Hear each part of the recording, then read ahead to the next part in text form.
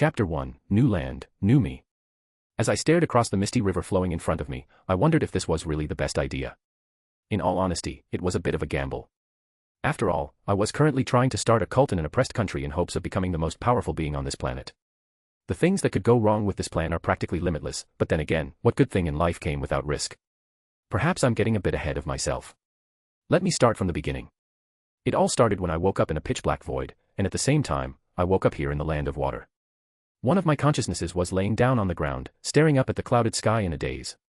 The other one was floating in the middle of this infinite darkness. It took me a few days to work out what was happening to me, but eventually, I discovered that I was God. Or, well, a god, at least.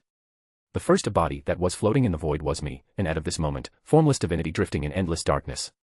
The other one was a completely normal person's body that was sitting on a riverbank waiting for my agreed meeting with a fisherman who would help me get across the river and into the land of waves. I realized early on that for anything my god self did, it cost a certain amount of energy. This energy was provided by my followers through their worship. I call it divine power. Everything that I had tried to do so far had barely given me a small spark of divine power. Even spending a full day just praying to myself only gave me enough power to cause a few blades of grass to grow or a single flower to bloom. Let's say that a full 10 days of prayer and meditation was enough to give me 1 unit of divine power. Creating a second body, for example, costs about 1,000 units. Yeah, either self-worship wasn't very efficient, or I was going to need a lot of followers.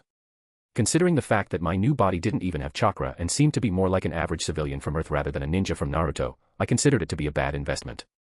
So, with all that being said, how was I supposed to gather enough followers to start earning enough divine power for me to become an almighty god? Simple, the Land of Waves. The Land of Waves was a small island nation stuck between the much larger nations of fire and water. Despite its location, it didn't really hold any strategic value.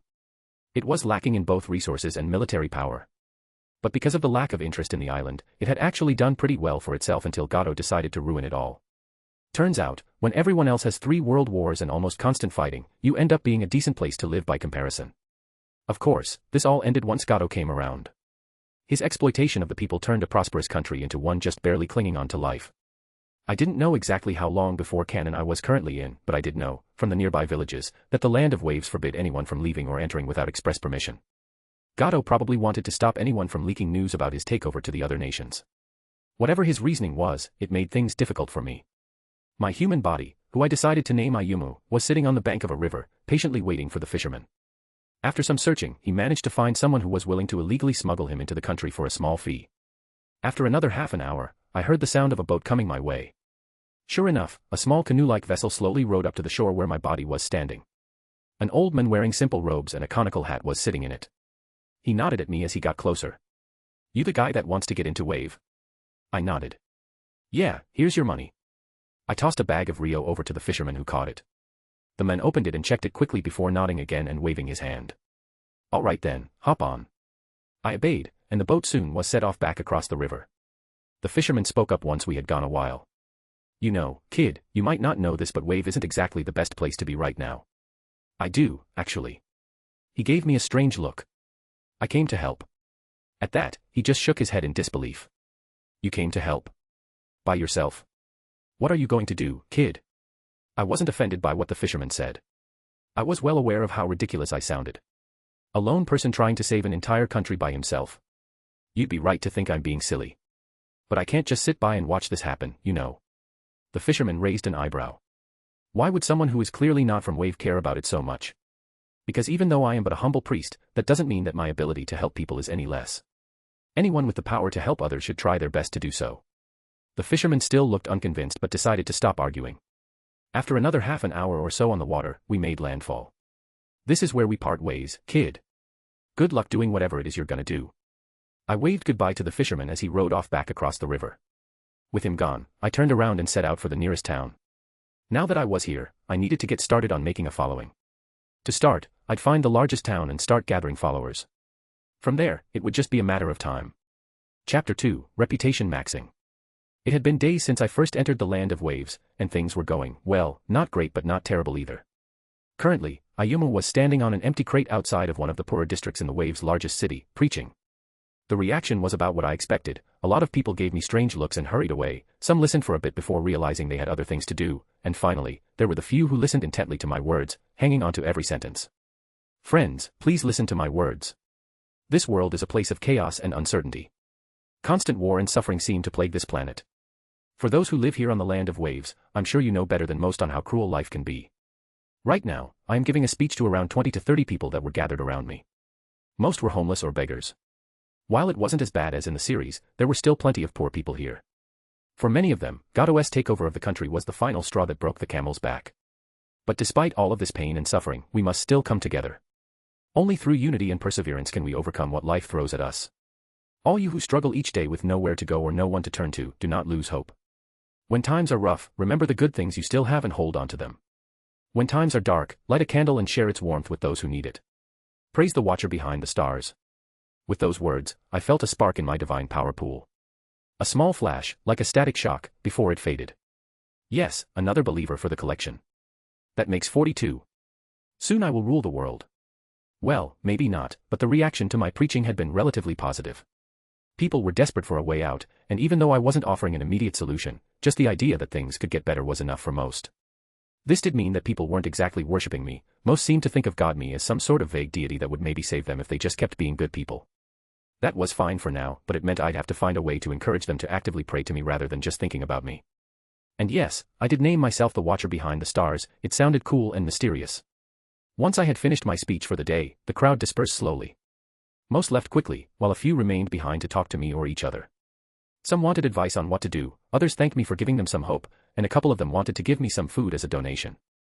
I accepted their gifts gratefully and after conversing with the remaining people for a few more minutes, started walking towards the local orphanage. With all the turmoil this country faced, there were plenty of kids who lost their parents. I checked my divine power stockpile. DP 254.8. That was actually pretty good. Turnout worshipping yourself is very inefficient. About one day of self-prayer yielded 0.1 DP while the same amount of time preaching earned me over 20 times that. As an added bonus, once someone decided to start praying to me, I got a vague awareness of them and the surrounding area, based on how faithful they were. It seemed that DP income from just having someone believe in you was proportional to how much they believed in you. The second variable was the amount of effort put into praying. Those who actually set aside time to pray to me provided significantly more DP than those who just casually thought about me. My thoughts were interrupted when I reached the orphanage and entered the main room. I was greeted by several children who excitedly ran up to me. They all started talking at once, asking questions, saying hello, or telling me about what they had done today. I smiled and patiently listened to each child before answering any questions they may have had. After saying hi to all of them, I made my way over to the director, a woman in her late 30s named Naruto. She was standing next to another caretaker, Haruka. They both noticed me approaching and waved. "Hello, Ayuma-sama. I hope things went well for you today." Nariko asked. "They did, thank you," I replied as I took out most of the food I was given and handed it to her. "This should help a little." She frowned as she stared at the food in my hands. "Ayuma-sama, I'm grateful for your kindness, but there's no need to go so far. If anything, we should be giving you food since you're taking time out of your day to help us out. Don't worry about me, I can take care of myself. You have a lot of children under your care, they need all the food they can get. No, don't think we haven't noticed you've been looking thinner over the past few days," Haruka said, crossing her arms. "You've been giving us food every day since you've gotten here, and while we appreciate it, that doesn't mean you should starve yourself. Give us half of what you have. No more than that," Nariko said with a tone that brooked no argument. This was another part of my plan to cement my religion. I sighed reluctantly and looked around the room at the children who were now playing together or watching us curiously. "Let's speak in a more private space then." They both looked confused but nodded anyway, leading me into a back room. "Why did you want to talk here?" Haruka asked after she closed the door behind us. "Well, there's no easy way to say this, but I'm dying." Nariko gasped and covered her mouth in shock while Haruka's eyes widened.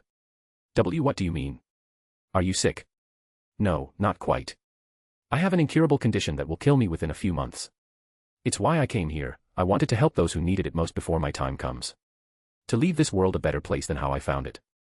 Tears began gathering in Haruka's eyes as she realized that I wasn't joking, and Nariko was more put together but also clearly shaken up. Damn, I felt like an asshole for lying like this. I didn't expect for them to react this badly, since it's only been a couple of days. They seem to have taken a liking to me fairly quickly. "So, what exactly are we going to do about this?" Nariko asked once she recovered slightly. Her voice had gone quiet, barely louder than a whisper. "Nothing, I've already tried everything I could think of to cure myself. But it's proven to be useless. The best thing you two can do for me is to accept the food. Make sure these kids get as much out of life as they can before I'm gone. You're just going to give up?" Haruka asked through her tears. She seemed to have been hit harder by the news than Nariko. But she was young. If I had to guess, she was in her early 20s at most. There's nothing else I can do, I'm afraid. I gave them a sad smile. While this might seem sudden for you too, I've known about this for quite some time now, so I'm more at peace with it than either of you. So please don't be too upset on my behalf. That's... Haruka began but stopped herself and lowered her head.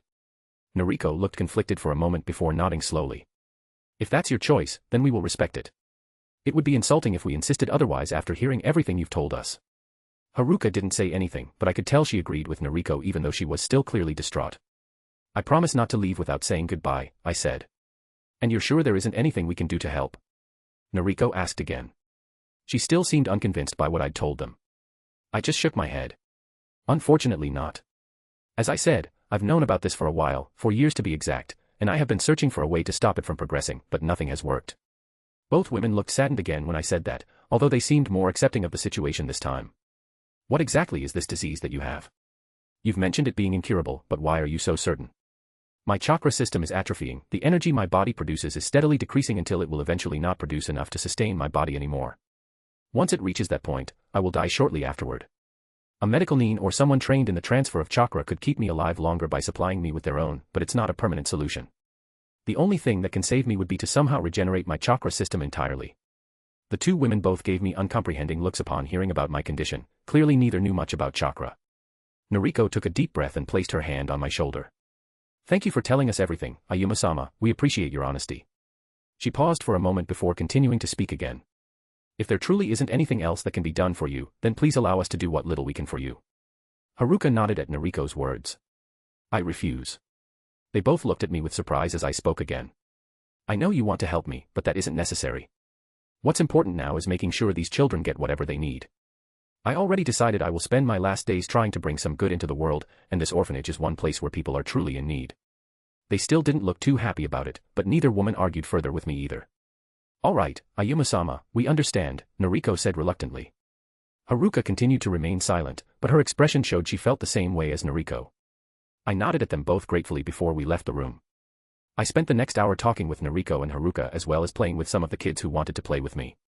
It wasn't long until it got dark outside, and everyone started getting ready for bed. After wishing everyone good night, I returned to the streets, looking for a place to rest. I still felt bad about lying to them like that, but I crushed that feeling down. A religion isn't built in a few weeks, it takes years. Years I didn't have if I wanted to avoid having my worshippers wiped out by Madara or Kagaya.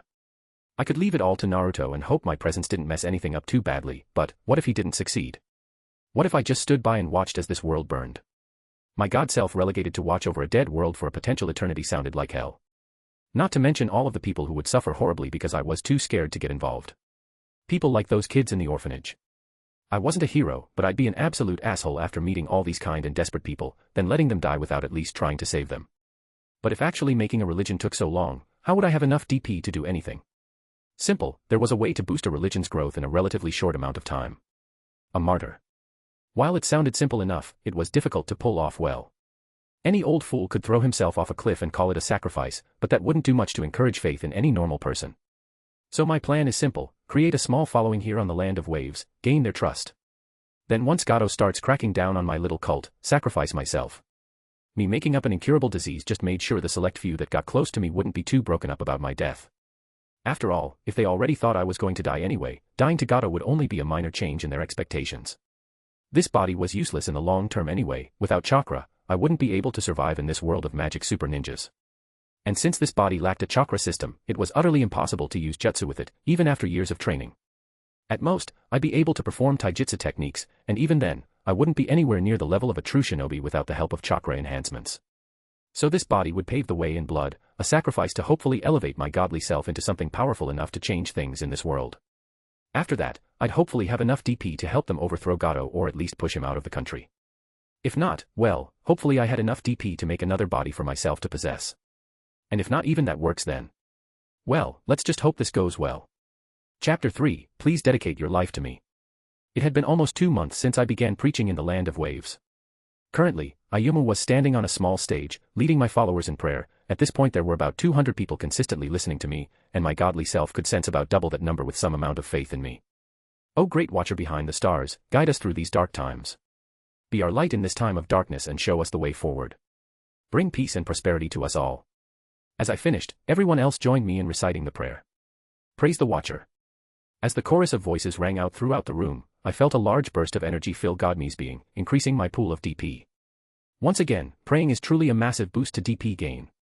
But while the sermon was winding down, I spotted something that made me pause.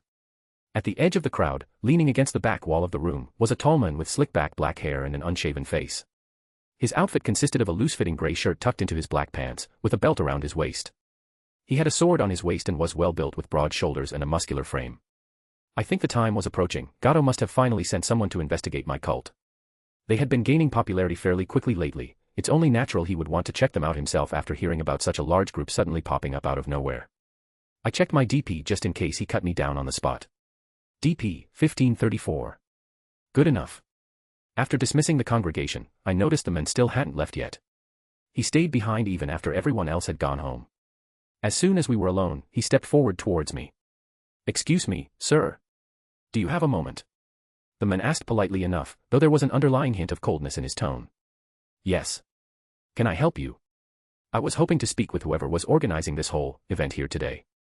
He looked around at the empty hall we were standing in. Would that happen to be you? Yes, I'm the one leading these sessions. How may I assist you? I replied calmly. My name is Kinro, by the way, he introduced himself. His voice took on a more formal quality as he continued speaking. I work under Gato-sama as part of his security force. Bingo. Oh. Well then, welcome, Kinro-san. My name is Ayumu, nice to meet you. HM. As a member of Gato-sama's security force, it's my job to keep track of any possible troublemakers within Wave. You see, we can't allow anyone or anything to disrupt peace and order here. His eyes narrowed slightly at those words before continuing, so I wanted you to stop whatever this is right away. It's very unsafe having this many people standing around in one place. I'm afraid I can't do that, I said firmly. The man seemed annoyed when I refused him outright like that, but quickly regained his composure again. Look kid, since you don't seem to get it, let me spell it out for you. You're attracting too much attention. It makes my boss nervous, so he sends guys like me out to check things like this out. We find problems and eliminate them before they become bigger problems later down the line. I simply smiled at him patiently. What exactly are you implying, Kinro-san? Don't play dumb with me, boy, he hissed as he leaned forward threateningly, his voice taking on a rougher edge. If you know what's good for you, you stop this whole thing before it goes any further. You hear? Or else we'll be back here real soon, and we won't be nearly as nice next time around.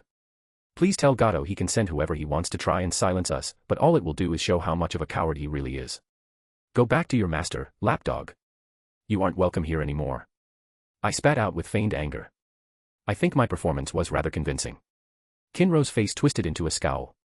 He took a step towards me before stopping himself short. His fists clenched tightly by his sides. For a second, I thought he might attack right then and there.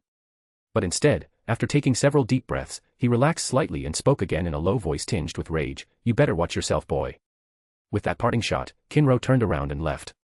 Hopefully, that was enough to set Gato off. If he tried the same public execution method he did with that one guy in the original series, it would save me a lot of DP. Now I just had to gather a few people willing to take over Ayumu after he dies. Luckily, I already had several candidates lined up. Haruka was cleaning the kitchen when she heard someone knocking on the front door. She quickly dried her hands and went to answer it. Upon opening the door, she saw Ayumu standing there with his usual calm expression. Ayumu-sama. What brings you here so late? It's almost nightfall. I apologize for coming unannounced like this, but I needed to speak to you about something important. His tone seemed serious, which worried Haruka slightly as he continued to speak. Could you meet me in an hour? Near the Nura River Bridge. I have some other people I need to gather for this meeting. Haruka nodded slowly while trying to process everything he'd just said. He sounded urgent enough that she didn't want to keep asking questions until later. While normally, she would refuse to leave the orphanage so late at night, she could tell by his demeanor that this wasn't something she should decline. Ayumu deserved at least that much respect from her, considering all he had done for them in these last couple of months. Not only did he donate almost all of the food he collected during his sermons, but he also helped out whenever possible around the city, always willing to lend a helping hand without expecting anything back in return. Seeing him get thinner and thinner each day was heartbreaking. It reminded Haruka that Ayumu would be dead soon and that there was nothing anyone could do to stop it. Oh, okay. The man simply gave her a small bow before leaving. He began walking away down the street, presumably going off to meet with whoever else he wanted to talk to. She watched as his figure slowly disappeared into the distance before closing the door behind her. An hour later, Haruka was waiting patiently next to the bridge for Ayumu when she noticed someone approaching her from across the riverbank. As they got closer, she recognized them as being one of Ayumu's followers, a woman wearing simple clothes named Hikari. "Haruka-san. You're here too," she exclaimed happily upon seeing the young caretaker. The two women greeted each other warmly before settling down together near where they were meeting Ayumu. "What do you think this is all about?" Hikari asked curiously after a few moments of silence passed between them. "It must be pretty important if you wanted both of us to come out here at night like this." Haruka thought for a moment before responding, "I'm not sure, but whatever it is, I'm certain we'll find out soon enough." As if on cue, another person walked up to join their conversation shortly afterwards. It was a young man with short brown hair and a lean build dressed in plain attire similar to what most civilians wore around town. Another follower of Ayumu. She didn't know him, but he always in the first row, listening to Ayumu speak. "Oh hey ladies. What are you doing here?" he said cheerfully as he came over to greet the two women. "Kenji-san." "Good evening," Hikari replied politely while Haruka just nodded at him silently. "So why did our dear priest call us all here tonight anyway?" Both women exchanged glances with each other before shrugging simultaneously. Kenji sighed, disappointed, but didn't press any further since neither of them seemed willing to share anything more than that. Soon enough though, Ayumu arrived along with yet another follower following closely behind him. This one she actually knew very well. It was an elderly man, about 60 years old who worked as a doctor. His name was Kazuo, and he had been treating the kids at her orphanage before she even started working there.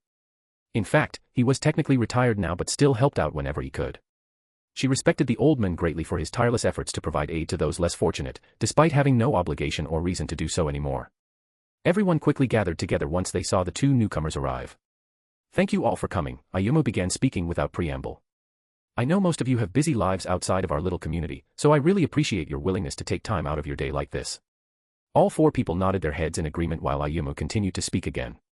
"Before I get to the main point of this meeting, though, I would first like everyone here to introduce themselves. Please tell us your name, occupation, and why exactly you joined my sermons." "Why?" asked Kenji, raising an eyebrow curiously. "Just so everyone is on the same page going forward. We will be talking about something fairly important shortly, after all." Everyone else seemed satisfied by his explanation, except for Kazuo who simply frowned slightly before nodding reluctantly. "My name is Haruka," the caretaker spoke up hesitantly after everyone fell silent once more. She paused momentarily as she collected her thoughts before continuing to talk again. "I help run a small orphanage in town. I've been listening to your sermons ever since you started doing them because I wanted something positive in my life again and—" Her voice trailed off quietly as she blushed slightly and looked away, embarrassed. She didn't want to say out loud that she mostly only came to the sermons to make Ayumu happy. Hikari suddenly giggled softly next to her, which caused Haruka to glare angrily at her friend for laughing at such an inappropriate moment, but it had little effect on the other woman who merely smiled back mischievously instead. "I'm Hikari, a seamstress. I originally just went because I heard about you from some of the others around here," she explained with a smile while glancing at Haruka and Kenji respectively. "But I kept coming back because, well, I prayed for my sister's health and she got better.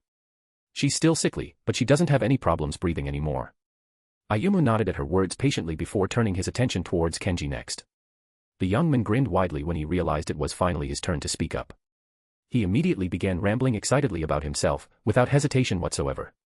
"My name's Kenji and I used to be a fisherman like my old man before he passed away last year due to illness." His cheerful expression faded slightly as he recounted this memory but quickly perked right back up again afterward. "But I found another job working at a local factory where I met some of our fellow followers who told me about your sermons. And ever since listening to one, well, I became convinced that the Watcher is truly watching over us." He exclaimed passionately while gesturing wildly with his arms in excitement, causing both Haruka and Hikari to smile amused at his enthusiasm.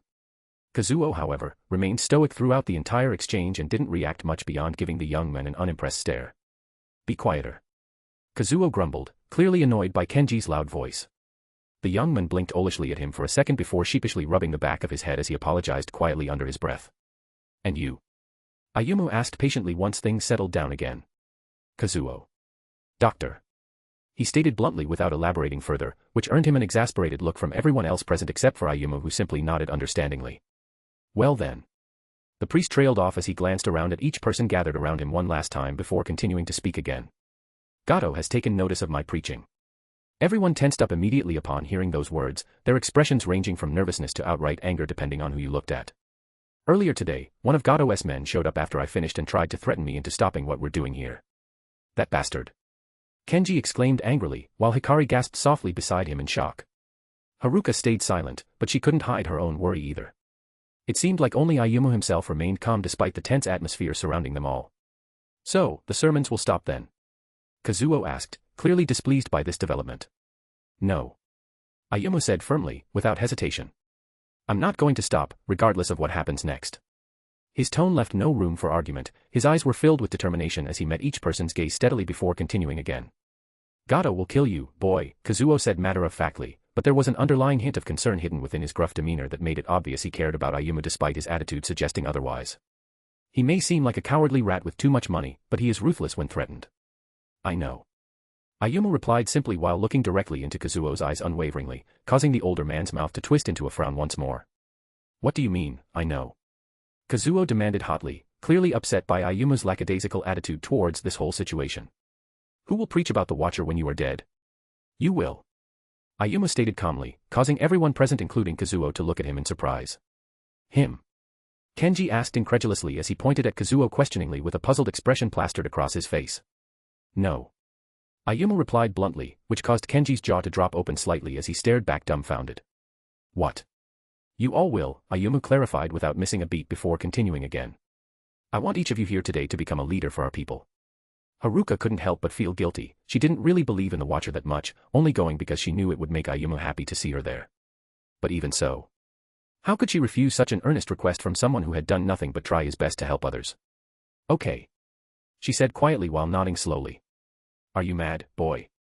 Kazuo exclaimed angrily while glaring fiercely at the young priest standing before them all. You plan to let yourself die for nothing and expect us to pick up where you left off. We barely know anything about the Watcher. I'm not even sure I believe in him. Ayumu simply smiled sadly when he heard those words.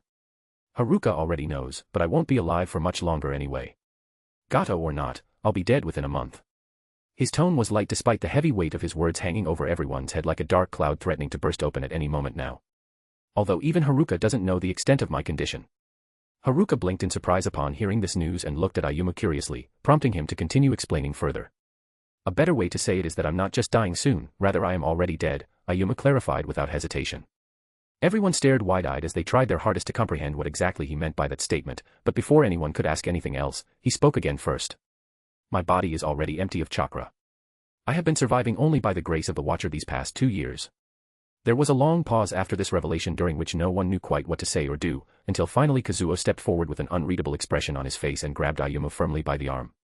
Without saying another word, his hands began glowing green as he quickly scanned Ayumu's entire body using medical ninjutsu before releasing him again moments later. You're telling the truth. He stated softly while looking down at Ayumu with disbelief written plainly across every inch of his features. There isn't a single drop of chakra in your body. Everyone else present seemed confused, not really fully understanding how impossible that was supposed to be. Ayumu seemed surprised by Kazuo's actions but didn't react beyond smiling slightly when he heard those words from him. I didn't know you were trained in medical ninjutsu. He shook off his surprise quickly however and instead focused back onto the task at hand once more. The full reason of why I'm like this and why I do not care about that fact is complicated. But I will show you. Ayumu suddenly turned around and started walking away from them all, causing everyone else to follow him. Where are we going? Hikari asked hesitantly while looking around worriedly, confused at the many revelations today. It was getting dark, and she didn't want to get stuck in the wilderness. We are going far away from the city, what I am about to show you cannot be seen by anyone else. Ayumu replied simply without slowing down or stopping his stride whatsoever, which only served to further confuse everyone following, including Haruka herself who couldn't shake off her feeling of, not quite unease but definitely discomfort over all these recent developments taking place one right after another like some sort of bizarre dream. They walked until the sun had set completely beneath the horizon, leaving them bathed under moonlight. Only then did Ayumu finally stop walking once more, causing everyone to look around curiously. We're here, he stated simply before turning back towards everyone gathered before continuing.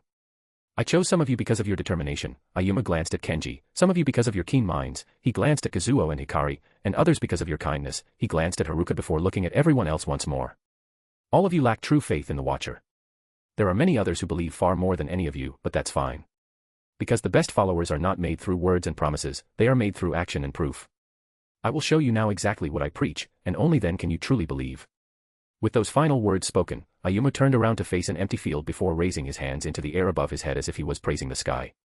You who has existed since time immemorial, you who dwell in the realm beyond our sight, you lay hidden behind the stars, watching over us all. Everyone tensed up as they felt a weight settle over them, a sense of foreboding unlike anything else they had ever experienced before, as Ayumu continued chanting without pause or hesitation. O Watcher of the Cosmos, please grant unto this humble servant thy guidance. As soon as these last words left his lips, the sky above seemed to split apart. Stars began swirling around like fireflies dancing through night air until finally coming together into a single point directly overhead, forming a massive face composed entirely of stars. But, its eyes were closed, all three of them. It remained still, serenely suspended high up amongst the endless sea of twinkling lights. The silence that followed afterward seemed deafening compared to Ayumu's loud chant from earlier. Do any of you notice something wrong? Everyone startled at Ayumu's sudden question, breaking them out of their stupor. It took several seconds before anyone could even think straight enough again to answer him properly. The eyes, Kazuo said after another long stretch of uncomfortable quiet passed by between everyone present once more. Why aren't they open? The Watcher has been forgotten, Ayumu explained patiently, while gesturing towards the three closed eyes of the Watcher. He is older than this nation, he is older than the Sage of Six Paths, he has existed since time immemorial, but his followers are long gone. The four were stunned silent, not knowing what to say or do in response to such a bizarre sight before them. Maybe they were exterminated, maybe they abandoned him for a shinier idol, maybe he abandoned them first, Ayumu continued without waiting for anyone else to speak up again. But no matter what happened, with nothing tying to the mortal world, he has fallen into a deep slumber, and I am going to wake him up. Is that why? Hikari whispered softly as he stared at Ayumu intently. Haruka meanwhile, was uncomprehending at what was happening. You are using yourself as a sacrifice, Kazuo said. Ayumu nodded, acknowledging his words. Why? Kenji asked. His voice sounded small compared to how excitedly he spoke earlier, almost childlike even. It seemed like he still couldn't quite wrap his head around everything that had just transpired so quickly in front of him. I found information about the Watcher a couple of years ago. It told of an ancient religion that worshipped a being beyond mortal comprehension, who ruled over the night sky and stars. Desperate and with all the doctors giving me months to live, I prayed to him. It was a desperate thing, full of fear and despair. Ayumu paused as he looked up at the starry visage above them. But even though he slept, it seemed even the smallest of prayers roused him enough to answer me. My body's chakra system withered away, but my body survived. I tried other prayers, greedy for more, prayers of power and wealth, but nothing happened. I thought it was punishment for my greed. But eventually, my body started to wither away again. And in desperation, I prayed for more time. He answered again, giving me another few months of life. Ayumu stopped, closing his eyes as if remembering something from long ago. Then he opened them again slowly before continuing once more. This repeated itself several times until finally one day. I found the prayer to invoke the Watcher. Everyone else present remained silent throughout Ayumu's entire explanation, listening intently without interrupting him even once throughout his whole speech thus far. When I cast the invocation for the first time, the Watcher appeared just like this. He gestured upwards towards where the Watcher currently sat motionless above everyone gathered beneath, its massive form composed entirely out of glittering stars and swirling galaxies within deep space itself. He remained still, silent. For days, I tried to talk to him, tried to understand him better than just these small bits of information left behind by an ancient people. Eventually, I understood that while he could hear me, his mind was sleeping, not conscious. But Ayumu paused again briefly here as he took a deep breath before resuming once more. But even though his consciousness slept, he still answered my prayers, even now, he still answers when I pray for someone's health. Hikari gasped quietly as she remembered how her sister had gotten better after Ayumu prayed for her. Ayumu turned to look at everyone else gathered behind him, his mouth set into a small smile. Is that not worthy of worship? A being who has no connection to the mortal world, a being that even deep asleep will answer a simple prayer for health from a non-believer, is that not truly something worth calling a god? Everyone except Kazuo nodded slowly, clearly moved by what they were seeing right now. And so, after receiving life several times over from the Watcher, I will give it back. I will give him a following, full of kind people, of determined people, of clever people. I will give up myself to wake this slumbering god. Ayumu's voice echoed through the darkness surrounding them. There was another pause after these words left his lips before anyone spoke again, finally breaking the silence once more as Hikari stepped forward hesitantly before asking Ayumu one last question. What do you need us to do? Ayumu smiled softly at her request, nodding his head ever slightly in approval. Continue my sermons in secret, recruit others who are like-minded, teach them of the Watcher, gather your strength, he said simply. One day, Wave will shine again. Ayumu reached into his robe and pulled out several scrolls from within before handing each person present here today their own scroll respectively. All the information I managed to gather about the Watcher is here. He explained calmly without waiting for anyone else's reply first. It should help you when you try teaching others about him later on down the line, in case Gato moves against me tomorrow and I cannot meet with any of you again, just read these. It will explain everything I know about him. Everyone nodded solemnly, still somewhat stunned by all this new knowledge being thrown upon them suddenly like some kind of dream, but they didn't dare question whether or not what Ayumu had shown them was real anymore. Not after seeing such an amazing sight unfold before their very eyes earlier. Now, Ayumu spoke up again, suddenly breaking everyone out of their thoughts once more, causing everyone else present to focus back onto him instead. I think I will stay here for a while, meditating and praying. Feel free to join me. Ayumu sat down on the ground and crossed his legs before closing his eyes silently before beginning his prayers for the night ahead of him. Chapter 4, Pulling a Jamin. Holy fuck. I should change my godly name to Scammer Behind the Stars. I rolled high on the gacha. I didn't even know that Kazuo knew medical ninjutsu that would come useful later on once I had enough DP to bless followers with enhanced learning. I wasn't the one who healed Hikari's sister either, of course. Now that I knew about it, I was keeping an eye on her to make sure she didn't relapse. I could feel the jump in faith as soon as they saw the Watcher's visage above us. All of them were now firmly in the top 10 of most faithful believers, and I'm pretty sure everyone else in the top 10 list were actually insane, like clinically. DP, 1483. I spent around 60 DP on casting that illusion. After all, Ayumu has no chakra, so I had to spend DP on faking something like that. Of course, I only cast it on the 4 people there with me. If anyone else saw us, they would only see 5 people looking at a normal sky. While it did seem overly elaborate, I felt it was necessary to truly cement my religion in these people's minds. Anyway, I got 5 DP back just from my 4 skemtarg, priests in training watching my illusion. Not a bad return, all things considered. By this point, I was fairly certain that Gato would be coming after me today. It seems he moved fast because just this morning, I noticed several of his goons staking out the area around the place I usually held my sermons in. They tried their best to act casual about it but, well, let's just say they weren't very good at being subtle or blending into crowds properly. It also seems Kazuo and Hikari chose stay far away from the main group, probably the smartest move as to not implicate themselves in what I was going to do, but Kenji and Haruka were here today, still doing their parts. Once again, we started our prayer session and soon enough people began arriving steadily until eventually almost everyone had arrived by now. Good morning everyone. I greeted politely while smiling brightly towards everyone gathered around me today before continuing to speak again. I'm glad so many of you still show up, despite Gato's persistent attempts at crushing your spirits. Several murmurs rippled through those present here today upon hearing my words. While I didn't shy away from encouraging a bit of dissent against him, I was normally much more cautious when it came to insulting him directly, so this must have been quite surprising for everyone present. I glanced around at everyone's faces carefully before speaking once more. It seems most of them were growing increasingly angry and frustrated with how things currently stood under his rule over Wave. I know that most of you have had enough of living under his tyranny, of being treated like slaves, of having your hard-earned money taken away just because he wants more power than what he already has. More angry murmurs echoed throughout the crowd surrounding me as my voice grew louder and more forceful with each word spoken aloud. But no matter what happens next, you must remain strong. Remember why we pray for the Watcher. Not for ourselves, but for our families, for our friends, for our loved ones, to ensure they will live better lives than us. Just as I was about to continue speaking further, I noticed a short man wearing expensive clothes approaching from behind the crowd. His face twisted into an ugly scowl as soon as he caught sight of me standing atop my stage platform. Behind him, I saw several thugs fanning out behind him, wielding various weapons ranging from knives to swords to clubs. They began pushing people aside roughly in order to make way for their leader, who was striding forward towards me without hesitation whatsoever. Upon seeing this, everyone else immediately fell silent and moved out of their way quickly, allowing them easy passage through the masses gathered around my makeshift podium. Well, care to repeat that bullshit again? The men shouted angrily up at me while glaring hatefully back down at everyone else present here today. Everyone's attention shifted between us nervously, not knowing exactly how things would play out next but certain it wouldn't end well regardless.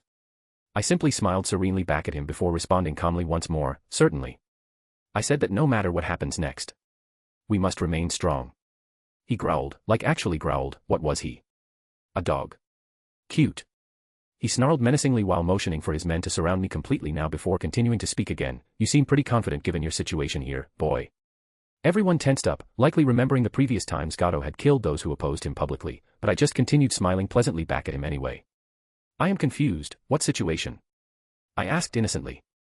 My tone remained light despite everything going on around me currently, which only served to further infuriate him. He visibly calmed himself before speaking again. I will give you one chance to walk away from all this nonsense, he said coldly without waiting for a reply first before continuing to talk once more. If you stop preaching right now and never do so again, then I'll let you leave unharmed. That actually surprised me. I was expecting him to just go straight to the violence part. Guess he's smarter than I expected. But unfortunately for him, I am a god. No. The moment I said that word, I gathered a good chunk of my DP and inserted deep into Gato's mind. All of it carried a single message. I should burn this priest alive. Surprisingly, it was more expensive than I expected it to be, costing around 500 DP for some reason. That's almost 10 times more expensive than casting that illusion was on my 4 successors. If my god self had a face, it would have frowned in displeasure right now. But considering how much DP I will get back from what I have planned, it was an acceptable trade-off. I shoved those thoughts into the back of my mind. I could experiment later. Right now, I should focus on my SCA followers. Gato stared silently back at me after hearing my refusal before nodding slowly. I see, that's truly unfortunate. His voice trailed off quietly as he looked away from me towards his men instead. Go get some firewood, oil, and a big enough steak. He ordered curtly before turning back around to face me once again. A wicked grin spread across his lips as he continued speaking again.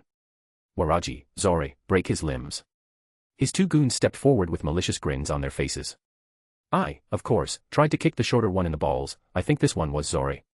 But he simply swatted away my leg effortlessly before grabbing hold of it tightly between both hands. His grip felt like steel vices clamping down hard against my skin beneath his fingers. Oh well, to be fair to this body. It didn't really have any muscles in the first place, and I did deliberately give away most of the food to the people who needed it. So my condition isn't exactly up to par for fighting anyway. Zore pulled out a metal pipe from his belt, and swiftly struck my knee with a loud crack. My kneecap shattered instantly. I ignored the pain but let out a grunt anyway. I wanted to seem tough but not completely unnatural. I also ignored the burst of DP from most of the people around us, praying for my safety. Damn, I haven't even martyred my human self yet, and I was already getting more DP than what I gathered during the first couple of weeks.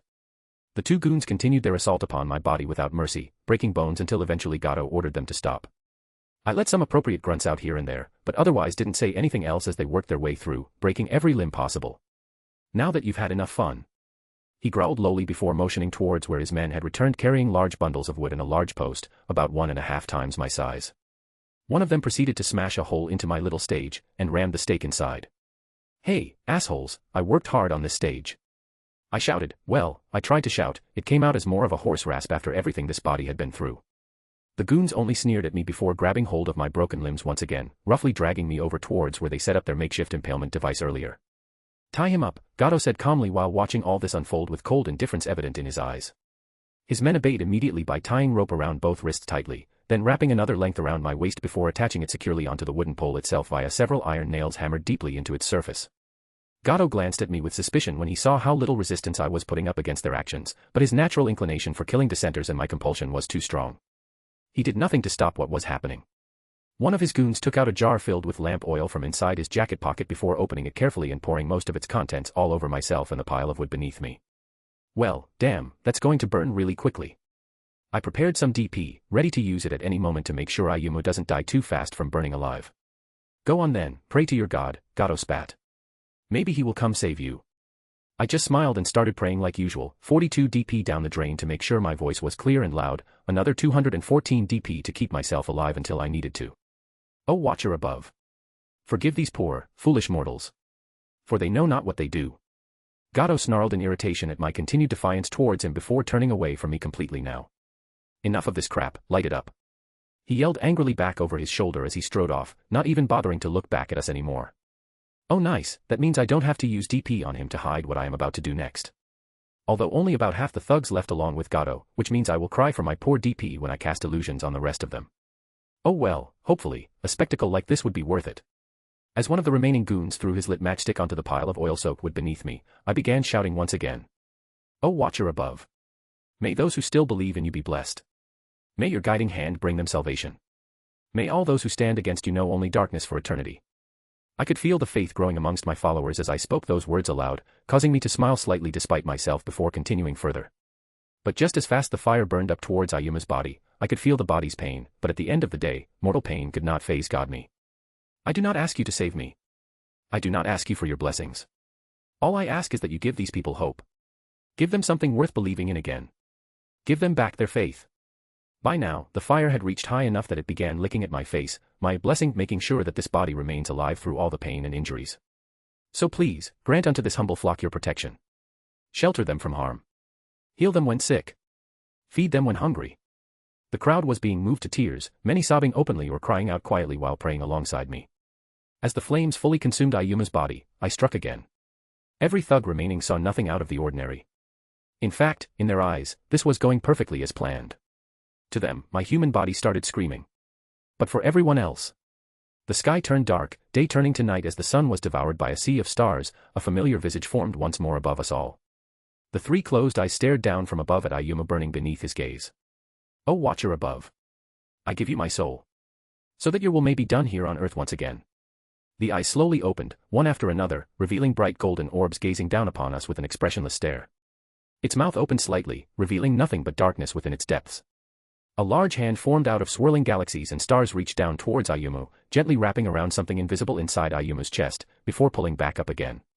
In his massive fingers, he held a small light, one that somehow burned brighter than any other star in the sky despite being so tiny compared to everything else around it. As the sky and the Watcher slowly faded away, everyone heard a sound, coming from everywhere and nowhere at once. It was deep yet soft at the same time, powerful but gentle too. An infinite voice, spoken directly into their souls. "Rest, dream of paradise. And no peace at last. My beloved child." With that final word spoken, the sun returned to its rightful place in the sky. And there was only silence afterward as everyone processed what just happened here today. Some were still crying, while others simply stared dumbfounded up towards where the Watcher had appeared earlier, Gado's thugs only seeing a broken and despairing crowd of people. I kept a metaphorical eye on what they were doing as I reveled in my newly boosted DP production, 12 whole points per minute now. Although DP 253. That was expensive, so very, very expensive. First, blessing Ayuma's body so it wouldn't go into shock or die before I got my speech out, then keeping my voice strong and loud so everyone can hear me clearly, then casting a compulsion on Gado, then hiding everything from the thugs, then casting an illusion for everyone else, yeah, that drained my DP dry. But after today's little event, I have more than enough faithful followers who will donate regularly from now on, thanks to seeing something like this happen right in front of them firsthand. And I already prepared 4 successors ready to take over everything once I was gone too. I checked in on everyone again. Haruka was crying silently along with many others who had known Ayumu personally during these last few months since he arrived here. Kenji stood still, tears streaming down his face, but otherwise not moving much either. Kazuo and Hikari were watching from afar, but both wore somber expressions upon their faces, even though they hadn't known him long before this incident happened earlier today. But being some of my most faithful believers, I could feel the determination and even happiness at Ayumu achieving his goal of waking up the Watcher. I can confidently say, my religion is secured. Chapter 5, Meeting of the Minds. Kazuo was sitting alone in his small home, going through all the scrolls Ayumu had given to them a couple of nights ago. All of which detailed everything Ayumu knew about the Watcher, information that he had collected during his travels around the world before settling down here in Wave Country for good. While reading through it all once more, Kazuo couldn't help but marvel at how thorough this boy truly was when gathering knowledge regarding this ancient entity known only as the Watcher. It wasn't just facts or stories written within these pages either, there were also detailed accounts of various rituals used by those who worshipped the Watcher long ago, prayers they would recite daily while offering sacrifices unto their god every day without fail. All things considered, he must have been quite diligent when researching such matters. And yet despite spending years doing so, Ayumu died far too soon. His mind drifted back towards yesterday, where he watched helplessly alongside everyone else present as Gado burned him alive right in front of them all. He couldn't do anything except watch on silently from afar while praying desperately inside his heart for some kind miracle to occur somehow. And then suddenly, the sky turned dark, day turning to night as the sun was devoured by a sea of stars. A familiar visage gazing down at Ayumu burning beneath it and gently plucking out his soul. He hoped Ayumu was happy, knowing that he had achieved his goal. "Old man." A voice called out softly behind him, causing Kazuo to jump slightly before turning around quickly. Standing there in front of him stood Haruka, looking visibly tired after everything that happened. "Don't scare me like that. You'll give this old heart a shock." "Ah. But you were the one who told us to be sneaky." She pouted cutely. Kazuo grumbled something under his breath about young people being cheeky these days. Haruka glanced at what he was reading before speaking again. "Did you already go through all of it?" "Yes." He replied curtly without hesitation whatsoever. "Do you think we can do it?" Haruka asked hesitantly after another silent moment passed between. Kazuo paused briefly before nodding slowly. "Yes, I believe so." She smiled brightly upon hearing those words from him, which caused Kazuo's lips to twitch upward slightly too. He thought this girl really was too easy, going from sad to happy within seconds, but a part of him hoped she never lost that spark of hers. After all, when things get tough later on down the line, that same spark might be what keeps everyone else going. Unlike the other 3 youngsters Ayumu chose, Kazuo knows that what Wave is going through right now is not the worst-case scenario.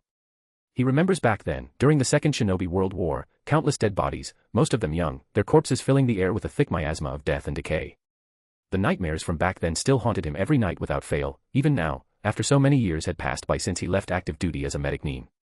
But thanks to his old age and lack of connections, he managed to avoid being labeled a missing nin when he chose to retire early. It took him quite some time before he finally settled down here in the Land of Waves, where he has lived ever since, trying to forget all about his past life as a shinobi serving the Bloody Mist. Kazuo didn't believe Ayumu's preaching at first. What did this boy know about suffering? About loss and pain and sorrow? To him, everything Ayumu said sounded like empty words from someone who never truly experienced any of those things firsthand. But, day by day, he kept seeing people around him getting better, finding solace in prayer, in hopes of something better after enduring another harsh day under Gado's tyranny. At some point along the way though, Kazuo found himself praying alongside everyone else too, not because he wanted anything specific out of it or expected miracles to happen simply by doing so, but rather just because it felt good, comforting almost. And then Ayumu decided to upend Kazuo's views of the world by summoning a god. Guess even an old dog like him can learn new tricks. Heh. Who thought he of all people would become a priest? Before he could slip further into his thoughts, he was snapped back to reality when the sound of a thud coming from another room in the house caught his attention instead. He tensed up and slowly rose out of his seat before quietly making his way over towards where the noise had come from earlier, motioning to Haruka to be quiet. Upon entering one of the bedrooms, however, "Hikari?" he asked softly upon seeing her lying face down on the floor next to an open window. The girl groaned weakly as she tried to push herself back up onto her feet once more but failed miserably at doing so due to her being entangled in the window curtains. Hee. Could I get a bit of help here? She giggled awkwardly while glancing between him and Haruka nervously. Both Kazuo and Haruka sighed loudly before helping this foolish girl get untangled from everything around her. Thank you, she muttered quietly after they were done with that task. Her cheeks flushed bright red with embarrassment over what just happened here today. Why did you come through the window? Kazuo questioned sternly without hesitation whatsoever as he stared intently at her still blushing face now. You said to be sneaky. Hikari mumbled under her breath while avoiding eye contact with him entirely during their conversation thus far. He sighed again, rubbing his temples tiredly as he tried to calm down some more. Was he the one in the wrong here? He couldn't tell any more. You two are going to kill me one of these days. Kazuo muttered darkly to himself before speaking up again. Just don't do anything else that will make me die early, please. After making sure Hikari wasn't injured anywhere besides her pride, they moved back into the living room where all three sat together comfortably once more. So, Hikari began slowly after taking a deep breath first. Where's Kenji? He should be on his way soon enough, Kazuo replied. Hopefully, he doesn't go overboard like you two. Hey, you said, we can't afford any attention coming towards us, so be sneaky when we meet up from now on. I just took your words seriously. Haruka pouted again. That doesn't mean sneaking up on me like that. I meant that you should be careful about coming here. He exclaimed angrily. Kazuo took a deep breath, calming down slightly before continuing further, and you? You broke into my home through an open window. I thought it would be safer if no one saw me coming in. She trailed off quietly. He needed to calm down, he was a doctor first, and he knew stress wasn't good for someone his age. Otherwise, he might really die early. Before Kazuo could say anything else though, a loud knock sounded throughout the entire house, causing everyone else present to jump. Kazuo-senpai. I have arrived. A young man yelled outside loudly before bursting through the front door without waiting for anyone inside to respond back at him. And thus, in his first genuine prayer since becoming a priest. Dear Watcher above, please give this old man the patience to survive these fools. Rejected. My DP is far too precious for my priest's antics. Sadly, the insane speed of 12 DP per minute slowed down soon after. Still, with the amount that's being generated right now, I could go back to what I had before in just a week or two. I wonder if I should guide my priests more directly. Nah, I'll let them figure out things themselves for now. I needed to know as soon as possible how much my intervention was necessary, and this was a good test to see if I chose correctly in picking them. In the meantime, I had another problem to deal with. Namely, a dead guy. One of my followers had imitated Ayumu's prayer and killed himself, hoping that the Watcher would accept his soul like he did with Ayumu. Honestly, it wasn't surprising, but I didn't think one of them would do it so fast. I wanted to boot into the Pure Land immediately, but I made the mistake of reviewing his memories first. A simple life, born in Wave, worked hard as a rice farmer, got married, had kids. Pretty normal up to that point, but then he got crippled by failing down a hillside, breaking his spine and losing sensation below the waist. The bones were too fragmented for any doctor to fix, even Kazuo couldn't heal him. He was unable to work anymore, his children died of disease within weeks of each other, and his wife disappeared, everybody assuming she ran away with some other man. But he knew her better than that, he knew exactly where she went, she loved her children dearly after all. He was too much of a coward to follow her, he wallowed in his misery for years, only living by the pity of others around him. My sermons as Ayumu gave him hope, he truly believed that the Watcher cared, that the Watcher would reward everyone's efforts eventually. But in the end, Ayumu's death confirmed that he didn't need to fear death, and so he committed ritual suicide. In my previous life, it would have been so easy to dismiss this man as just another case of someone being fucked over by random chance, but now I could feel his despair, I felt how hopeless and miserable he was. And he only wanted an end to his suffering. I had a thought as I finished reviewing his memories. I don't want to be responsible for people like this. Because now it isn't easy to just shrug my shoulders and move on with things. Because I can empathize with people on a level that goes beyond words, because now I am a god. But that ship has sailed. I chose to give hope to these people, so now I have to keep my word. What is a god if he cannot save one soul? I gathered every scrap of DP left I still had after everything yesterday, 400 and some change, and shaped into a blessing. One that would help him find his way through the Pure Land. I weaved the blessing into his soul and sent him off towards the Pure Land, one final message carried by my blessing. Enjoy paradise with your family. Chapter 6, Good Progress and the First Blessings. DP, 2534. It has been 2 weeks since Ayuma's death. Things have progressed pretty quickly thanks to everyone's hard work. First off, Kenji has become a sort of spokesman for my religion, mostly thanks to his charisma and large social circle. Surprisingly, he was pretty good at the whole speech thing. Well, good is an understatement. He's great, better than Ayuma even. Sadly, he doesn't really have a big stage to work on. All preaching and praying sessions were forced underground by Gato's goons. Kazuo has become the main organizer of everything, keeping track of new believers and coordinating things with the others to make sure everything runs smoothly. Hikari is responsible for the cult's counter-espionage operations. Basically, she keeps her eye out for any suspicious people and makes sure the gatherings are kept safe from prying eyes. And finally, Haruka has been serving as their unofficial leader ever since Ayuma died. She was actually the most surprising one so far because despite her timid nature, she took command quite naturally during these last few weeks following Ayuma's death. Honestly, quite surprised about her and Kenji. I was expecting Haruka to be the main preacher. Kenji's purpose was actually to be a protector. When I had enough DP to bless him up the gills with physical enhancements, once I had a ninja to teach him anyways. Kazuo sadly was a Chunin-level shinobi who specialized in medical ninjutsu, and it has been like 25 years since he retired. I knew from reading his memories that while he was decent at medical ninjutsu, he could get beat up by most fresh genin due to not having trained in decades. Talking about shinobi, I finally know exactly where I am in relation to canon, thanks to some rumors Hikari managed to gather. Apparently, someone named Tazuna was building a bridge for Wave Country to connect to the mainland of the Land of Water. Sadly, Gato caught wind of this project and the bridge builder has disappeared somewhere. This pretty much confirmed I was on the cusp of the canon storyline of Naruto. Now, how would this affect me? Well, I was thinking about recruiting Zabuza to be honest. He should arrive soon once Gato realizes that Tazuna went to Kanahigakura for help. He was a powerful shinobi. I wouldn't mind giving up some DP for him. First things first, though, I needed to reward my priests. Kenji enthusiastically stood up from his seat as everyone else fell silent around him while they waited patiently for what he had to say next. One more thing. I have great news, Kenji said excitedly, without wasting another second before continuing further. Old man Genesuk is letting us use his abandoned wine cellar as a meeting place. Haruka nodded happily upon hearing those words from him, smiling widely before speaking up herself now. That's amazing. Now we have a safe location in every part of town. Kazuo grunted slightly, rubbing his chin thoughtfully before nodding slowly afterward as well. I'll go ahead and make sure it's secure, see if we can dig some escape tunnels. Hikari volunteered with a smile on her face as she looked at everyone gathered here today. Yes. That sounds like an excellent idea, Kazuo muttered, still deep in thought about something or another. All right then. Let's get to work. Kenji shouted joyfully while raising both arms high above his head triumphantly, which caused several others present to roll their eyes. Kenji ignored their reactions though. He was used to their lukewarm reactions, and they were used to his boundless energy. Before they could finish up the meeting, however, a voice suddenly called out from everywhere at once, causing them all to freeze instantly upon hearing it. A reward for the faithful. A blessing of awareness. A blessing of wisdom. The voice sounded just like it did when Ayuma died, soft but overwhelming, drowning everything else out. Everyone could hear it clearly, as if it was being spoken directly into their souls. The effects of the blessing were felt immediately. The tiredness that was common at the end of a long day disappeared, memories became sharper and easier to recall, thoughts flowed like water, unhindered by the limits of fatigue and time. Everyone stood silently for several seconds after that final word left their minds before finally moving again once more, glancing around uncertainly between each other now before slowly returning to reality itself once more. Well. Haruka murmured quietly, her voice trembling slightly as she spoke up louder, I think we can all agree that.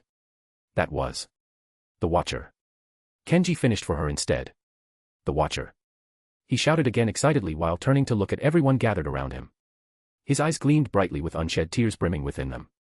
We have been blessed. Calm down. Kazuo said sternly towards him as he quickly returned to his usual self. If anyone noticed his trembling hand, nobody said anything. Well, I guess this meeting is not over yet. DP 2193. Hope they were happy with those blessings. Thankfully, since they were my worshippers, it gave me a good discount. Only cost me a bit less than 400 DP in total. The blessing itself was simple, it removed tiredness up to a certain point and cleared up their thought processes. It also sharpened their memories quite a bit, not perfect recall or anything, but I hoped it would help them a bit. I also figured out why Gato was so hard to convince when I used the compulsions on him.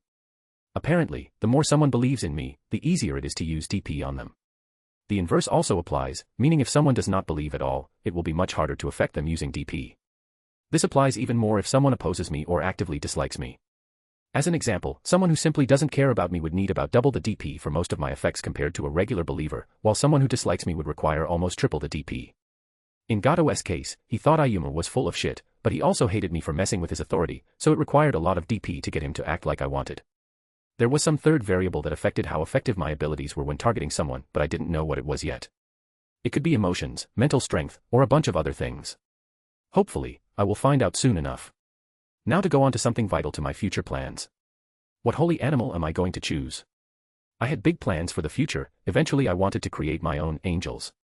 It would also be nice to have divine messengers that I could use, so I didn't have to spend DP on illusions or compulsions when I wanted to convey something. But, before all of that, I needed to figure out what animals I was going to use. Technically, I didn't have to use animals, but I wanted something familiar. I feel like it would be bad for my religion if I freaked everyone with eldritch tentacle monsters from beyond the void. Maybe crows? Or cats?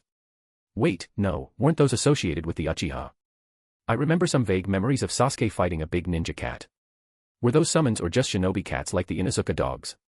Should I waste my precious DP on retrieving my vague memories before I turned into a god? That's probably the dumbest thing I could spend DP on. Fuck it. Crows. They're pretty common everywhere, so they won't stand out too much, and crow monsters are peak design when I eventually made combat crows. Actually, now that I think about it, I could outfit my combat people with crow cloaks or something. That sounds badass. But first, I need to check if there is a summoning clan for crows. Would save me a lot of DP in the long term if I had something to work with. I gathered my DP and weaved together a simple spell. Blessing. Ability. To find out if there were any crow summons around. DP, 2019. Ouch, expensive, but worth it, right? It succeeded, so I know a clan exists. Well, now to do it again to get a location, I used some DP to create a map of the elemental nations in my divine realm. DP, 2018.4. Wait, why was that so cheap? I knew for sure from my time with Ayumu that creating a single blade of grass costed like 1 DP. Maybe because I have more control over this realm because it's mine. Good enough reason, I guess. That's good. Eventually I did want to turn this into a sort of afterlife for my best followers. No way was I letting my best and brightest bum around in the pure land for eternity. Right, focus. I can think about that later. Go Magic Crow Finder. A small black dot appeared on the map right outside the Land of Iron, far to the northwest. Welp. Time to take a trip. Thankfully, making a crow body with the ability to speak was much cheaper than making a human. Unseen by anyone, a completely normal crow appeared above Kazuo's home, and my new body took off in the direction of the crow summons. I hope they're willing to talk. If not, well, I can make my own, cooler, crows anyway. Chapter 7, Involving Myself with a Murder. Gato paced back and forth within his spacious office angrily while thinking hard about everything that had happened recently. Was it too much to ask for these people to understand that what they were doing was useless? A waste of time. First that Kaiza or whatever his name was, he thought after killing him the peasants would get scared enough to stop. But instead, they decided that listening to a random preacher was a good idea. Gato hated preachers and priests, nothing but con men with fancy words. What a load of shit. Sadly, he also knew that the peasants loved being told what to think, so he didn't want to kill him like that first fool, so he decided to give him a chance. It all ended up as a big mistake though. He made the mistake of thinking that boy was just another charlatan like most others he had dealt with over the years. But no, this one was worse. Instead of being a con man, he actually believed his own bullshit. He was planning to take the boy away and hire an impersonator or something along those lines, but then, when they captured him, Gato got pissed off. The nerve of that kid. Acting like he was something special just because he could convince a bunch of stupid peasants to follow him around like some kind of holy saint.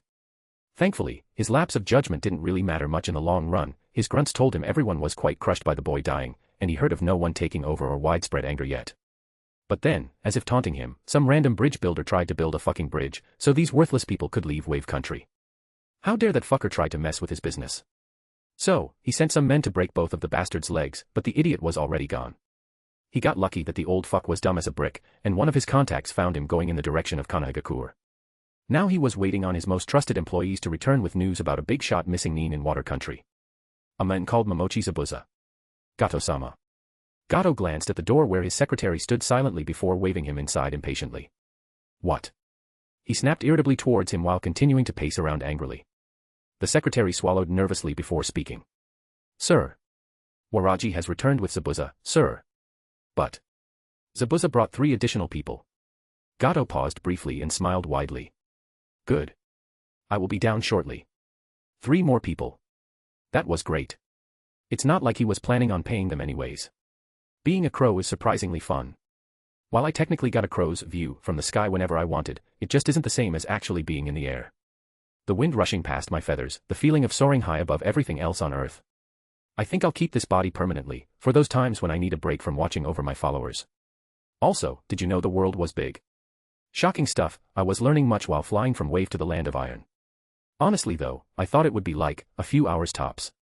It took 2 days straight of non-stop flight to get here, and I'm only this far thanks to cheating, don't need to stop to eat or drink if I just use DP. Meh, no point complaining, I have reached my destination. Now, let's see what we're dealing with here. My soul grows weary of your insults. A voice shouted in outrage. Do you not understand the pain my heart feels for having lost the love of my life? You fool, I will paint the leaves red with your blood. Another voice answered just as loudly. The darkness within me is strong and nothing can sate it. Shut up. You don't even know what real suffering is. A third one called out angrily before continuing further. You have never tasted the saltiness of despair. What the fuck was this shit? I stood silently on a branch near the voices, taking in the scene below me. A large open courtyard sat next to a pond, overgrown with weeds and other wild plants growing all over its surface. There were dozens upon dozens of gravestones surrounding the entire area around it too, each one seemingly placed randomly throughout without any rhyme or reason behind their placement. Upon the porch overlooking the gravesite stood 3 crows. All bigger than what I expected crows could get, in fact, they were fucking massive. I arrived here an hour ago, and they have been yelling at each other since then, for some reason. But why? Miscreant, you dare question my anguish? The crow on the right spoke again after hearing those words coming out of his companion's beak. Your eyes shall see true torment today. Why the fuck are they so edgy? Why did they speak like that? The only thing my eyes will witness is your head being severed from your shoulders. The crow on the left answered back with a snarl of rage. I really hope the rest of them are more normal because if not, I think I made a mistake choosing crows as my holy animal. I'd rather spend 1,000 years trying to make eldritch horrors cute before I ever go full, my dark soul will crush all those who oppose me, as my main theme. I was tempted to let them continue whatever this shit was but decided against it for now. I wanted to be done with this business sooner rather than later. I let out a caw above them, loud enough that it could be heard even over their shouting. The effect was instant, they all fell silent immediately upon hearing my voice call out from above them. Each looked up at me, clearly startled. TCH, a lowly bird dares interrupt our confrontation. The crow in the middle spoke up angrily while glaring daggers at me. Hey, truly a fool you are. The one on the right scoffed dismissively as well. It lacks chakra, I can feel its emptiness. Fucking end me. Every word they said made me want to slam my face into a tree and go back to watching over my followers instead of this, whatever this is. Silence. I said simply, trying not to show how much I disliked them on my face. Upon hearing me speak, all 3 of them stiffened. I wish to see your leader. I asked coldly. Who are you to demand the location of Sage Makuro? The middle crow hissed out furiously before continuing further. Do you think just because you can hide your chakra that you are worthy to stand before him? Yes. It seems these crows were in use to someone not entertaining their nonsense, they all stared at me silently for several seconds before one of them spoke up again. Impudent whelp. We should pluck its feathers off one by one. Indeed. Its existence itself is an insult to our tribe. You should let your leader do that, since it's such a big insult. He would probably make quick work of me. I replied, not letting myself give in to temptation and spent my precious TP to have a tree fall on them or something along those lines. Also, Sage Makuro. That at least was good news, Sage meant Senjutsu. That will be useful for my plans down the line. Foolish creature. One crow shouted indignantly towards me while spreading its wings wide open. Do not presume to know what our Lord would do. The ignorant must die for their ignorance. Another crow added menacingly. Enough. A raspy female voice came from above us, causing all 3 crows to freeze mid-step as they prepared themselves for flight. A massive crow fell from the sky above them, landing atop one of the larger gravestones nearby before glaring down upon everyone present here today with cold eyes. Its feathers were a faded gray and it towered over the other 3 crows, even though they were already huge. You 3 have displeased me. She said quietly, which considering how big she was, wasn't that quiet. Do not presume to decide who can meet Sage Makuro. Apologies, Karasoheim. The middle crow bowed deeply before speaking again quickly. This ignorant whelp insulted us greatly with its arrogance. Oh, a princess. That's a step up from these edgelords. Hopefully, she is normal. I care not about your squabbles, nor do I care for any insults spoken by an outsider, you three should know better. She rebuked sternly. All three lowered their heads shamefully upon hearing her words. Now, go make yourselves useful somewhere else until I call upon you once more. They all nodded obediently as they took off into the sky. After they had gone far enough away from us, the princess turned back towards me again before speaking. You wish to meet our sage? Her voice sounded tired. Well, tired is definitely something you would feel if you had to deal with those idiots all the time. Yes. Then follow, his words are available for all who seek them. Good enough for me. I flew alongside the princess as she led me further into the forest. After flying deeper into the woods for about 10 minutes, we finally reached what seemed like an abandoned temple surrounded by tall trees whose branches almost completely blocked out the sunlight above us. Welcome to our home, she said softly as she landed gracefully atop one of the many statues scattered around outside. This is where Sage Makuro lives. Yes. Karasa gestured with her wing. Simply go in. I nodded and flew inside the temple, finding it quite spacious despite its rundown appearance from the outside. There were countless statues within the main hall alone, each lifelike, all of them depicting various crow-like humanoids in different poses. Oh. I almost forgot, if you fail to learn senjutsu you turn into stone, these must be the failed ones. Eventually, I arrived at a large, mostly empty room. Well, besides the single tree in the center, anyway. A single crow sat atop a branch on top of the tree, meditating quietly. It was by far the biggest crow I had seen so far, about twice as big as Princess Karasu. He looked ancient, his feathers were all white with some faded black spots here and there. If I wasn't an actual god, I'd be intimidated by him. Greetings, sage. I said respectfully, no need to be rude after all. A puppet, He mused curiously. No chakra at all. Impossible for any living being. Well, he isn't wrong. Of a kind, I wish to recruit your clan. He paused momentarily before speaking once more. Interesting. We have decided quite a while ago to live without interacting with humans or ninja. That was actually pretty understandable. If I didn't know about the clusterfuck that was the future, I might have just done the same. But, well. Why? We are weary of human affairs, he replied.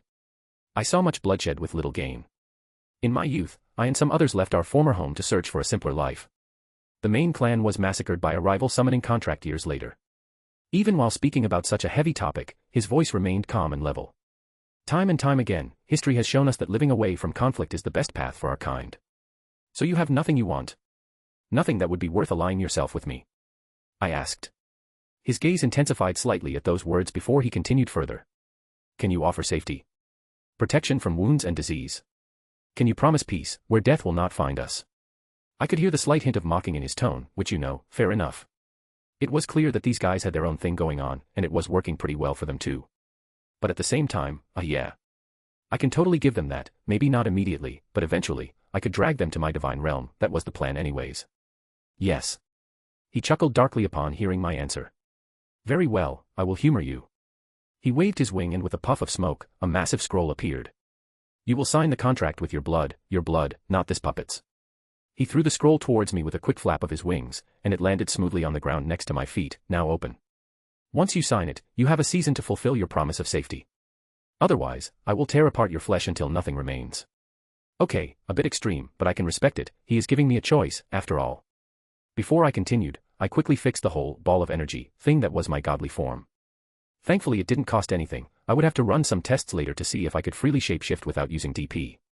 The form I chose was a slightly altered version of what I made my followers see in the sky after Ayuma's death, male form, body made of stars and darkness, 3 eyes, 1 vertical in the middle of the forehead, 2 horizontal where human eyes should be. I felt more natural in this form compared to being a ball of energy. Was that because I used to have a human form before, or was it because my followers thought I looked like this? Either way, I didn't mind. I needed to use a physical body sooner or later anyway. Back with my crow body, I prepared myself for some theatrics as I burned through my remaining DP to open a rift between the mortal realm and my divine realm, revealing an endless void, empty sans my divine self floating above it all. I reached out with my arm, hand positioned above the open scroll. With a simple thought, black liquid gathered on the tip of one of my fingers, dripping down onto the paper below. The bargain is struck.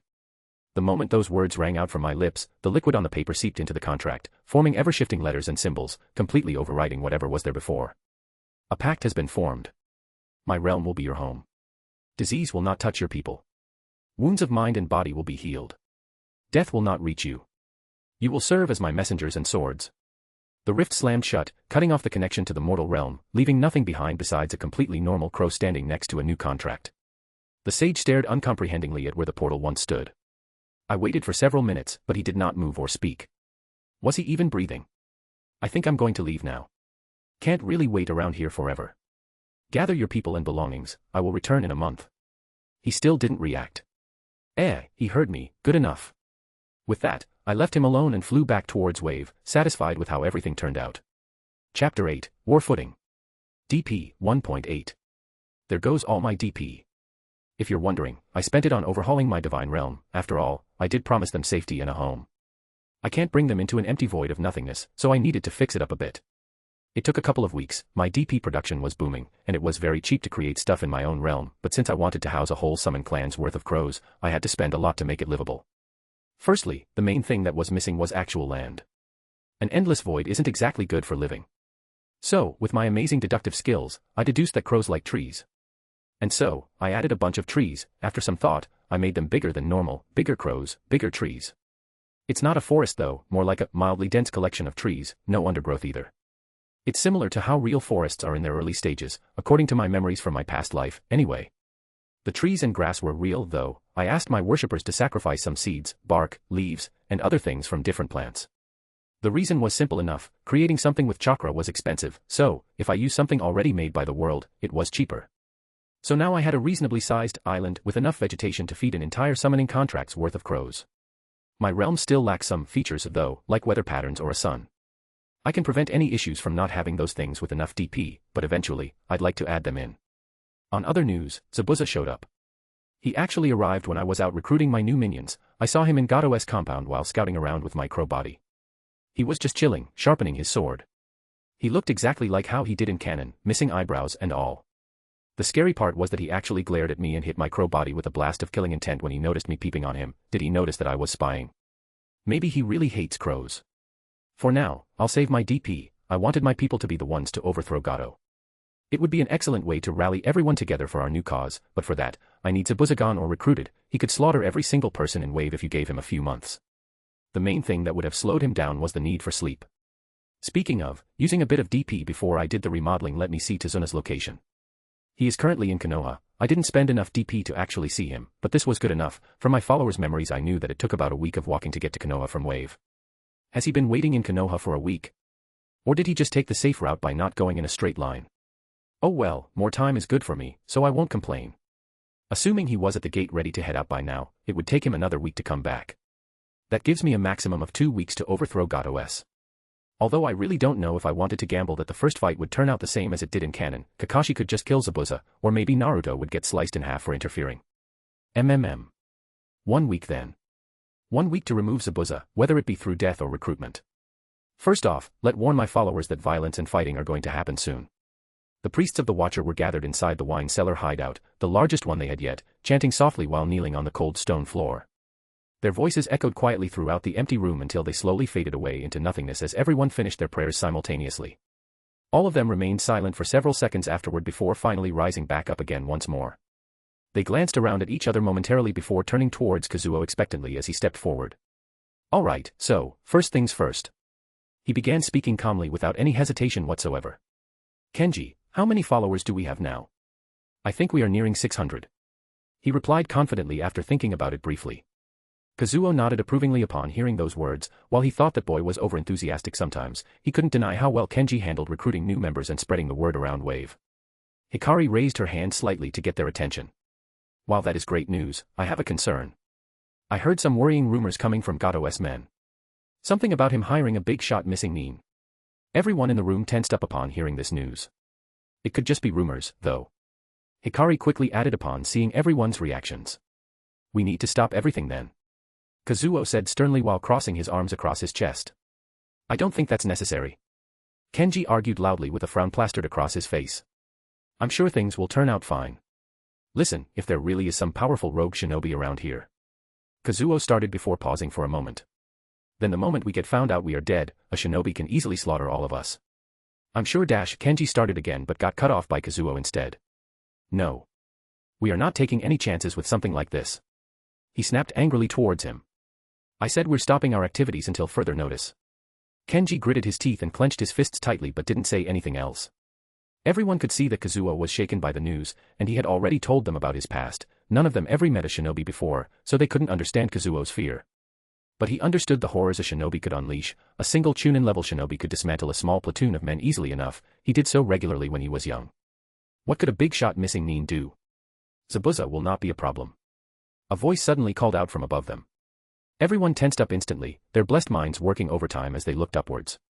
Perching on a rafter beam stood a crow. The quickest to respond was Haruka, who immediately politely bowed towards the bird. "Greetings, stranger." She spoke softly and respectfully while keeping eye contact with it. "Who might you be?" The crow stared at her unblinkingly.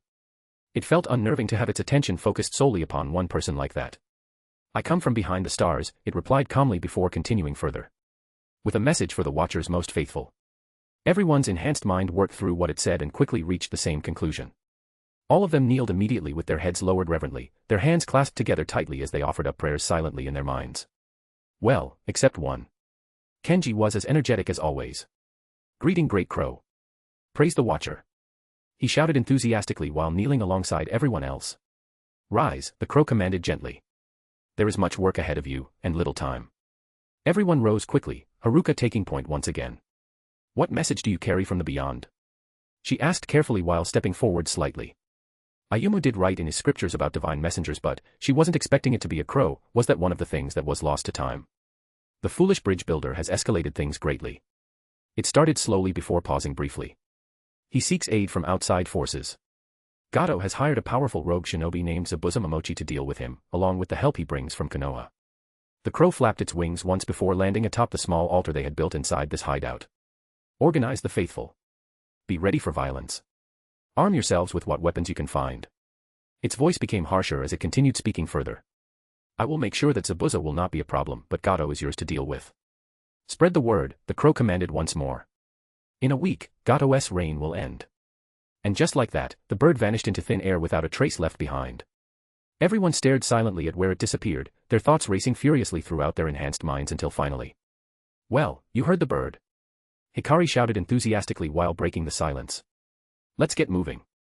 Haruka quickly followed her lead, taking control of things immediately afterward. "Kenji, talk to our followers and convince them. Kazuo, we need weapons. See if you can get your hands on crossbows and spears," she instructed sternly. "Hikari, keep an eye on Gato's men. Use everything you can, one way or another. By next week we won't have to worry about them anymore." Everyone nodded resolutely before quickly getting to work. That went well. "I'm realizing now how annoyed I am at Tazuna. Sure, he probably didn't have any idea of my plans, but he is making me gamble with 0 DP in the bank. Oh well, I will wait until tomorrow just so I have a bit of DP in the bank. One day should give me enough to at the very least cast some illusions to convince him if he proves to be unreasonable.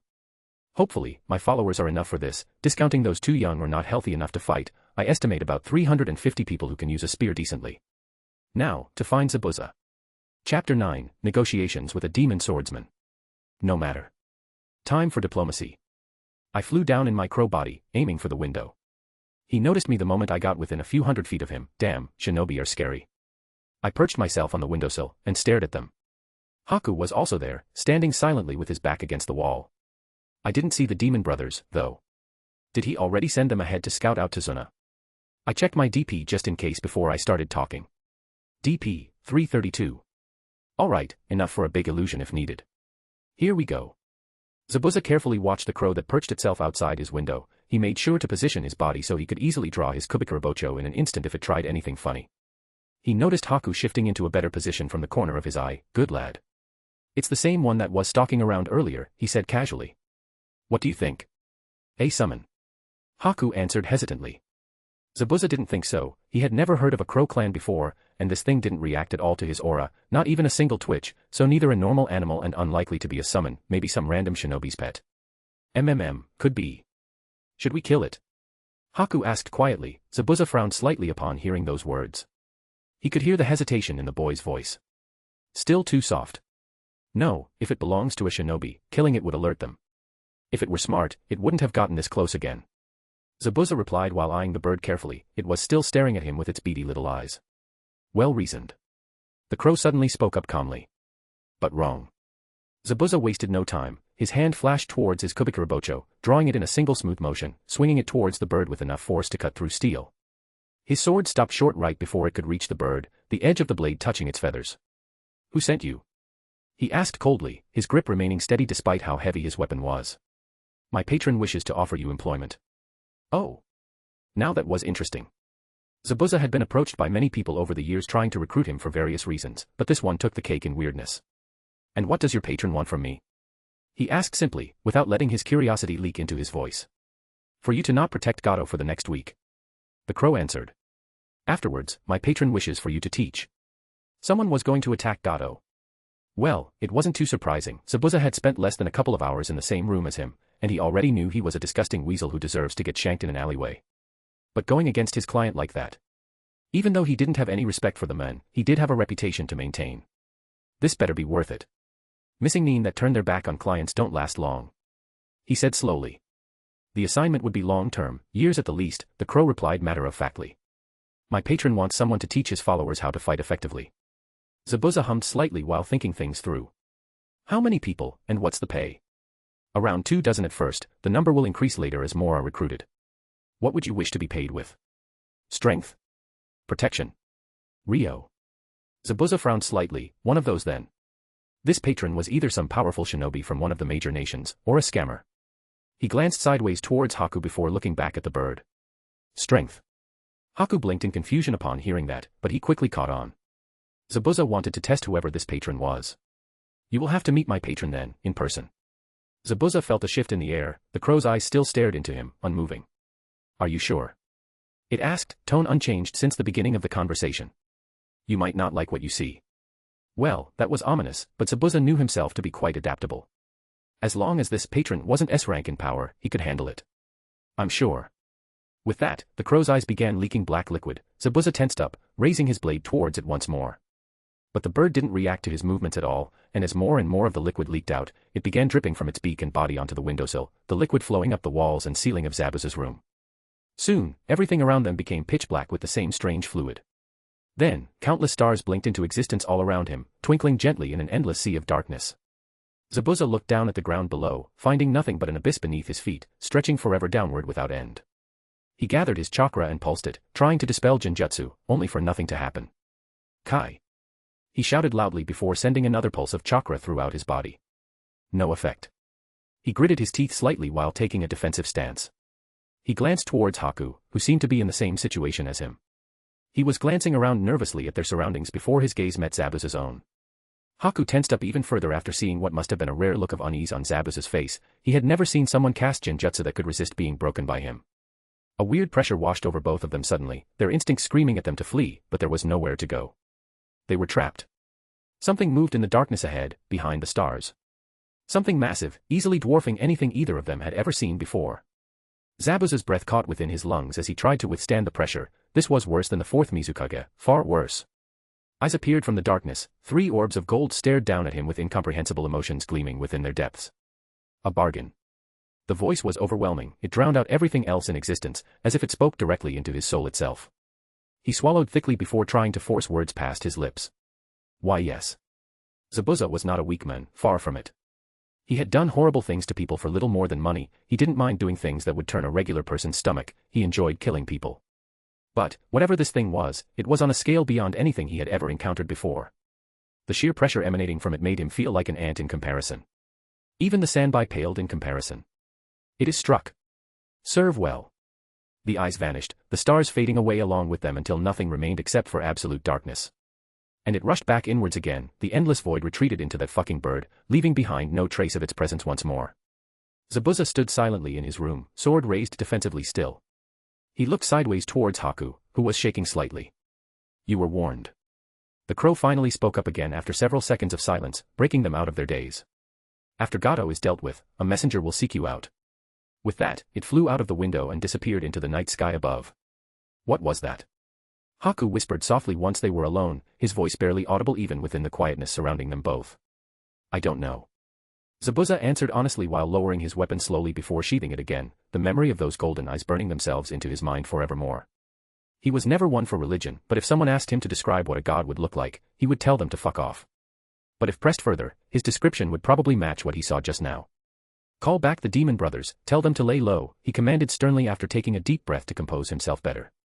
If this thing is an enemy to Gato, then we do nothing to help him. Haku nodded hastily before leaving the room quickly without another word. Good lad. Zabuza looked out the window, where the crow had flown off into the distance mere moments ago. A part of him wondered why such a powerful being would go through all this trouble. He couldn't comprehend why it didn't just kill Gato itself. It's not like he was anything to that thing. Maybe it wanted to test its followers. He shoved his curiosity aside. He felt like he had gotten involved in something way beyond his understanding. Hopefully, this didn't come back to bite him later down the line. DP 52. And there goes almost all of my DP, again. I wonder if it will always be like this. For every one problem I solve, another rears its ugly head. I should have waited on the whole recruiting the crows thing until after Gato was dealt with. Oh well, it's not like I could predict the future, if only the original series had dates and times for everything, but no, everything was super vague. 1 month later isn't exactly helpful, you know. Thankfully, I now had a few days of DP production to save up for whatever this whole situation ends up costing me. I will have to keep some in reserve to pay Zabuza. I was surprised he chose strength, but it was actually better for me. It's not like I had any money anyway. But for now I could relax. In a week, either my little cult would succeed in taking down Gato and gaining control of Wave, or they would fail and get slaughtered. Chapter 10, The End of a Wannabe Dictator. A large map of Wave was laid out across the floor with several points marked down on it where groups of people would be stationed during tomorrow's fight. Gato? Kazuo asked while glancing at Hikari from across the table. They were seated inside one of their many hideouts scattered throughout Wave. This one was particularly deep within the forest near the outskirts of town. Yeah, apparently he is hiring mercenaries. Hikari replied absent-mindedly while scanning through some reports she gathered about Gato's activities lately. When do they arrive? Kazuo leaned forward slightly over the wooden surface separating them both, his eyes narrowed sharply as he stared intently at her papers. In 5 days. She answered simply before looking back up towards him. Well, according to my sources. Kazuo grumbled something under his breath before leaning back and visibly relaxing himself once more. Good timing. Yes, we can strike tomorrow morning without worry, Kenji added cheerfully before continuing further. There is one issue though. Is it about the missing Nin? Haruka asked curiously. Kenji nodded solemnly in response. Yeah. One of the new followers that recently joined us lives pretty close to Gato's compound. He saw 2 men wearing masks and headbands enter into his compound yesterday.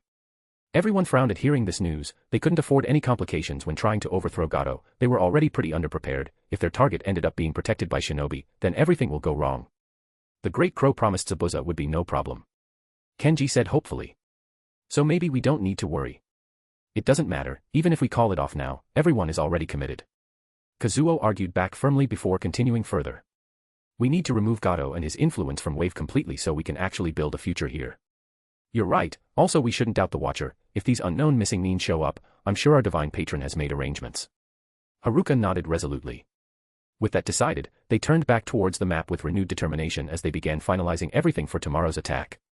300 people would be marching on Gato's compound, armed with 80 crossbows and bows. The rest had mostly spears and other improvised weapons such as maces or wooden shields.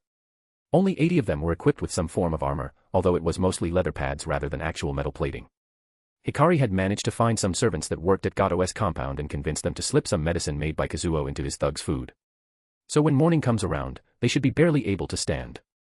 Haruka had organized several smaller groups throughout the city to keep things in order and make sure there wasn't too much unrest or looting.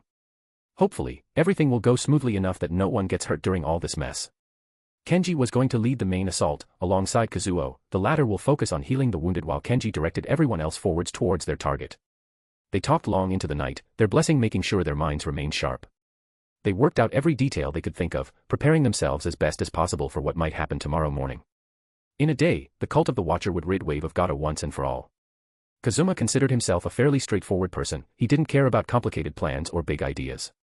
As long as there was someone who needed killing, he was happy doing it. That's why he was pretty happy with how things turned out lately. He and his brother got hired by this rich fucker named Gato for a simple job: protect the compound from anyone trying funny shit. Although now he was starting to regret taking the mission, not because it was hard or anything like that. No, it was simply so fucking boring. Especially since half the fucking idiots that were supposed to be protecting this place were sick now. He knew some of them wanted to go beat up the butcher for giving them spoiled meat or something along those lines. He was on board with that plan. Kazuma. His brother asked quietly beside him, pulling him away from his thoughts. Do you see that? He looked towards where he was pointing and blinked in surprise. There was a single man running down the street in their direction. He seemed panicked about something, waving one arm wildly while the other hung limply at his side. Isn't that Mitsuo? He mumbled curiously before focusing his gaze further ahead. What was that idiot doing? He didn't even have any weapons on him. Help! Help! The men yelled frantically as he ran closer towards them. They're attacking us. Oh! Kazuma felt his blood rush in anticipation. Finally, something interesting was happening around here. What's going on? Who is attacking? He shouted loudly over the noise coming from within Gato's compound. All of them. We need AARGH. A crossbow bolt suddenly buried itself in the man's back, sending him tumbling to the ground with a sickening crunch. Kazuma immediately ducked down low behind one of the walls surrounding Gato's compound while reaching for the weapon attached on his hip. He glanced over towards his brother, who was already armed with a spear and shield in each hand respectively. He peeked out again only to quickly jerk backwards as another bolt slammed into where his head used to be. He could hear footsteps rapidly approaching from outside now, along with more screams of alarm ringing out throughout the compound's grounds. There were at least 24 people coming this way, if not even more than that. He risked looking outside once more, just in time to see a horde of people charging straight towards them. What the actual fuck? Where did these guys come from? Some held bows while others wielded crossbows or spears. All were dressed differently too, none wore anything resembling proper armor either. Bar the gates. He yelled as loudly as he could. Don't get on the walls, they have ranged weapons. What shit timing for this fucking uprising. Kazuma had been looking forward to getting drunk off his ass tonight. Kenji was having the time of his life. He was feeling nervous earlier, but after catching a group of thugs unprepared and killing them all, well, it was like an addiction now. He wanted to do it again. The lingering fear of Gato's men nested deep within every wave citizen made itself known. Many of Kenji's brothers and sisters in faith hesitated on the march towards their target, but as soon as one fell dead without even managing to get close, well, something snapped. They charged forwards eagerly now, some more enthusiastic than others. The moment some thugs were spotted, arrows and bolts started flying. Kenji was certain they hadn't missed a single shot yet. Truly amazing work from his fellow believers. Bring the ram. Kazuo shouted behind him. A massive log strapped to several wheels rolled up next to their position soon after that, the front of it carved into a crude crow head. Now one final push, maybe around 100 thugs remained inside the compound. They would die before the day ends, the watcher demanded it. The ram was pulled back by a dozen people, each one the strongest they could find, and with a battle cry, they pushed it forwards as hard as they could. The sound of the wood slamming into the gate echoed loudly throughout the air, shaking the entire structure violently. Again. Kenji roared excitedly while pumping his fist high into the sky above him. Bring it down. No mercy. Another loud boom followed shortly afterward, quickly followed by another, and another. Kenji. This is going to take a while. Kazuo shouted at him again from somewhere nearby. They are barricading the gate with everything they have. That wasn't good, it gave them time to prepare and ready themselves for what would happen next. But if all else fails. Everyone. Pray with me. He called out towards everyone around him. Our patron is watching. Oh, Watcher.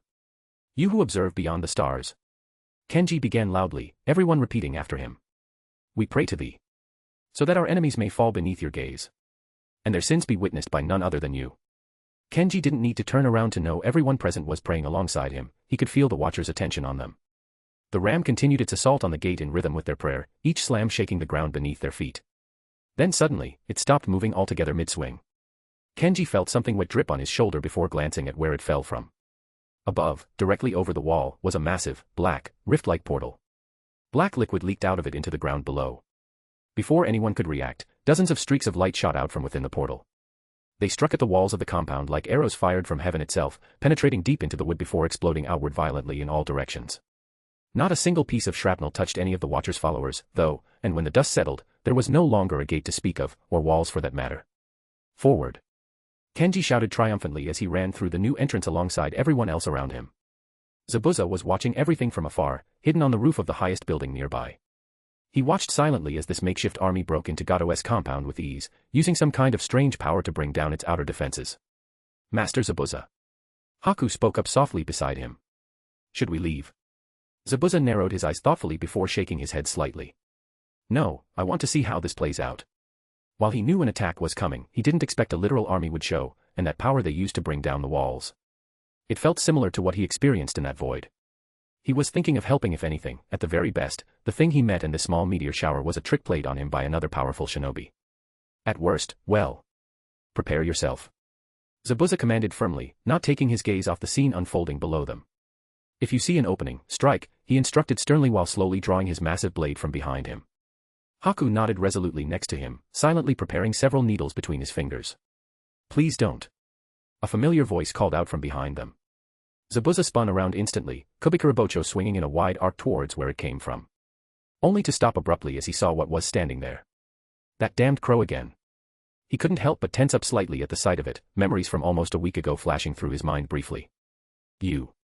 The bird merely stared back unblinkingly at him. My patron wishes for you not to interfere unless absolutely necessary. Why? He asked curiously, lowering his weapon carefully until it rested against the roof beneath them once more. Gato and his forces have been casting a shadow over them for a long time. My patron believes they will be happier if they dealt with it themselves. The crow answered, without breaking eye contact with him. And I assume they wouldn't like me taking Gato's head either, then. Zabuza guessed calmly, already knowing the answer. Yes. The bird agreed. Gato will die by the hands of those he hurt. Do not worry, though. Your attempt at improving my patron's opinion of you is noted and appreciated, regardless of our request. It finished, before shifting its attention back towards the compound in front of them. Zabuza couldn't help but feel annoyed at those words. He was totally going to help to get into the thing's good side, but it wasn't polite to say it out loud like that. Whatever, he would get into the thing's good graces without moving a muscle. That wasn't so bad. Kazuo could safely say he was not having fun right now. This whole thing brought back unpleasant memories of the war, thankfully with less of his allies and friends dying around him, but it still felt uncomfortably familiar. To a suspicious degree, to be frank, while people have gotten wounded so far, none of them were life-threatening injuries. They had lost exactly 0 people on their side so far. Meanwhile, they had killed dozens upon dozens of Gato's thugs. It seemed a bit too convenient, almost like they were being protected by a higher power. Praise the Watcher. He muttered softly under his breath as he bandaged another follower's leg. Praise the Watcher. Kazuo jumped as everyone around him echoed his words loudly and excitedly. Even wounded, they all pumped their fists into the air at those words. Kazuo couldn't help but shake his head in exasperation at their enthusiasm before continuing onward. Right, where was Kenji? He was supposed to keep him updated on what was happening. Oh, there he is. Kazuo. Good news. Kenji walked towards him while covered in blood, yet clearly unharmed. We have Gato cornered. Kazuo was worried about this boy. Out of everyone in his group, he didn't expect him to take violence so enthusiastically. But that wasn't what was important right now. What? Already? He asked quickly as he stood up from beside his patient's body. Where? Inside the main building.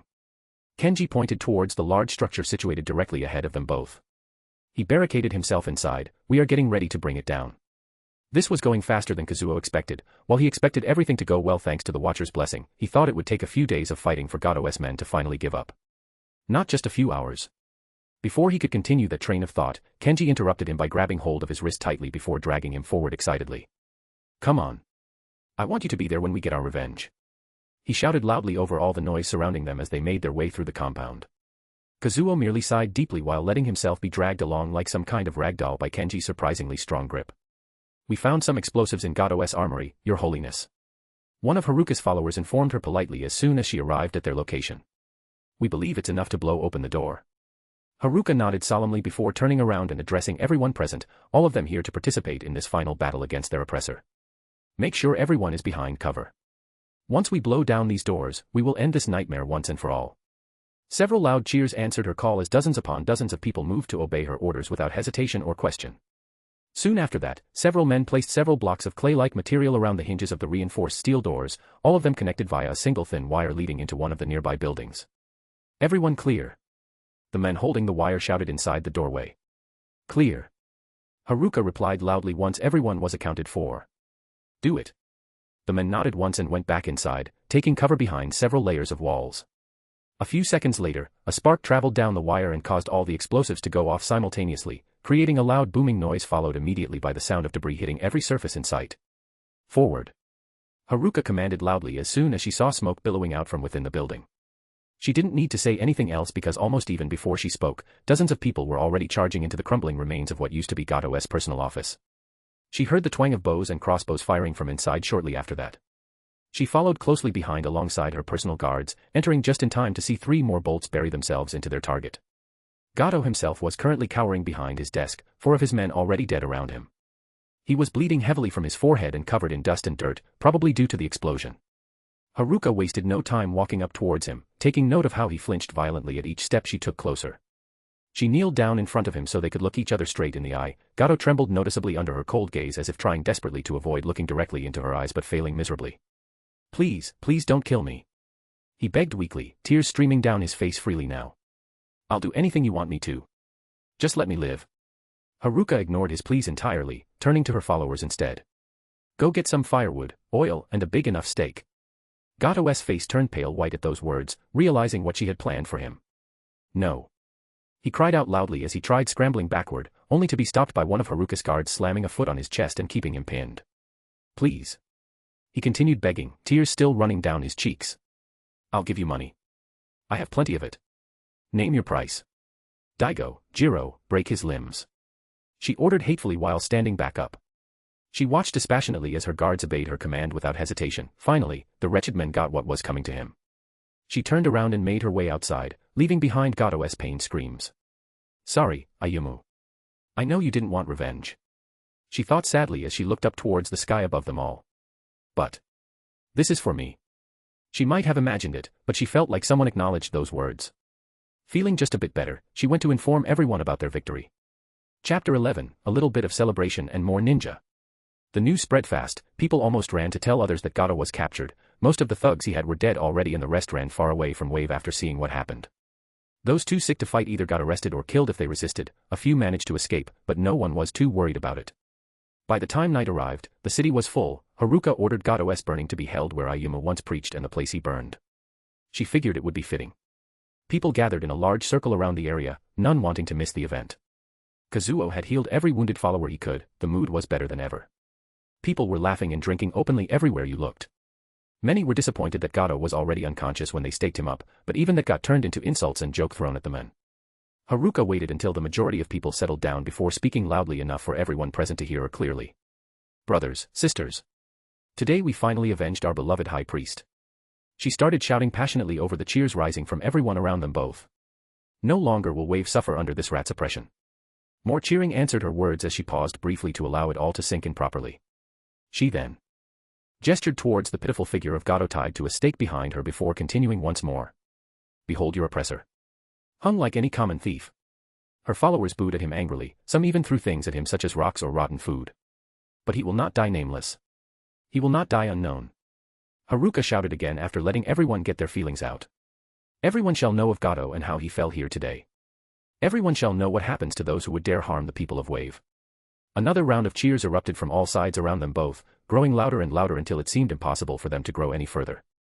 With one final nod from her, two men stepped forward holding torches in their hands. They approached the piles of firewood carefully placed beneath where Gato stood bound before throwing them inside without hesitation or mercy. Almost instantly, flames began licking hungrily at everything nearby, as thick black smoke rose high into the air above everyone gathered there watching intently. Some laughed as others cried tears of joy while still, others watched silently, but no matter which reaction you saw amongst those present, there was undeniable satisfaction written across each face. Haruka turned away from it all soon afterward, though, even with anger at Gato still boiling inside her, she couldn't handle seeing someone burn like that again. She walked towards where Kazuo stood near Kenji and Hikari, watching as everything played out just like they had planned. When he noticed her approaching him, however, Kenji smiled brightly before walking over to meet her halfway through her journey towards him. He hugged her tightly once he reached close enough proximity between themselves. We did it. We actually did it. Haruka returned his embrace just as strongly, feeling tears welling up within her own eyes despite herself. Yes, we did. They made their way back to Kazuo and Hikari, who were now both looking rather happy too. Even if neither showed much emotion normally. She gave each of them quick hugs as well before stepping back slightly so she could address everyone. What happens next? Hikari asked curiously. Do we have a plan? Ah, who gives a shit? Kazuo suddenly blurted out. Kazuo. Haruka admonished him, but she couldn't hide the amusement in her voice either. Let's go get drunk, we can worry about the complicated stuff later. He finished with a small smirk on his lips. That's probably the best idea you've ever had, Kenji admitted after thinking about it briefly. I know of a tavern nearby. And that's what they did, celebrating together late into the night, while the corpse of Gato continued burning brightly until dawn. Tazuna was worried sick. He managed to convince Konoha to protect him. Sure, 3 of them were brats, but he was assured the Cyclopes-looking one was one of the strongest jonin around. Still, he rang the bell. His friend was supposed to be waiting with a boat for them to use, but he was nowhere to be found. Tazuna grew more and more worried by the second. Then finally, he heard something. It sounded like singing. Drunken singing at that. What in the world was going on? Hello? Is anyone there? He shouted towards the source of the noise. Zuna. Is that you? A man's voice called out drunkenly from the fog. Soon after that, a small boat rowed its way over to them, revealing several people. All of them drunk off their asses. What in the world? Kakashi muttered from behind him, sounding just as confused as Tazuna himself. Mr. Zuna. Good news. Gato is dead. The same man shouted loudly at him before stumbling backward into someone else sitting inside the boat with him. What? Tazuna asked wide-eyed. Dead. Yeah. Burnt at the stack. Another man chimed in happily. Wave is free. Tazuna was speechless, he felt relief and happiness wash over him all at once. This couldn't be happening, could it? Did he just waste his money on hiring Konoha for nothing? No, that's not important right now. Oi. Are you a shinobi? A woman sitting next to the two men spoke up this time. Thank you for coming out here. But is no longer necessary. The bridge is safe. All of them erupted into cheers once again after hearing those words. The Konoha shinobi behind Tazuna were looking at each other confused. Who was Gato? Why was he burned at the stake? What even happened? Tazuna-san. Kakashi called out. What's going on? Tazuna's nervousness came back as he realized that maybe misleading Konoha might have been a terrible idea, but it didn't matter at the moment, his home was safe. DP 4132. There is nothing I love more than seeing a number go up, and it's even better when that number represents my literal divinity. Even with spending a good amount on the whole meteor shower thing and saving my followers from death in a few instances, I still managed to make a decent profit.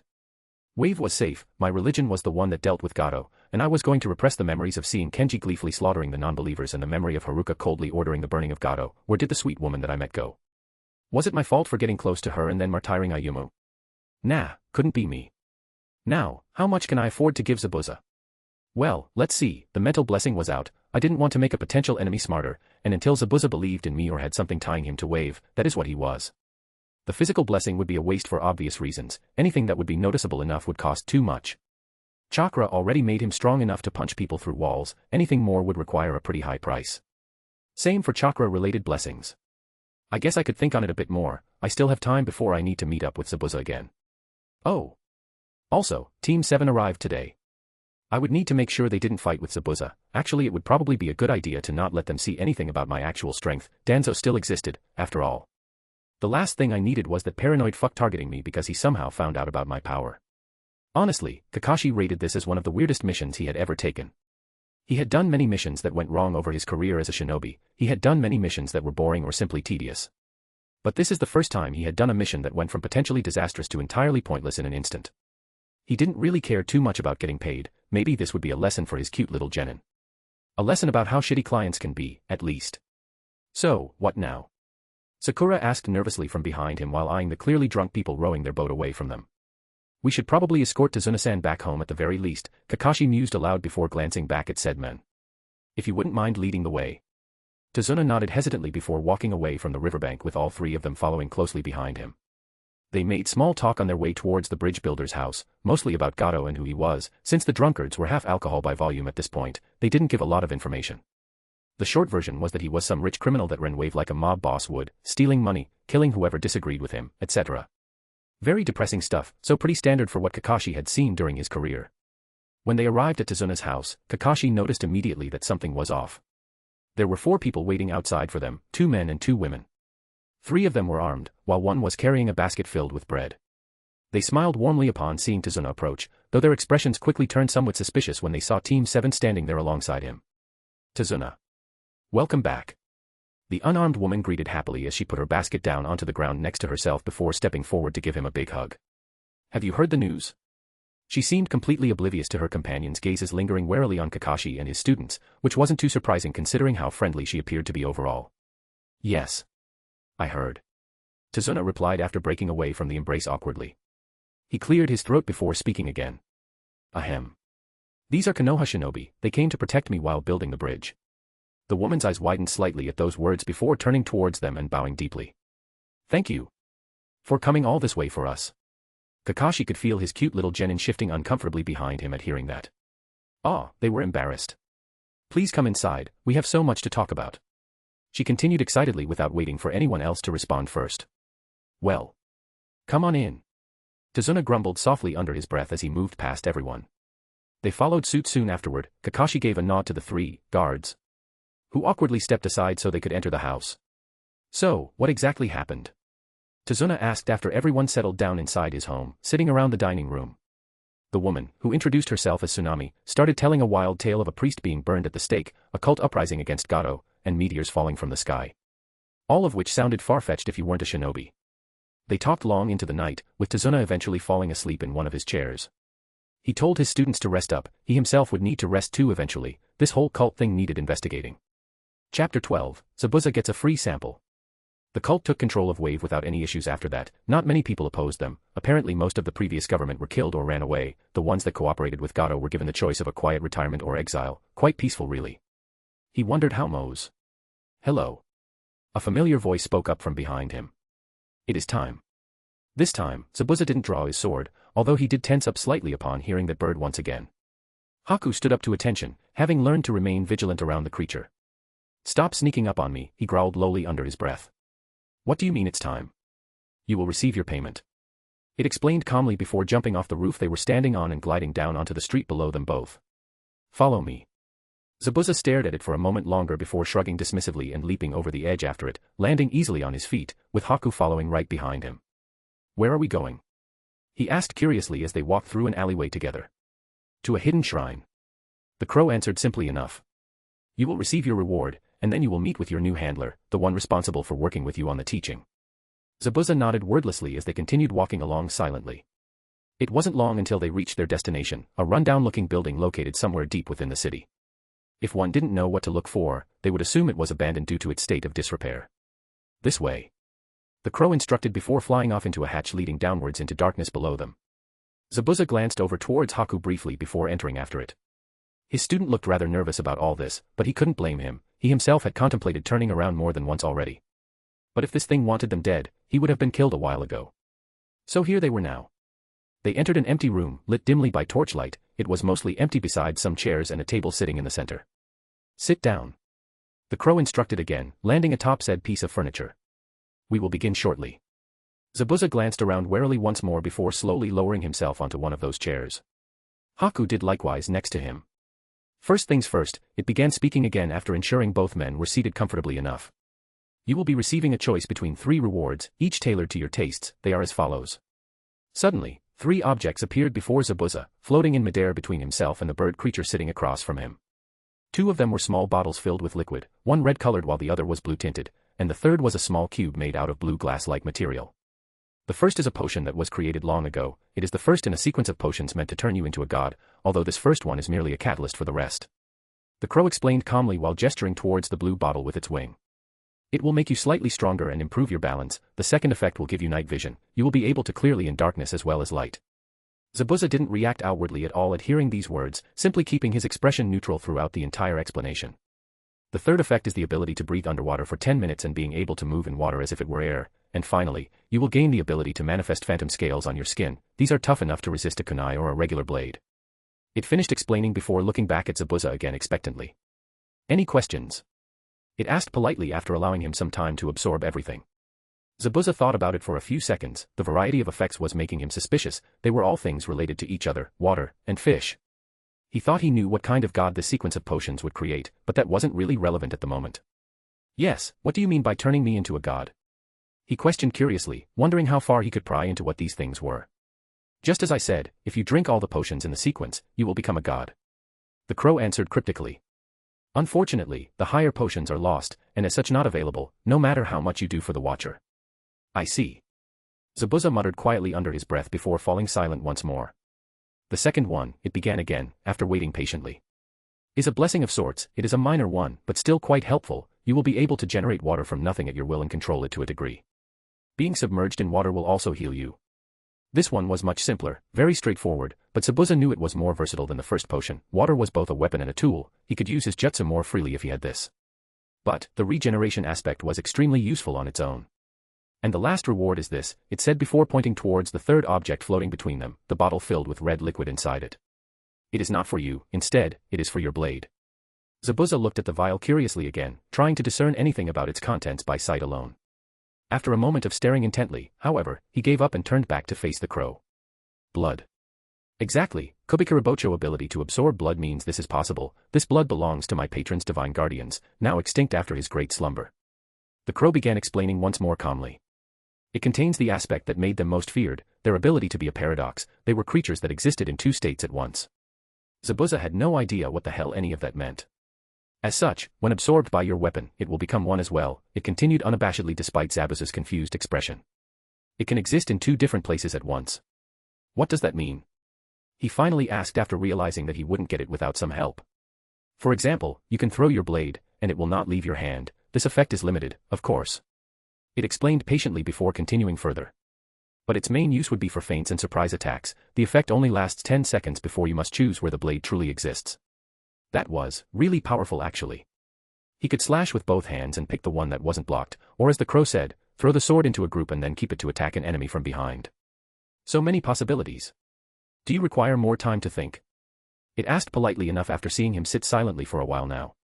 Zabuza didn't answer, still weighing the pros and cons of each reward. On one hand, he wanted that potion. Being immune to kunai and weak sword strikes was already amazing. The rest of the potion was less useful, but every aspect was still something he wanted. The blessing, on the other hand, was wonderful, water everywhere, healing him at all times. And his jutsu became that much easier to use. His biggest ones always required water around him to use. This alone would make him stronger than ever before. Finally, there was the vial of blood. Its effects were less flashy than the rest, but probably the most unique. He knew jutsu existed that did what the first potion did. He knew that a water ninjutsu prodigy could draw water from the very air itself even in a desert. But having your weapon exist in two places at once. That was truly unique. While it didn't provide a direct boost to his power as much as the other rewards, it would make him a nightmare to fight. The crow interrupted his thoughts again by speaking up suddenly. If you continue to serve my patron, then you can get all three of these rewards in time. Well, that just made it easier. Zabuza was fully willing to do extra work for stuff like this. Money could be earned, but these things. They were priceless. Zabuza chuckled slightly under his breath at how absurd everything has gotten ever since meeting this fucking bird.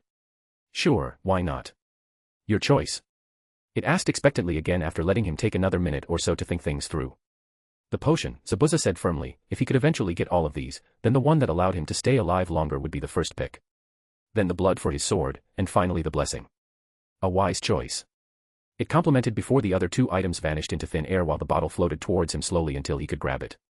He wasted no time opening the cork and chugging down its contents as fast as possible. He felt his throat burn slightly with every gulp of liquid that passed through his lips. After finishing off every last drop, he placed the now empty container onto the table in front of him once more. Zabuza tensed slightly as he felt something shift within himself, a sort of tingle throughout his entire body, from head to toe, making him shiver involuntarily for just a brief moment before returning back to normal again. His vision suddenly shifted colors slightly, everything looked brighter than usual. He looked down at his hands, noticing scales materializing across them almost instantly after willing it so. They were a dark shade of blue with light gray edges around each individual scale. Curious, he drew a kunai from one of his pouches attached to his leg and slashed down against his palm. It slid off like it was nothing. He even tried stabbing his hand, but it didn't sink in at all. Well, he said out loud while grinning widely underneath his bandages. This is quite useful. Indeed. The crow agreed. To be careful, it doesn't use chakra, but it requires stamina to manifest. The more you cover your body with it, the more energy it uses up. It informed him calmly. Try moving around, you should notice an improvement in your balance. Zabuza nodded silently as he stood up and began walking around slowly at first before picking up speed gradually. His steps felt smoother, and his body seemed more stable than ever before. This would be quite handy on uneven terrain or anywhere where footing may become an issue. Zabuza smirked evilly underneath his mask once again. If only he had received these things before his attempted coup on the Mizukage. Well, no use crying over spilled blood. I have one last question, he spoke up after sitting back down again. When does this whole teaching thing start? You will start tomorrow, the crow answered simply enough. Your handler will arrive soon, and I shall introduce you both. That's fine by me. Zabuza replied nonchalantly. This whole thing was turning out to be pretty good so far. Hikari entered the room quietly. She had been told to come here by the messenger, although she wasn't sure why exactly yet. It seemed important though. Hello Hikari. The messenger greeted her politely as usual before gesturing towards two people sitting down at a table nearby. She recognized the headband on the bigger one, amidst missing Nin. Hello, sir. She replied politely back before bowing slightly in respect to the bird. These are Zabuza Momochi and Hakuyuki, it introduced both men respectively, who nodded their heads briefly when their names were mentioned. Zabuza is currently cooperating with us, he will be teaching the followers I asked you to gather. Haku is his apprentice. The messenger continued speaking. Hikari, you will work together with Zabuza, answer any questions he has, and get him the materials necessary for teaching. She looked over at Zabuza curiously upon hearing those words coming from its mouth. Was this what the message had meant when it said Zabuza would not be a problem? Yes, Hikari. It replied as if reading her thoughts. Which honestly was something she wouldn't put past it. What exactly am I supposed to teach? Zabuza asked suddenly, without preamble or hesitation whatsoever. Everything you know, chakra control, jutsu, tactics, anything and everything you deem necessary. The messenger answered calmly again before continuing. Your students are meant to be the protectors of the church. Both of them nodded their heads in understanding. This wasn't too much different than what they expected so far. I will leave you two alone now, there is no need for me to remain here any longer. It stated simply again before taking off through the open window above them all. Leaving Hikari alone with them both. Well. I suppose you wish to know more about your students? She asked after a moment or two of awkward silence passed between them all. Sure. Zabuza shrugged dismissively while leaning backward slightly against his chair. How many are there? 24 at the moment. Hikari and Zabuza spent the next few hours discussing her current students and the church in general. The Watcher wanted its followers to be ready for anything that may come their way in the future. Even if that meant learning how to fight from someone like Zabuza Momochi. Chapter 13, First Living Creation and Kakashi Fucks Around. Honestly, it wasn't too hard to gather information. The town was bustling with life and everyone seemed excited and happy. He had asked a few questions here and there, trying to keep a low profile, but apparently, he didn't need to do that at all. They were willing to talk about this new religion like they would the weather. He learned about the woman who seemed to be the high priestess of this cult, how she led them into battle against Gado's men. Her name was Haruka, and apparently, she was pretty charismatic. No one had any bad words to say about her. There seemed to be 4 other people alongside her who formed the higher hierarchy of the church. He made sure to learn their names just in case. A man named Kazuo, another called Kenji, Hikari, and lastly Ayumu, the one that was burned alive by Gado. He learned a bit more about this cult's beliefs. They worshipped a being known as the Watcher behind the stars, or simply the Watcher. From what he could gather, their beliefs were based around said entity watching over them from somewhere out there in the cosmos. Honestly, it felt kind of bare bones. Even if he didn't know much about religion, he knew that usually, they had more depth than this one. But then again, it was only a few months old at most. In any case, he won't get more information by merely asking around town. He needed to do some fieldwork. It took him only half an hour of stalking before he found one of the figures he had learned about earlier. Kenji was his name. He was currently preaching from atop a wooden stage that was built on a plaza near the center of town. The men seemed energetic and passionate, Kakashi noted with mild interest as he listened carefully from afar. Kenji spoke loudly enough for everyone present around him to hear clearly what he said without straining their ears too much. Most people listened for a bit before going back to their business. And remember, we are not alone, unity is strength. Kakashi simply waited patiently until the men finished talking and stepped down off the podium. A few people came up afterward to chat briefly with him before leaving themselves. Once they were gone completely, Kenji began walking away from the area, with Kakashi following behind him discreetly as he went about his way throughout the city. After another 10 minutes or so of trailing after his target, Kenji finally stopped moving forward when another plaza on the opposite side of the city came into view. This gave Kakashi a bad feeling instantly, and once Kenji climbed on top of yet another stage. Good afternoon everyone. He shouted cheerfully while waving both arms above his head enthusiastically. Praise the Watcher. Kakashi sighed in exasperation at this turn of events. He just hoped Team 7 was training properly. DP 4559. I metaphorically leaned back against my chair with a sigh of relief after finally getting Zabuza's reward out of the way. It felt good to have that taken care of. He chose the knockoff sailor potion, which was unexpected. I thought for sure he would go for the sword upgrade first. But no, apparently, defense is more important than offense, at least to him. Which honestly. Fair enough, men didn't get to be in his late 20s in the deadliest profession by being stupid. Hikari seemed like she wasn't going to be an issue, and neither did Zabuza. If anything, both of them seemed rather cooperative with one another. With this being finished, I only had a couple of things left to do. The crows were the next thing on the agenda, but that shouldn't be too hard. And with the abundance of DP I could now afford to create something a bit more expensive. Time to make a divine beast. I started with the body, going for a crow's head with an elongated body akin to a wolf. Its limbs were longer than a wolf's, with feathers covering its body almost entirely. Its tail was also like a wolf's, thick and fluffy, just small feathers instead of fur. As a final touch, I gave it an extra eye on its forehead, although this one was slanted vertically rather than horizontally. And of course, I made all the eyes gold. Gotta have that branding in. Actually, one final touch, for real this time. I made the skin flow, making it so when it moved, sometimes it shone through the black coat of feathers, giving an illusion of a starry sky whenever you saw it move. Now for the abilities. Obviously I made them physically strong and smart. That would already put them in the upper tiers when combined with their size. I already experimented with their main ability while I was designing my Zabuza's sword upgrade. Basically, they split themselves at will, both existing simultaneously as one being, and then choose which one is real. This caused the fake one to disappear. This made them almost immortal, since to kill one, you needed to kill both at the same time. They could also just split and attack you with one body, while the other ran away. The one thing that they lacked was range, so I gave them the ability to fire lasers from their mouths. It wasn't too powerful, but it would kill any ordinary shinobi, maybe a bit uncreative, but hey, laser beams are always cool. As a side effect of not having chakra, they were resistant to a lot of genjutsu, although there was probably some way around this. I wasn't going to bet them being immune to Tsukiyomi or something similar.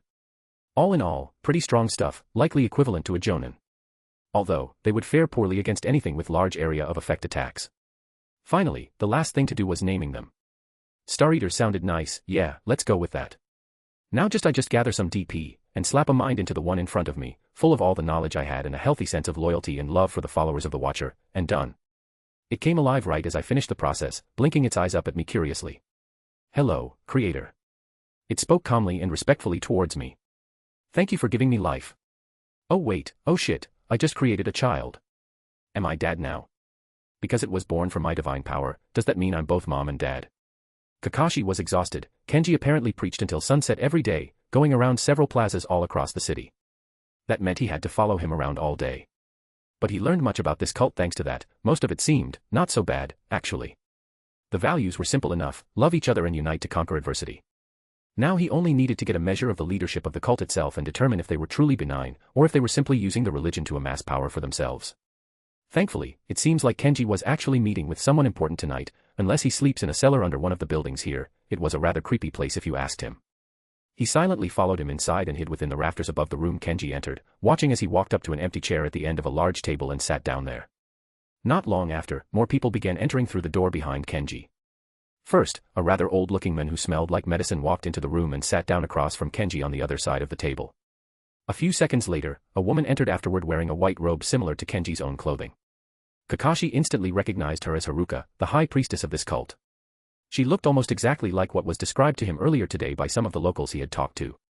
Next came another younger woman wearing regular civilian clothes. She had short brown hair tied back tightly into a small ponytail that hung loosely between her shoulders. She, too, took her seat next to where the old man sat earlier, leaving just one remaining chair available, which remained empty so far. Everyone present seemed relaxed enough around each other though. So there wasn't anything too odd about any of this yet. Nothing suspicious whatsoever either if you didn't count how shady these meetings were being held in a cellar under an abandoned building. I assume everyone has enjoyed our break day. Except Kenji, I saw you preaching. Haruka asked after taking her place at the head of the table. Preaching about the glory of the Watcher is enjoyable. Kenji replied happily, earning some chuckles from everyone else present inside the room. Well then, since we all had time to rest, she started speaking once more. I think it's time we start talking about our future. Finally, something not boring, he remembers now why he stopped taking infiltration missions. Haruka continued without waiting for anyone else to speak up first. First things first, taxes. Kakashi wanted to jump off a cliff.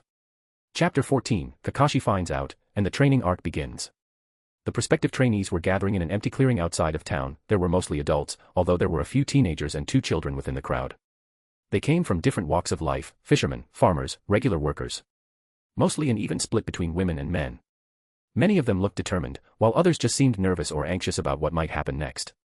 Zabuza didn't really care either way as he watched them all gather. He had told Haku and the 2 idiots to go train. After years on the run, he learned that taking every opportunity to get stronger was a must.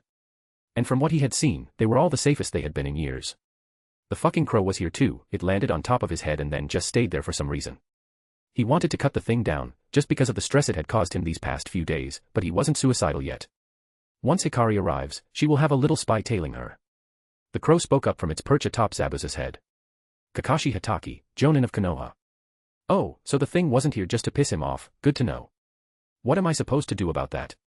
He asked with a grunt of annoyance, although he already had an idea. While outsiders finding out that Wave will have its own chakra-using force is unavoidable, it answered in its usual blank tone. The knowledge of the blessings must be kept secret to prevent greed and fear. When he arrives, entertain him for a bit, but refrain from killing him. About what he expected, the no-killing part grated his nerves a bit, but a chance to test out his newfound abilities was always welcome. From what he remembers of Kakashi's bingo book entry, he should be a good challenge. Not long after, Hikari arrived and Zabuza surprisingly didn't notice anyone tailing her, which meant the guy was good. Whatever, the crow will probably alert him when he makes his move. Throw your sword at the tree to the right of Hikari, he is about halfway up. The fucking bird spoke directly into his mind this time. Since when can he do that? Well, it would be rude not to do as told.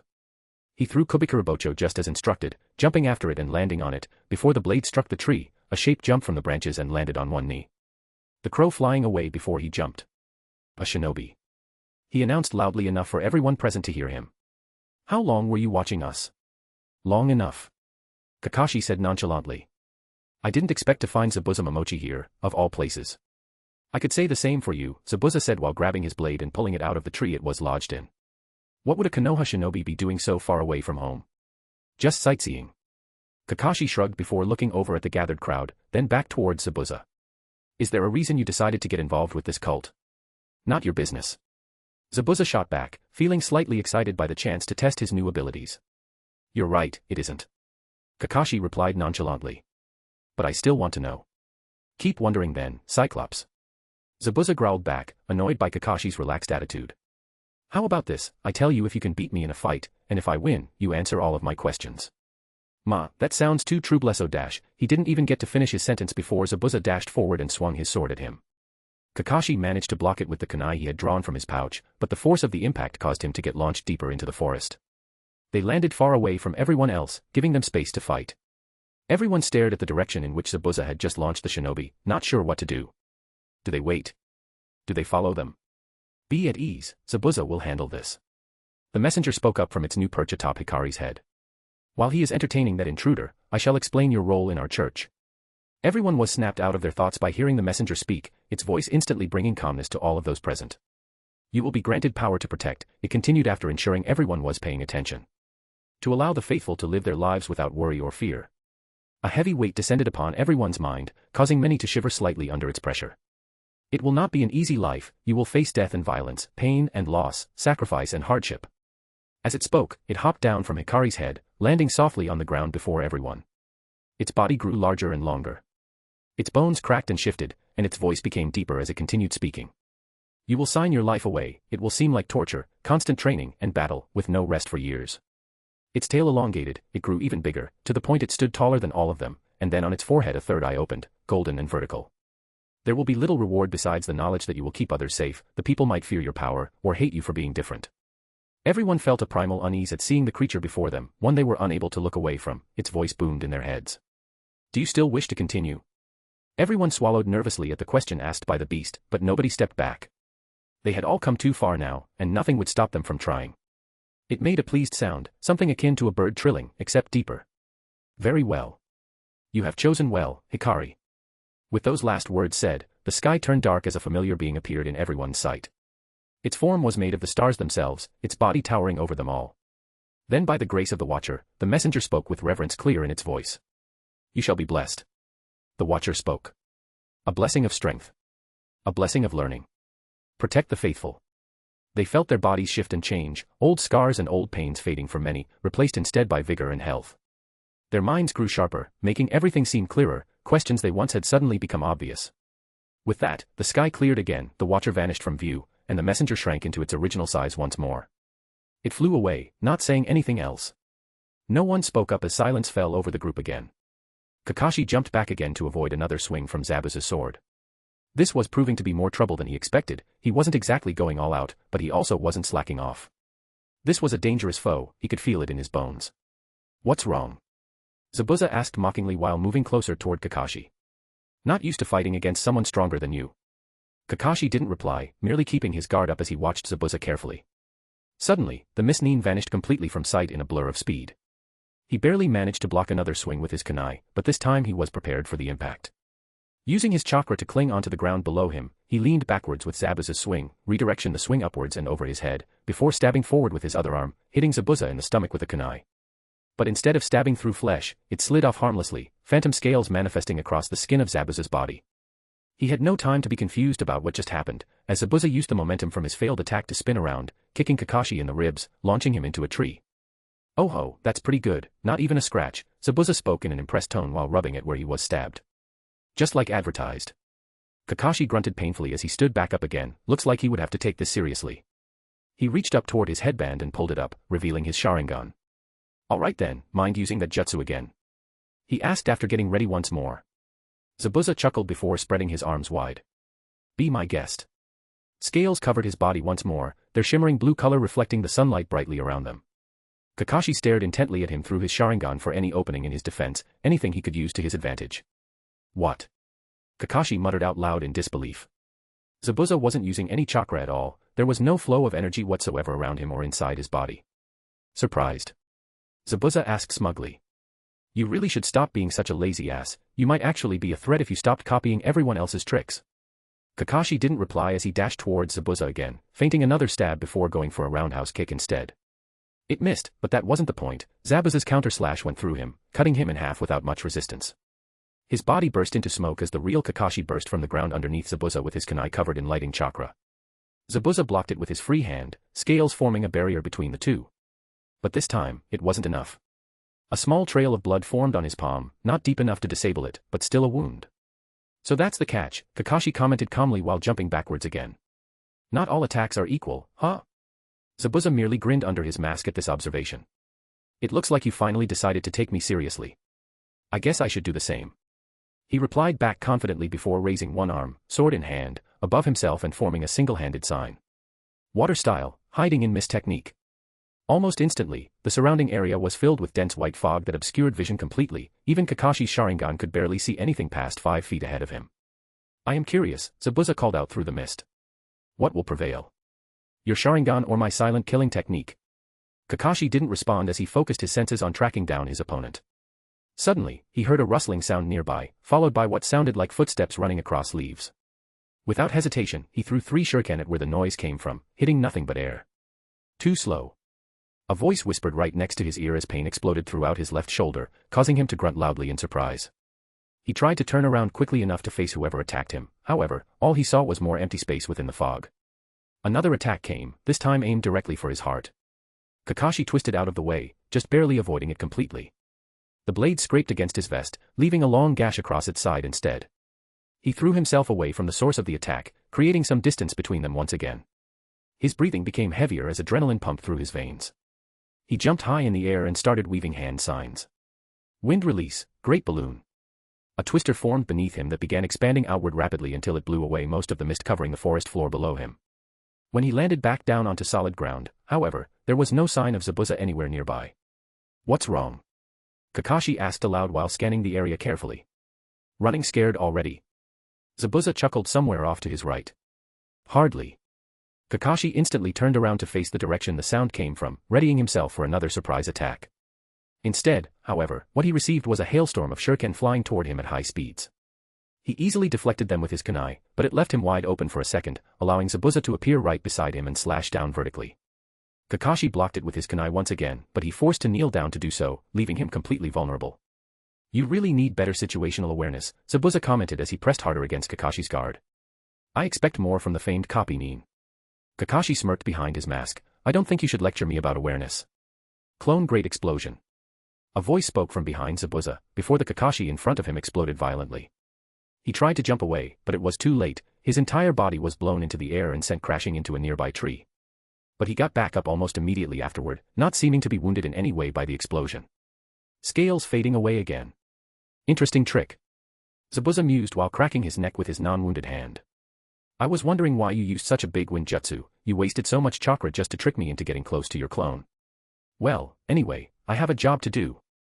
He raised his free arm and made a few hand seals. Water release, hiding in mist technique. Another wall of thick white mist covered the area instantly, this time even thicker than before. Kakashi was really starting to hate this jutsu. He mentally ran down all the ways he could think of to get rid of the fog again, but everything seemed like a waste of chakra for very little gain. Especially considering that Zabuza would just make it come back. The scales were annoying too, although they could be penetrated by a sufficiently powerful attack, as he discovered when he tried to stab him with his lightning-coated kunai. It seemed the defense was also internal, unlike the earth-based armor techniques he knew, since the explosion did nothing. Genjutsu then. He waited patiently for Zabuza to make his move, his Sharingan keeping track of the surroundings. And then he waited some more. And even more. This guy sure does take his time.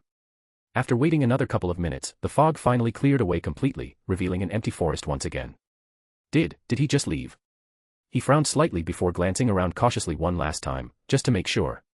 Nope, no one else here besides him now. He let out a sigh as he slowly relaxed himself. This job was really turning out to be annoying. Chapter 15, Hey kids, I am not suspicious. I felt rather giddy, I just got to watch my first real ninja fight. Honestly, it was pretty cool to see, even if both of them seemed to be holding back quite a bit. I wonder how my Star Eater would fare against either one of them. It would probably end in a draw. Kakashi probably had a technique powerful enough to blow two Star Eaters up at the same time, which would bypass their paradox ability, but I knew that his main weakness was his lack of chakra capacity, and if I knew it then my Star Eaters would too, so they wouldn't give him the chance. Either way, Kakashi finally left my people alone after that and headed back to town. At least for now. He hasn't seen anything too concerning yet, so that's nice. Now, hopefully, he leaves soon so I can stop stressing out over him discovering something he shouldn't.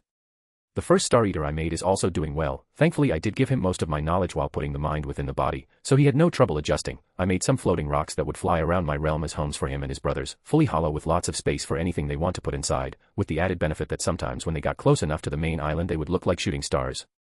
The first thing he did when he got to his one was ask me to make some pillows, and then promptly fell asleep on them. How cute. Once he wakes up, I'll name him if he doesn't have a name already. The blessings I gave my warriors were also already proving their worth. All of them managed to already feel their chakra after a couple tries. My plan there was to first just give them the ability to learn, and then after we get a good idea of what they can do, start making specialized blessings for each one, that way I don't waste a bunch of DP because these blessings weren't cheap. They should basically be prodigies in all matters related to learning. Sadly didn't have enough juice to make them all as smart as Orochimaru, but hey, in terms of comprehending chakra and combat, they should be right up there with him. Honestly, besides keeping an eye out for Kakashi I didn't have much to do currently. The four leaders of the church were already hard at work basically rebuilding Wave's government from the ground up. I felt bad for just leaving them like this, but being a god didn't magically give me the knowledge I needed to run a country. And if I had some spare time, I can go try something, while not too important at the moment, could be extremely useful in the future. It would also be a nice form of revenge on Kakashi for snooping around so much. Sasuke was frustrated. Technically, they were supposed to be guarding Tazuna while he finished his bridge, but instead, Kakashi took them all the way out here to some random spot in the forest where they had been training since yesterday. That would have been fine, he needed the training anyway, if he was going to kill that man. But Sakura had perfected tree walking in a few minutes after starting, and then when Kakashi decided to teach her water walking, she also managed it in about half an hour. Kakashi had taken her away to teach her something else, while he and Naruto kept struggling with walking up this stupid tree. It pissed him off, not only because of how easy she seemed to find everything they were taught, but also because he was stuck alone with the idiot. They were tied neck and neck in how far up the tree they could walk. Gah! Naruto shouted as he fell down to the ground once more, landing on his back with a thud. Damn it! Sasuke just grunted as he continued trying to climb higher than before. He closed his eyes tightly as he tried to concentrate better, willing his chakra to flow through himself and into the ground beneath him. He ran towards the trunk of the large oak tree and started running upwards again. 1 step, 2 steps, 3 steps, 4 steps. He gritted his teeth together as he felt his control slip slightly after reaching his previous limit. And in his attempt to fix it, he ended up cracking the bark and falling backwards onto the grass below him with an audible thud. Wow, you guys sure are working hard. A cheerful voice spoke up from behind both boys, causing them to turn around quickly and see who it was. It was a man wearing simple brown clothing under a cheap-looking robe.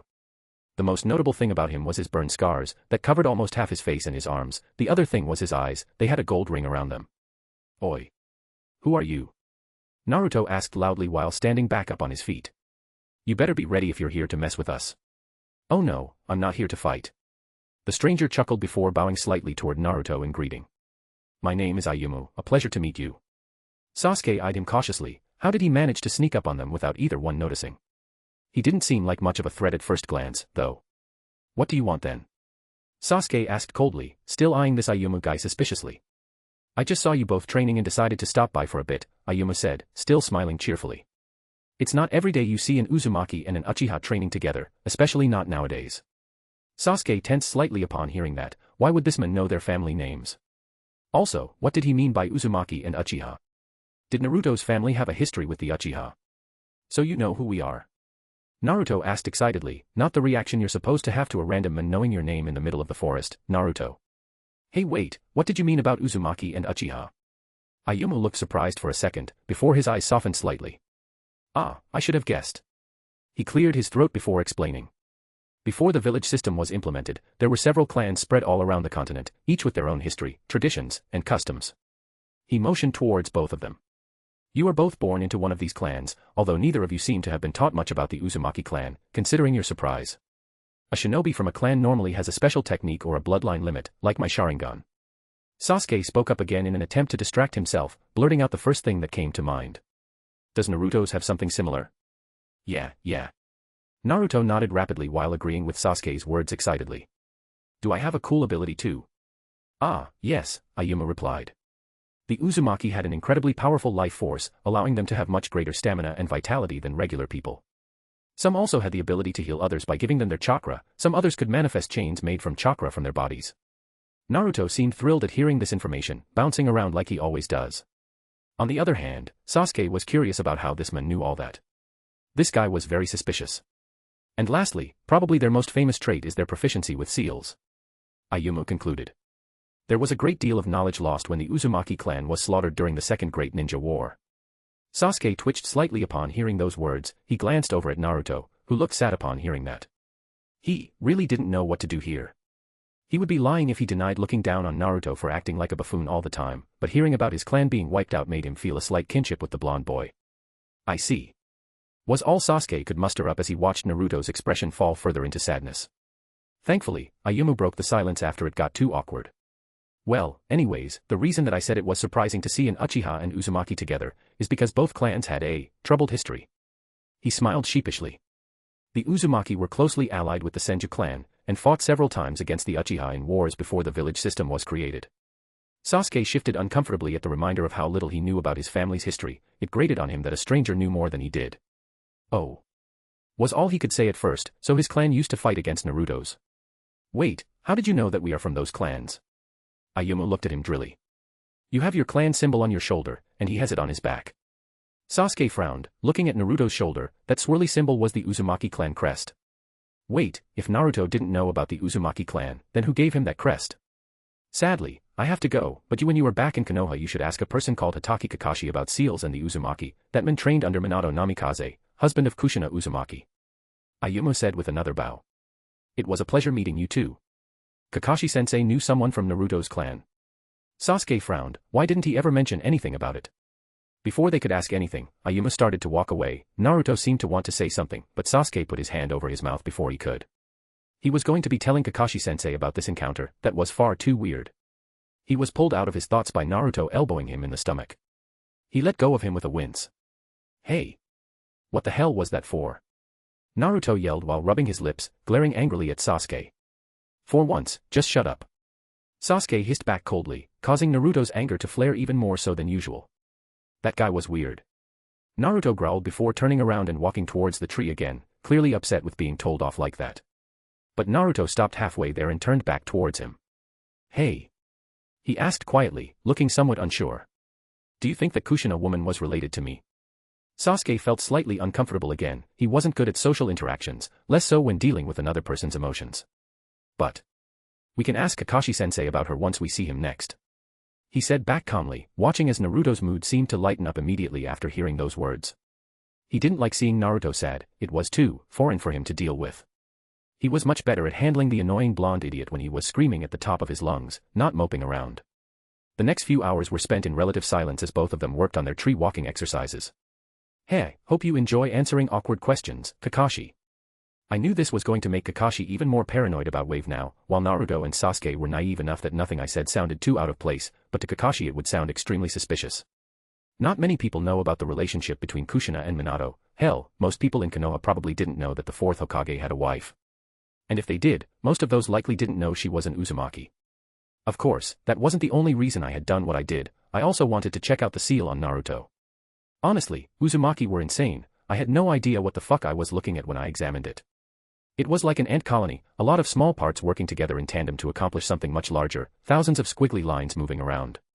At least, that's what it looked like to me. I had no way to mess with it without fucking everything up, and messing up could result in Naruto exploding into a giant sentient fox-shaped chakra monster. That did mean I couldn't talk to Kurama and ask him about the Otsutsuki, which was a shame. He was one of only 10 beings that knew anything about them in this whole world. But hey, I guess you win some and lose some. Guess I will have to wait until my boys and girls are strong enough to go get the Sanbai. He should be free right now. But that would take a few months, even with my blessings, so no point rushing it. I didn't need a Jinchuriki, but I already fucked Kanon up. The chances of Kagaya being freed were high, so I needed to prepare. And everyone knows the first step to win a war is information. Chapter 16, Kakashi is done with this bullshit and the crows come home. Kakashi returned to Tazuna's house as a defeated man. Well, not really, but that's how he felt. He had to cut his investigation short due to the fact that he couldn't get close enough to the main leaders of Wave's new government due to Zabuza being here. He didn't want to risk another confrontation while his students were still on the island. The ordinary people didn't know too much about the cult's goals or plans either. So, when he returned to Konoha he could tell the Hokage, yeah, a bunch of cultists took over Wave, they hired Zabuza Momochi to maybe train them. And that was it. Technically, they were supposed to guard the bridge builder for another few days, but Tazuna himself said they could go if they wanted. He was tempted to do so. He wasn't equipped for a long-term infiltration mission, and the current situation of this country seemed stable enough that there shouldn't be any problems with leaving. Plus, he didn't want to deal with Zabuza again. The man was dangerous. His ability to restrict his Sharingan and his physical toughness made him a dangerous foe for Kakashi. Without full access to the Sharingan, it would have been an extremely difficult fight. So, he returned to Tazuna's house, where his 3 genin were still training under the supervision of his shadow clone. He went to get Naruto and Sasuke first. Sakura could enjoy his personal tutelage a bit longer. He should look into genjutsu and medical ninjutsu when he gets back. She was better at chakra control than he was, and he considered himself pretty good at it. Sasuke, Naruto. He called out as he approached them both boys laying on the ground, panting heavily. Before he could even say anything, Naruto jumped up excitedly before speaking. Tell me about Kushina. Kakashi stared at him for a moment, processing what was said. What? Oh. And tell me about that Minato guy, and seals. And chains. Kakashi choked on his spit. What? It was incredibly funny seeing Kakashi run around in a panic with shadow clones. He even checked Ayumu's original grave, only to find blackened bones. But he was finally leaving, after one last night of searching the forest. He would be returning to Konoha, taking his 3 little ducklings with him. Now I could actually relax, and first things first. Naming my Star Eater. He was currently flying around the Divine Realm, exploring every nook and cranny he could find. Honestly, it was mostly empty besides the Crow Island and the meteorite homes. But still, he seemed to be enjoying himself. When I called out to him, he flew back into the main island, landing next to me. What is it, my creator? He asked politely, bowing his head slightly. I smiled at seeing that. How cute. Well, you have had some time to come to terms with your existence, but there is one thing you need. His head tilted in curiosity, prompting me to continue. A name. He looked surprised for a second before a happy thrill echoed throughout the realm. Yes. Please give me a name, creator. Starting today, your name shall be Yatagarasu. I declared grandiosely. First of my Star Eaters. Yatagarasu. He tested the sound out with his beak, rolling the word around on his tongue like candy. I shall bear it with pride, creator. Good, good. Now with that taken care of. For now, you can rest, don't be afraid to ask me for anything you might need. He bowed respectfully. Creator, could you make some food? I wish to know what tasting feels like. And something to entertain me. Of course. I waved my hand and created hundreds of little balls of light, each one carrying a different flavor. They scattered all over the realm, floating in the darkness, like stars. It should be easy enough for you to find and eat them. He jumped off the island and flew away towards the closest ball of light. The happiness he felt when the first ball exploded into taste was absolutely adorable. After the first few, I made them run away from him a bit before being eaten, that way it was more fun for him. Life is good. It has been almost 2 weeks since Kakashi left Wave, and it is time. 2 Star Eaters were born on during these weeks, and I expanded the Crow Home Island. I even added a night and day cycle. I didn't want to add a sun to my realm, but I realized I was a god, so I told physics to fuck itself. The sun only existed when you were on the island. If you left it, the realm went back to its usual darkness. It wasn't hard, although the size of my DP store still amazed me. Going from barely 2,000 in months to almost 3,000 in a week was baffling. My cult was now giving me DP by the truckload, and they were getting bigger by the day. I sent my crow body to get the Crow clan to come home. It was already in sight. Honestly, I could turn that body into an actual Star Eater, probably should. One day I would have to kill a bitch, and it was more efficient doing it with a body than using DP to cast meteor on them. The crow body landed in the same graveyard as last time. This time though, the Crow clan was waiting for me. They all bowed their heads low to the ground when they saw me approaching. Greetings, Great One. The sage said with a solemn voice. We have gathered as instructed. He seemed very nervous, which was fair. He basically went, hey, give me the impossible, and I responded with, all right, your souls are now mine. Yes, you have. I spoke through the crow body. Are you all ready to depart? The sage hesitated before replying. Great One, due to my rudeness in our earlier meeting, we never discussed the specifics of this arrangement. That is true. What do you wish to know? He looked relieved. Chill dude, you're going to be my people's summoning contract and my divine messengers. I'm not going to eat your soul. My patron is no mortal tyrant. He has no interest in pointless cruelty or spite. Ask any questions you wish. He relaxed a little after hearing that. What will this new home entail? A large island, one with plenty of land for nesting, trees to perch on, and space for flying. My realm had expanded several times over in these past 2 weeks. No one will be able to enter without his permission, sickness and wounds will be healed, and old age shall be a distant memory. It sounds like paradise. He admitted with a sigh, looking up at me. How about our souls? What happens if we die? If you wish to die, your soul shall be left free to move on to the Pure Lands. And those who wish to leave? Any who wish to rejoin the mortal world may do so, but the divine secrets they learn will be sealed. The sage seemed satisfied with that answer, although some of the other members of his clan were still worried. Is that all? Yes, great one. With that said, I created a portal linking my realm with the mortal world. It was pretty expensive, but nothing too bad. In front of the Crow clan, the air itself cracked like glass, pieces disappearing until the divine realm was revealed behind it. Everyone watched in awe as the gateway stabilized. The sage bowed his head respectfully once more before turning back towards his people. All of you, follow me. He commanded firmly.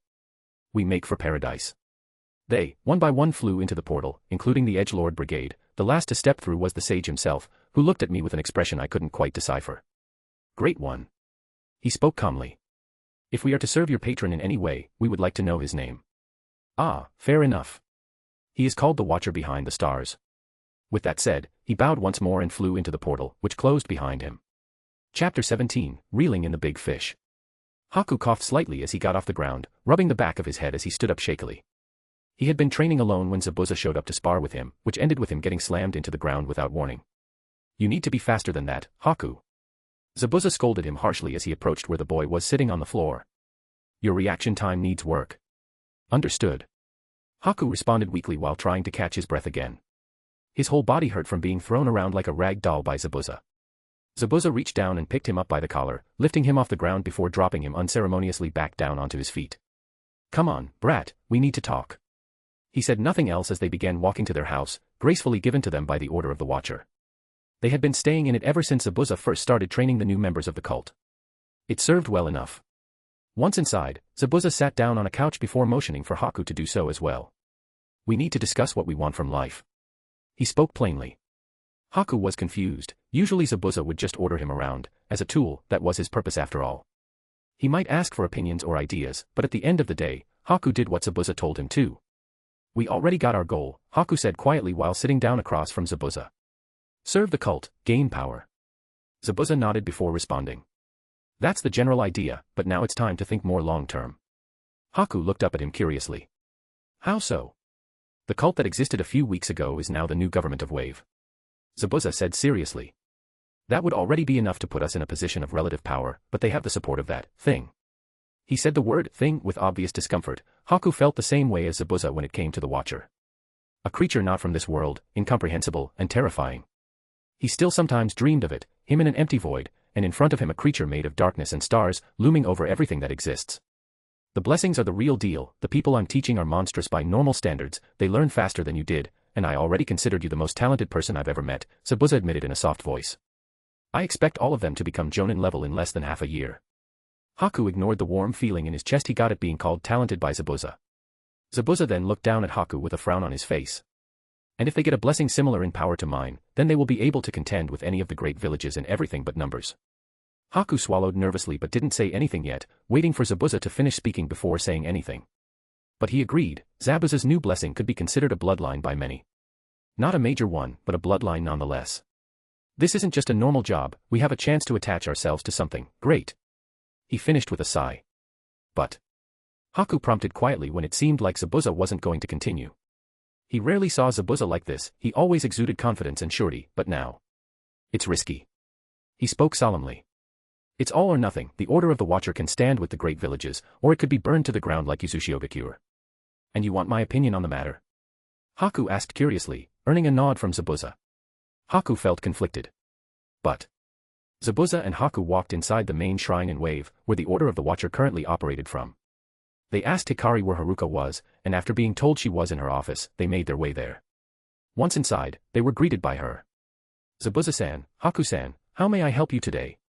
She said politely with a warm smile, putting away some documents she was reading before their arrival.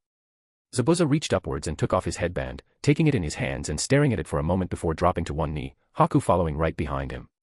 He extended the headband toward her with both arms. We would like to swear my loyalty to the Order. He didn't see Haruka's reaction to his declaration, but he heard her shuffling around the table towards them. She carefully grabbed the headband from his open palm and laid a hand on top of his head, making him look up at her.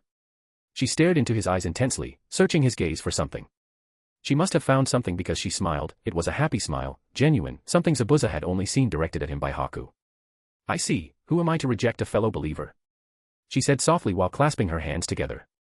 As the high priestess of the Watcher behind the stars, I accept your offer of loyalty. Zabuza hated the practice of the Kirigakure Academy, so he ended it. Zabuza hated being weak, so he became strong. Zabuza hated wasted potential, so he took Haku as his own. Once, Zabuza hated the ugly side of the village he grew up in, so he tried to change it. He failed. By treacherous hands, the people who believed in him were slaughtered. He fled the place of his birth with a single boy and all his dreams burning in the flames of a revolution gone wrong. In his time wandering as a missing nin, Zabuza didn't really have anything he truly cared about, the closest thing being Haku. But Haku was nothing more than a tool he saw value in, much like his sword. He would one last time try to shape the world around him, he would allow himself to care, just one more time. And if this new cause burned before his eyes, he would burn with it. Attaboy, Zabuza. Don't worry, your trust is well placed.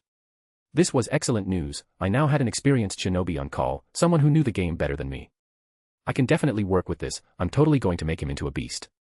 Tomorrow next to his bed there's going to be a familiar vial of blood and a water blessing in cube form sitting on his bedside table. Haku will also get the water blessing, although I slightly modified it so he would heal based on how cold it is, but no blood. He made his own equipment with his ice, but I did want to give him something extra so he could compete with Zabuza's sailor potion. If I remembered right, his two big advantages were his speed and his ninjutsu mastery, and he also got that cool bloodline. Well, I think I know what to give Haku. His main issue is that if someone adapts to his speed, he is kinda boned, so let's give him some distractions.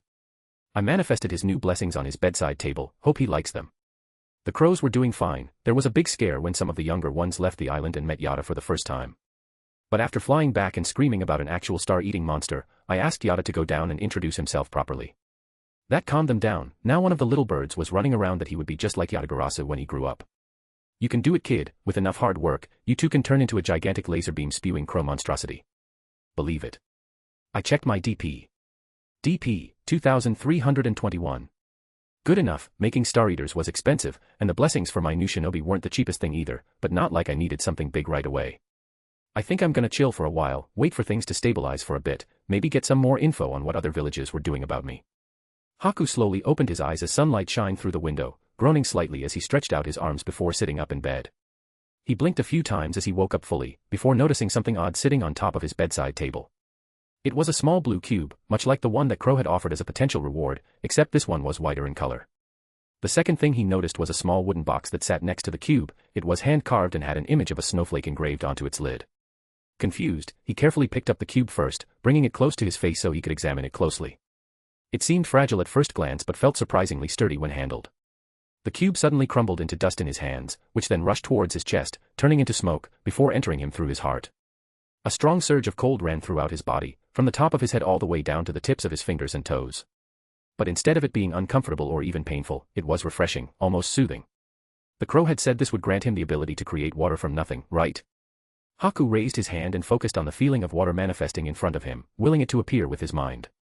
Almost immediately, a small sphere of water condensed out of thin air just above his palm, spinning slowly as if caught by an invisible current. It felt easy, no drain on his chakra at all. He let it float off his hand for a moment before focusing again, causing the orb to burst into ice needles that embedded themselves into the wall. Haku couldn't help but giggle. He excitedly reached out toward the box, placing it in his lap carefully.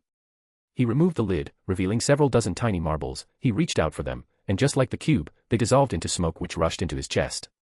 This time, there wasn't a surge of cold running through him. Instead, he felt a new presence inside him, an innate understanding of something.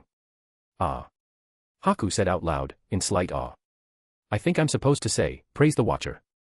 Zabuza was grinning madly, his sword in hand, and another flying into the forest. With a single thought, the giant blade in the air disappeared.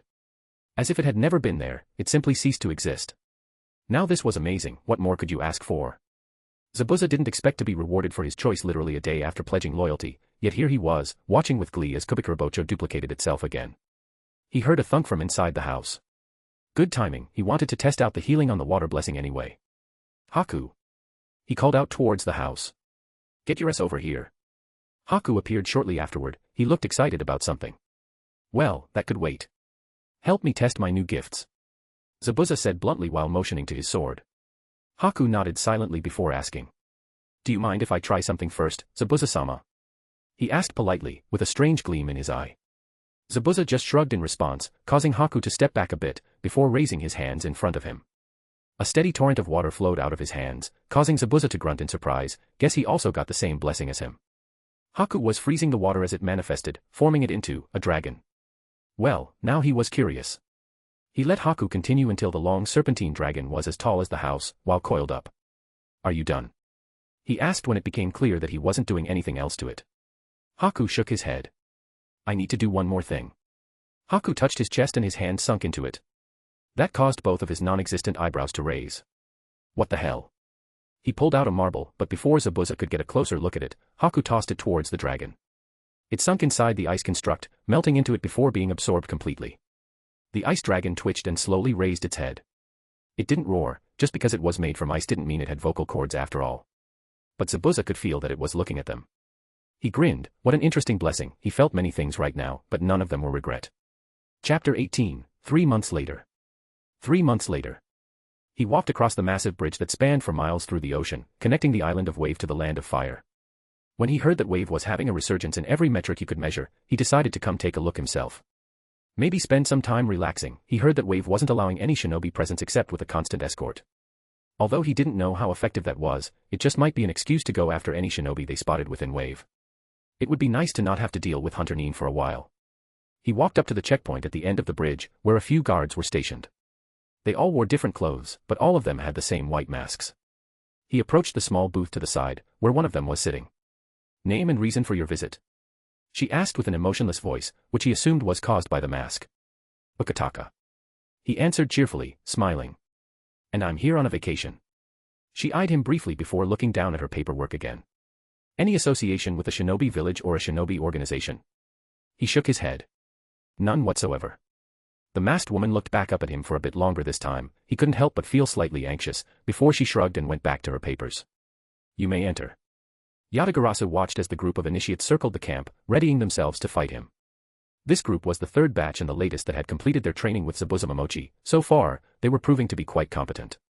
The intelligence wing had been alerted that a suspicious number of people went missing in this area and adjacent islands. The Crow clan had been sent to scout out the situation.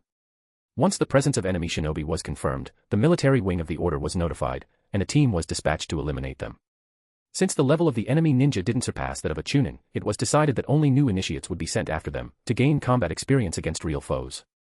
Yatagarasu was chosen to act as a hidden safety net. If the enemy proved too much for the initiates, he would intervene. They were doing well so far, showing good teamwork and strategy.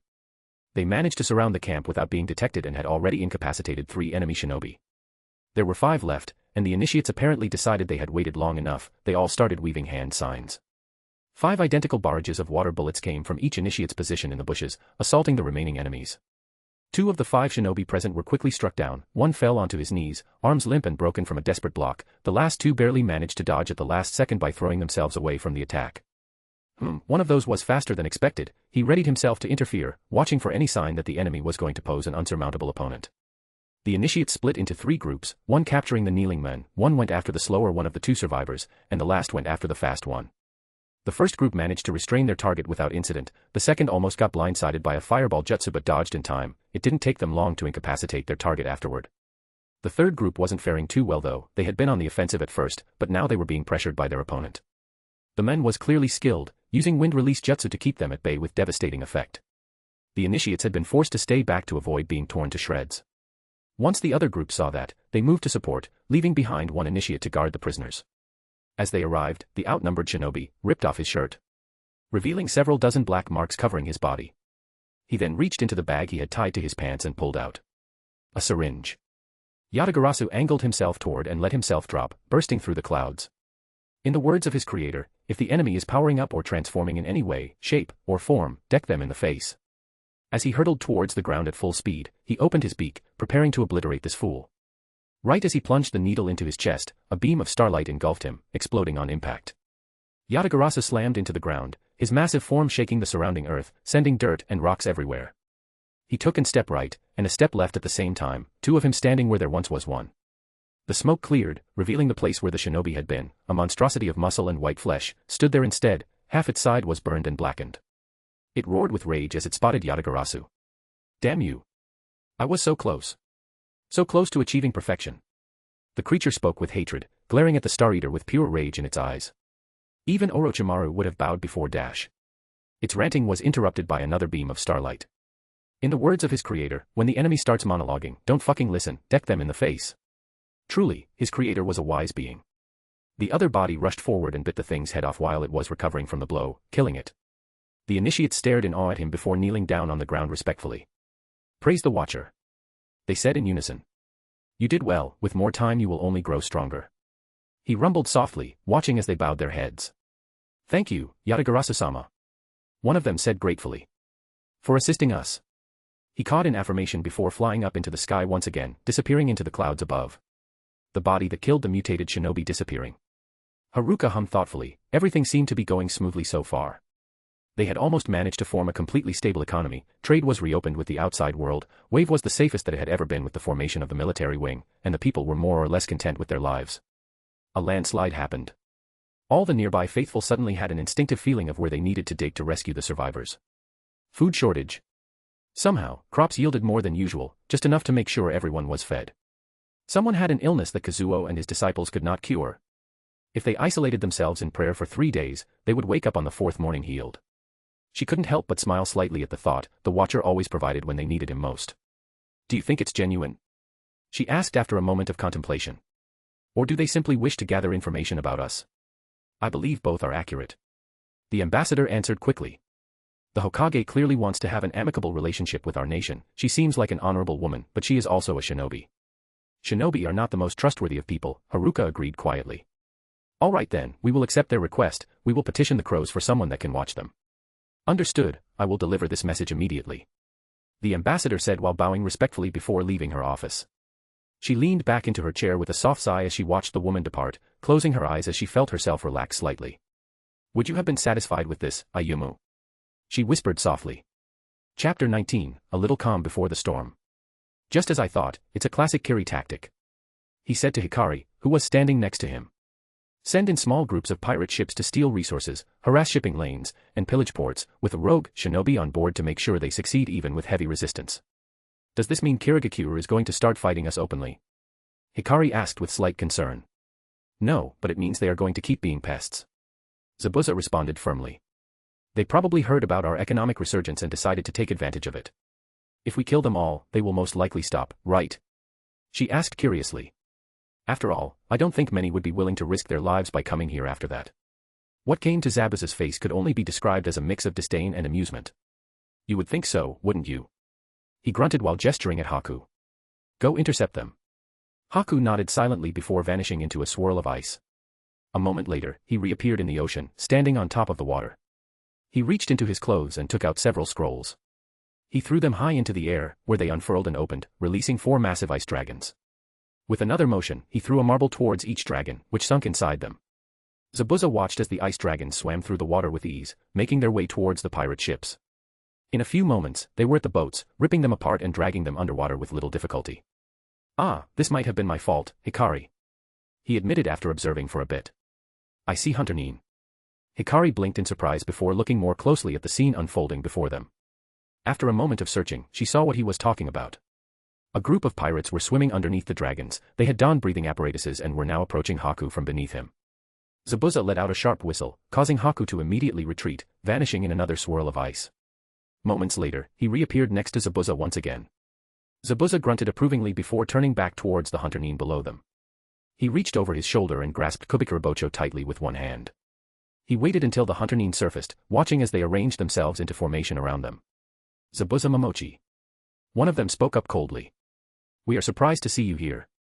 The demon of the hidden mist simply raised his giant blade threateningly in response. Kill them. He commanded Haku, who nodded silently again before disappearing once more, reappearing above the group of Kirinin. Zabuza didn't waste any time either, rushing forward and swinging his sword down with tremendous force, cutting through the first Hunter Nin easily enough. Really? Did they run out of competent Hunter Nin? This guy barely reacted. Another man tried to stab him from behind with a kunai, but he simply manifested his scales on his back, causing the blade to slide off harmlessly. He spun around swiftly, kicking out at his attacker's knee, shattering it completely. As the men crumpled to the ground screaming in pain, Zabuza brought Kubikurabocho crashing down upon him. As he pulled his sword free from the corpse, he glanced over towards where Haku was fighting 3 Kirinin, all of them trapped in a dome made out of ice mirrors. Suddenly, a water dragon appeared, smashing into him and slamming him against the ground. Zabuza grunted in annoyance as he felt several of his ribs break from the impact. He got up quickly, though, glaring angrily at the Kirinin that had ambushed him. "Look who got too confident," the men said mockingly. "I was not expecting you, of all people, to fall for a simple genjutsu demon." Zabuza didn't reply immediately, instead simply getting up and sheathing Kubikurabocho on his back, causing the hunter-nin to narrow his eyes in suspicion. "Did you give up?" the Kirinin asked arrogantly. "Giving into despair after being struck by my technique? Stop fucking around, Hikari."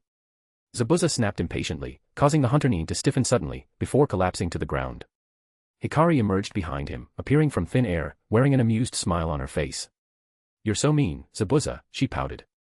"I was doing my best, but his spirit was stronger than expected." The hunter-nin got up, movements jerky, and clearly out of his control, staring at them with empty eyes. Zabuza turned to look at Haku, who had just finished dispatching his 3 opponents. He dispelled the dome and came over to join them. "All of them still alive, I assume?" Hikari asked cheerfully. Haku nodded silently in confirmation. "Good." She grinned brightly before turning towards Zabuza. "Chop chop, Zabuza, all these fools won't interrogate themselves. I have a report for you, leader," Sasori said respectfully. He had recently heard some interesting news. "Oh. Please tell me." Pain responded, his voice distorted by the technique that relayed it. "One of my spies reported seeing the Jinchuriki of the Rokubi entering the Land of Fire, heading towards Wave." Sasori explained carefully. "I thought you would like to know this. The Rokubi was currently uncontrolled by any of the great villages, its Jinchuriki last seen traveling as a nomad throughout the Land of Water. This was an opportunity, capturing the Jinchuriki would be easier if they were away from the great villages." "I see." Pain replied after a moment of silence. Haydn did express a desire to go to Wave. Sasori knew that Pain was being generous. Haydn probably ranted for hours about how he would love to slaughter every last member of the Church of the Watcher. He was not a subtle man. "Thank you for informing me, Sasori," Pain said sincerely. Sasori nodded respectfully before taking his, cutting off the connection.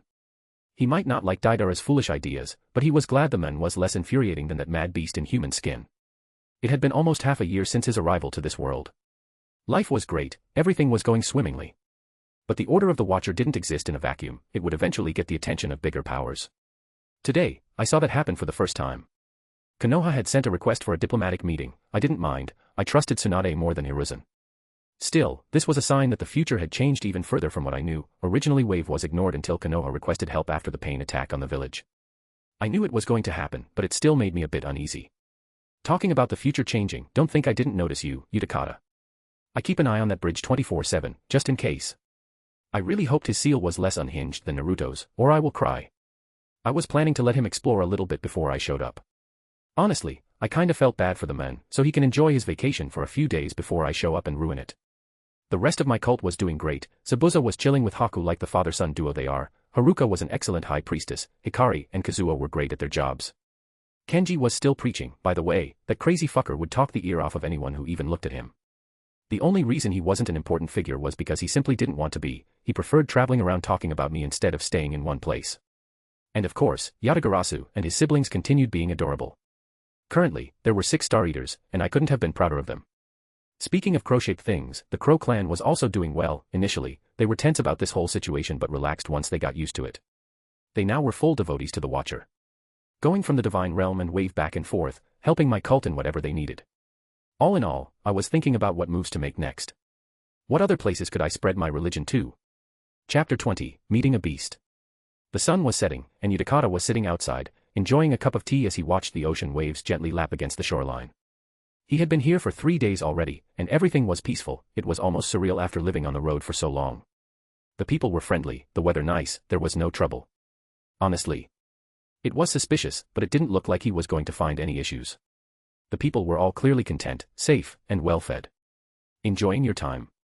a voice said behind him, startling him into spilling his tea everywhere. Utakata quickly turned around while drawing his pipe, only to pause. A young man in simple clothes, covered in burn scars, was staring at him with a curious look on his face. How did he sneak up on him? Why did his eyes have golden rings? Utakata wasn't sure what to make of this person. He seemed harmless enough, but something about him made Utakata uneasy. "I am sorry for scaring you." He apologized sincerely. "That was not my intention." "It's all right." Utakata sighed as he put away his weapon again. I am enjoying my time here, Wave is lovely. Indeed. The men nodded in agreement. I love this place dearly. The two of them sat there quietly for a few minutes before the man spoke once more. My name is Ayumu, by the way. He introduced himself politely. He didn't seem bothered at all by Utakata not introducing himself back. Are you new to Wave? The Jinchuriki asked with suspicion. No. Ayumu shook his head slightly. But, would you kindly answer a question for me? Utakata looked at him warily before nodding slowly. What could go wrong? This guy looked weak and defenseless. Go ahead. Since when are Jinchuriki so relaxed? Ayumu asked suddenly, causing Utakata to freeze in place for a split second before exploding into action. He pulled out his pipe and dipped it into his soap solution bottle and blew into it. Ayumu looked at him with curiosity. Are you, all right? He surged his chakra, funneling into his pipe. He blew again, nothing happened. What are you doing? Ayumu asked patiently. With growing desperation, he blew harder. Nothing came out, no bubbles, just air. You're supposed to suck on a pipe, not blow into it, Ayumu said casually. I think you should calm down. Utakata didn't listen, instead deciding to do something he should have done the moment he laid eyes on the men. Run the fuck away. He turned around and bolted, but before he could even take a step, Ayumu's arm wrapped itself around his shoulder. Hey, hey. Where are you going? Ayumu said, now standing next to him. In a panic, Utakata drew on his tailed beast's chakra. He, for once, welcomed the acidic feeling of the chakra flowing through his pathways. Oh, that's how it works, now that's much more reasonable than whatever the fuck the Uzumaki came up with. As the chakra flowed into him, he elbowed Ayumu in the ribs. But the impact was muted, sinking into the man's flesh, he did not even react to it. Let's go have a chat, shall we? The scarred man said, as the world faded into darkness. Could I have done that in a more DP-efficient manner? Yup. Was it funny? Absolutely. I stared down at my body, made of stars and darkness, just like my real body, except human-sized. These mindscapes are amazing, there was so much potential for dickery. You're not dead. I informed the unresponsive form of Utakata. I know this looks like hell, but you are, in fact, not dead. He blinked owlishly at me, which was fair. I too would be confused if I suddenly appeared inside an acid ocean with a whatever the fuck I was talking to me. Is this some sort of genjutsu? He asked after a while, apparently coming back to his senses. Nope, genjutsu, or any of that. I replied. What you see around you is a mixture of your seal and mind. The man's eyes widened slightly, but he remained quiet. So. I need to go have a chat with a certain slug beast, you can stay here or come with, I don't care either way. I said, making my way towards the water. He seemed nervous. Wonder why. I'll stay here. All right then. With that, I started walking in the direction the acid was flowing from. Eventually, I reached a giant cage made from black bones, it looked like a ribcage honestly. The tailed beast inside the cage was looking at me with an intense stare, well, as intensely as possible with its little eye stalk things. I stared back. It was honestly kinda cute. What are you?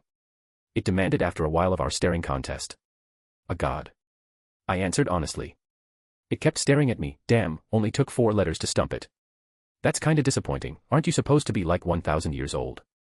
No, you're not. Yes I am. I countered immediately. Don't be rude. I added for good measure. It growled at me. Adorable. What do you want, human? Not human, I corrected it absently. Some dumb fuck is trying to resurrect Kaguya, and has a pretty good chance. I said frankly. I would like to prevent this. Impossible, it muttered.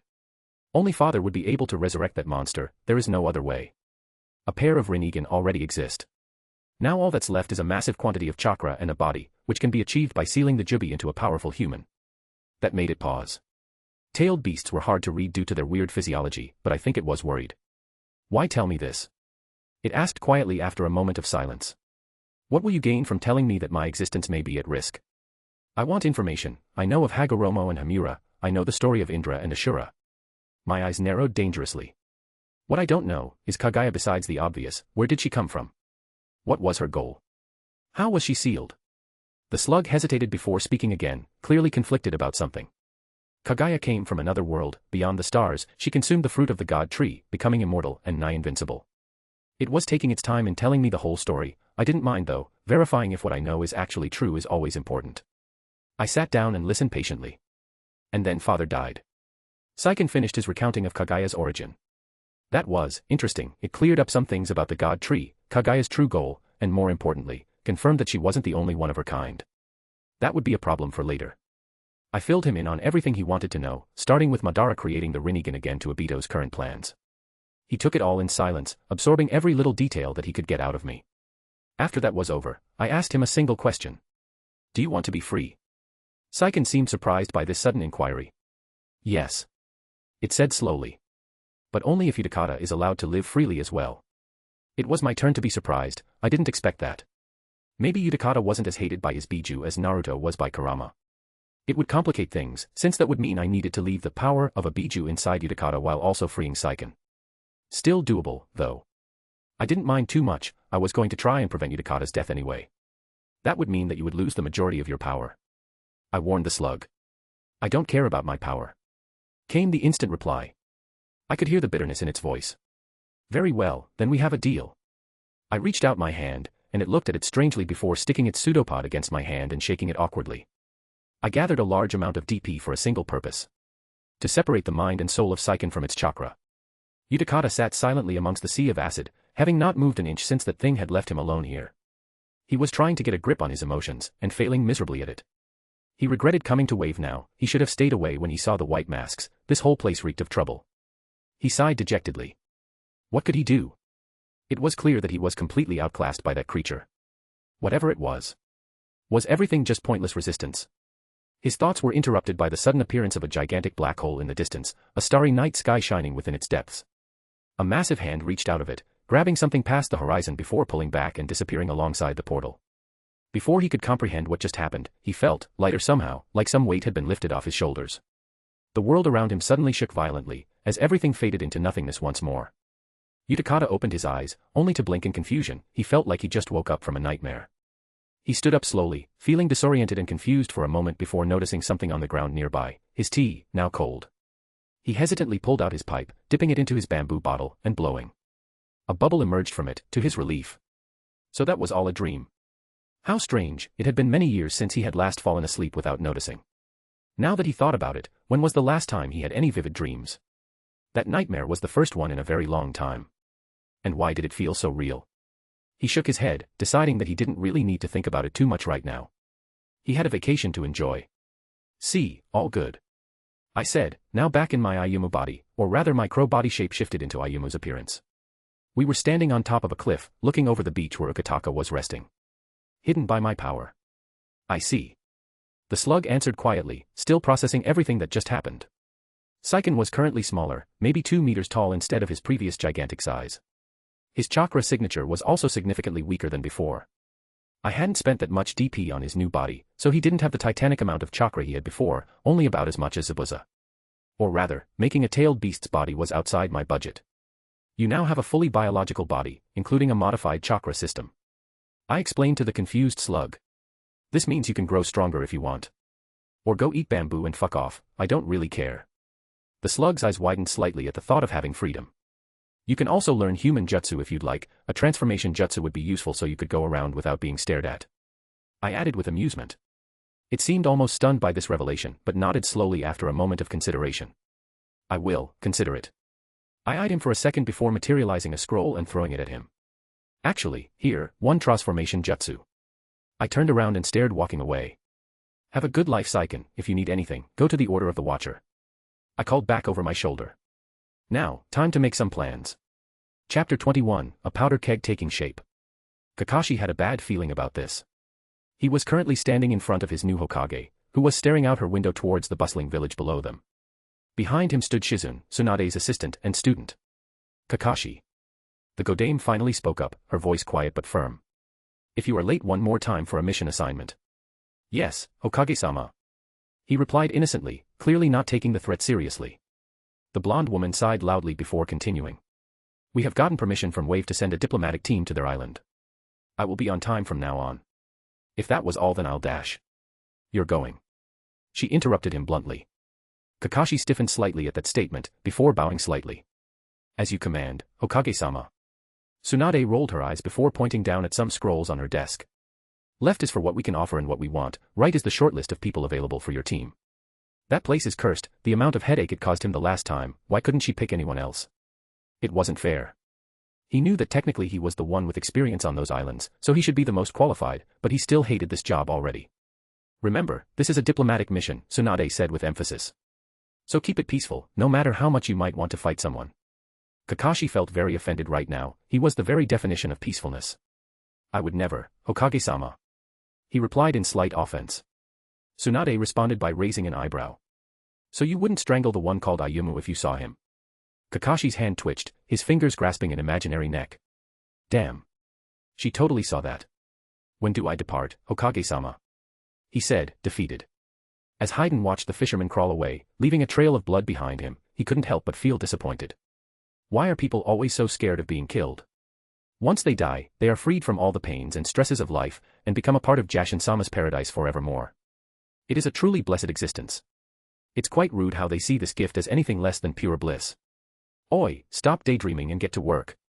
A voice said, snapping Haiden out of his thoughts. He turned around angrily, only to see Kakuzu glaring down at him impatiently. Oh shut up, moneybags, Haiden retorted irritably. What are we even doing here anyway? We should just go to that fucking bridge and slaughter everyone there. Kakuzu gave him yet another annoyed look, clearly unimpressed by Haiden's attitude. Leader explained this to us already. He had. Oh, was it when he was busy fantasizing about killing? We should only take the Jinchuriki if they are isolated and alone. The bridge will draw attention, and leader wants us to stay hidden, so we steal a boat. Haiden groaned loudly in frustration. Why did everything have to be so complicated? He started drawing a circle on the ground. Kakuzu sighed in exasperation before turning away from him. Just hurry up already, we need to leave before someone finds us.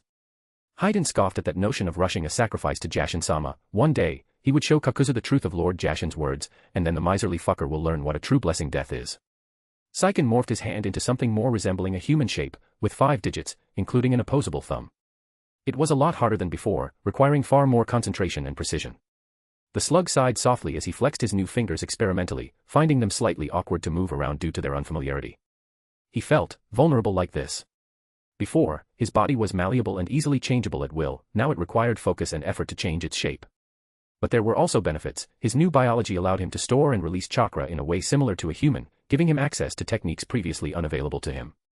That was the whole reason he had morphed his fingers, after all, so he could practice hand signs. His new hand finished shifting into a tiger seal, a rush of power surged through his body as his chakra flowed through it freely. It felt different from what he was used to, but it worked. Saiken was covered in smoke for a moment before it cleared out, revealing his transformation. It was a human boy, short in stature with off-white hair, wearing simple brown clothes, and possessing no features of note beyond a small scar on one cheek. Saiken didn't feel too comfortable in this form, but he would get used to it eventually. He needed to blend in with humans if he wanted to avoid being hunted down. He started making his way towards Wave's capital, avoiding any travelers or people along the way. He was still nervous about interacting with humans. But the being that claimed to be a god did free him, and it did not hurt Utakata, so perhaps he could at least show some faith in it. So, Kaguya was not an irredeemably evil villain, she was just kinda crazy. That was, both good and bad news, good because she could be reasoned with, bad because of why she did all she did in the first place. Her species were parasites that drained chakra from planets. She betrayed them for some reason, Saiken didn't know why, only that she abandoned her old ways and instead protected Earth. Unfortunately, she was still insane, she thought draining humanity of its chakra was her right. She saw humans as parasites that stole chakra from her. Ironic. It also revealed another problem. Kaguya was already free, well, free in the sense that she wasn't sealed away. The body of the Jubi was Kaguya's true body, she had merged with the god tree and become one with it. This meant that she was literally on Earth right now, the only thing missing was the tailed beast chakra. Well, it didn't change much in my planning, really. Keep growing stronger and expand my religion anywhere I could. I already had a place in mind. He was currently kneeling in front of the High Priestess, who was standing in front of his squad. You all have shown great dedication to the Watcher, Haruka spoke softly. And your devotion has been recognized, you will be rewarded appropriately. Today, you shall receive a blessing from the Watcher. Haruka continued as a black portal opened behind her. Yumazuki swallowed nervously as a massive form stepped out of the rift. He had seen the Star Eaters before, but this one was bigger than any other he had ever seen. It was nearly 5 meters tall.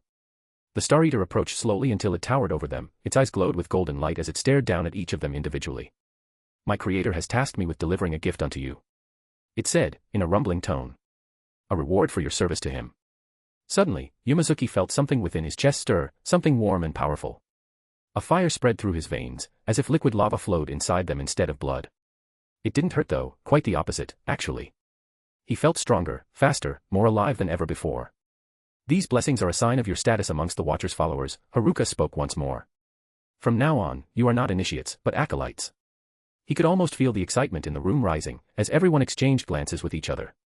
Of course, power comes with responsibility. And as such, you will have 2 days to get used to your blessings. Haruka continued. Afterward, you shall be dispatched on a mission. With that, the Star Eater stepped forward once again. In 2 days' time, you will escort me, Amikiri, to the land of demons, where we will establish a presence there, the divine beast said. It will be our first foothold outside Wave, so failure is not an option. Yumazuki bowed deeper, determination filling him. Failure was not an option, indeed. Praise the Watcher. Chapter 22, A Sacrifice Worthy of Jashin. Haiden was so bored. When the fuck are they going to capture that Jinchuriki? They arrived in Wave almost 2 days ago, and now he was just sitting around on the shitty beach waiting for Kakuzu to find the Jinchuriki.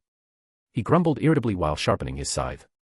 If they didn't do something soon, he was going to take a little trip to the nearest village and kill everyone there. He was interrupted from his fantasies of slaughter when Kakuzu walked up behind him. I found him. Finally. He got up quickly and turned towards Kakuzu. Well. Where is the little shit? Close by. The miser answered, already walking back into the forest. Haiden followed eagerly behind him, his anger replaced with excitement. They would eventually arrive at a small cliff overlooking the ocean, where there was a cave in the wall. Within, they could see a few beds, a fire pit, and a small group of people hanging out together. Watchers, they pretend to be fishermen, but they are clearly sentries. Kakuzu said after pointing towards one man who was on watch. Haiden wasn't listening, he should sacrifice the people in the cave. Those people in the cave.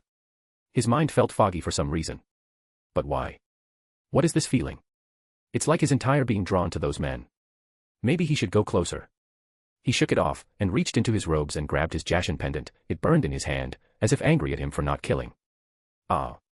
Of course. Lord Jashin always rewarded his faithful. The hunger he felt was probably a boon from Jashin-sama himself. He wasn't under some genjutsu or compulsion, Lord Jashin was simply showing him a bounty of sacrifices to slaughter. Lord Jashin. He muttered quietly. You truly are a merciful god. Kakuzu looked at him with concern, but Haiden didn't pay attention to him, instead staring hungrily at the men below them. He slowly started walking towards the cliff edge. Haiden. What are you doing? Kakuzu asked suspiciously. I have a hunger that needs to be sated, miser. He replied cheerfully. What the fuck are you dash? Before Kakuzu could finish, Haiden leaped forward from their hiding place, his scythe already drawn. Jashin-sama. Haiden screamed out as he descended upon them from above. He brought his scythe down hard on one of the sentries, splitting him clean in half and spraying blood everywhere. The other watchers were startled by the sudden appearance of the immortal maniac, but swiftly moved into position regardless. One started weaving hand signs rapidly as the other drew a sword and charged at Haiden with murderous intent. The sword wielder thrusted his odachi forward, aiming to stab the heart. A good tactic against any normal human opponent. Unfortunately for him, Haiden wasn't exactly a normal human anymore. Haiden laughed gleefully, ignoring the blade piercing his chest completely. He swung his scythe upwards, slicing off his attacker's arm before kicking him away violently. The ninja with the hand signs finished his jutsu as Haiden turned towards him, a stream of water striking him dead on. The zombie was unimpressed, tanking the water bullet even as it broke his bones. He staggered slightly but didn't fall over or show any sign of pain. Is that all? He asked mockingly before suddenly speeding up and grabbing hold of the water user's head in one fluid motion. Jashin-sama be praised. Haiden shouted triumphantly, smashing the poor soul's skull against a nearby rock. With both of his opponents incapacitated, Haiden turned back to where he had left the men who tried to stab him earlier. He found him trying to crawl away, leaving a trail of blood from his stump behind. You. Do you not understand the blessing I bring? Haiden yelled out angrily. You should feel honored to give your life to Jashin-sama. The maimed watcher frantically tried to get away, only to be grabbed by the leg and dragged back. Haiden cut his own wrist on the scythe blade, drawing a circle of blood around the injured man. He was going to savor this sacrifice. Now then. I shall honor your sacrifice with the greatest gift of all. He grinned, eyes wide and crazed. Eternal life. I was planning my expansion to the more remote regions of the elemental nations when I felt it, a sharp tug on the metaphysical tether that connected me to my followers. Someone had died, they were an initiate in the military wing, from the second batch of recruits. But why did I not receive their soul? My attention snapped towards where they died, a chunk of DP disappearing as I remotely viewed the scene. A cave near the ocean, with 2 initiates inside it. Both of them within a circle of blood, one unconscious from a massive head wound, and another missing an arm, who was also in the process of bleeding out. Standing above him was a man covered in black skin and white lines, with a massive scythe. Yeah, no. Instantly, I tried using a good amount of DP to teleport the two wounded men into Kazuo's care. Nothing happened, all the DP used for that vanished uselessly, being absorbed into the circles painted in blood. Well, isn't this just great? Someone is trying to steal my followers from me. Not cool, dude, not cool. I cursed silently, another chunk of DP disappearing as 5 rifts appeared on the cave's ceiling. 5 Star Eaters fell out of them, landing around the men in a circle. Yatagarasu was leading them. The immortal zombie looked at them curiously. He didn't seem worried at all, probably because he literally can't die. What the fuck are you supposed to be? He asked gruffly, readying his scythe. Angry pigeons. Don't physically hurt him, any damage done will be reflected to the initiates. I ordered mentally, this fucker was going to regret ever touching my followers. Haydn was looking at the 5 massive fucking crows warily. He had never seen anything like them before.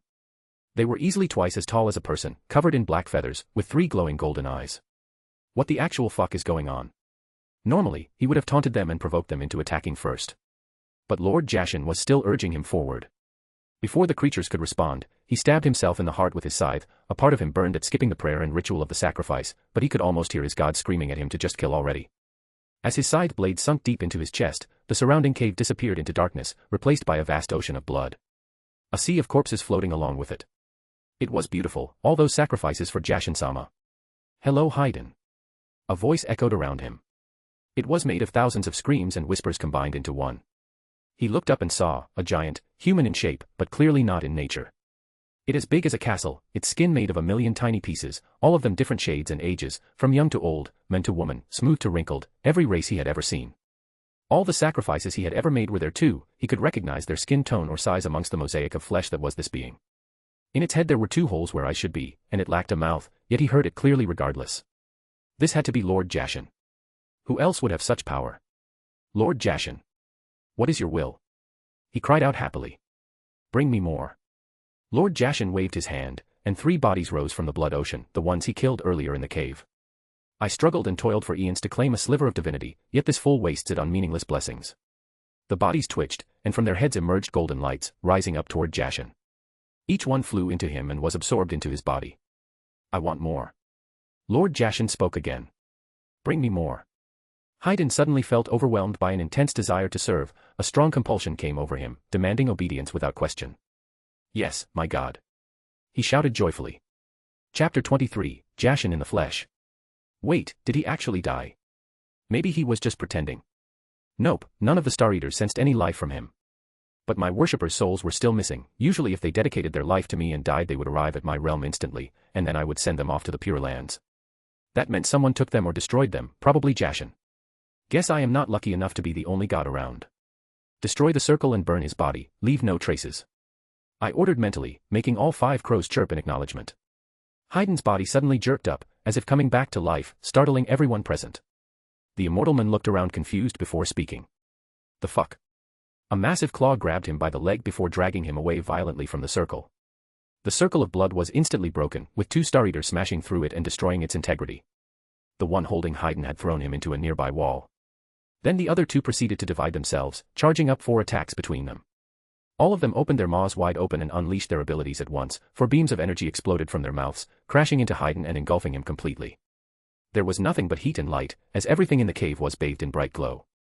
When it finally subsided, there was only a charred skeleton left behind. But I knew the truth, Haydn didn't die. I could feel the divinity swirling around him.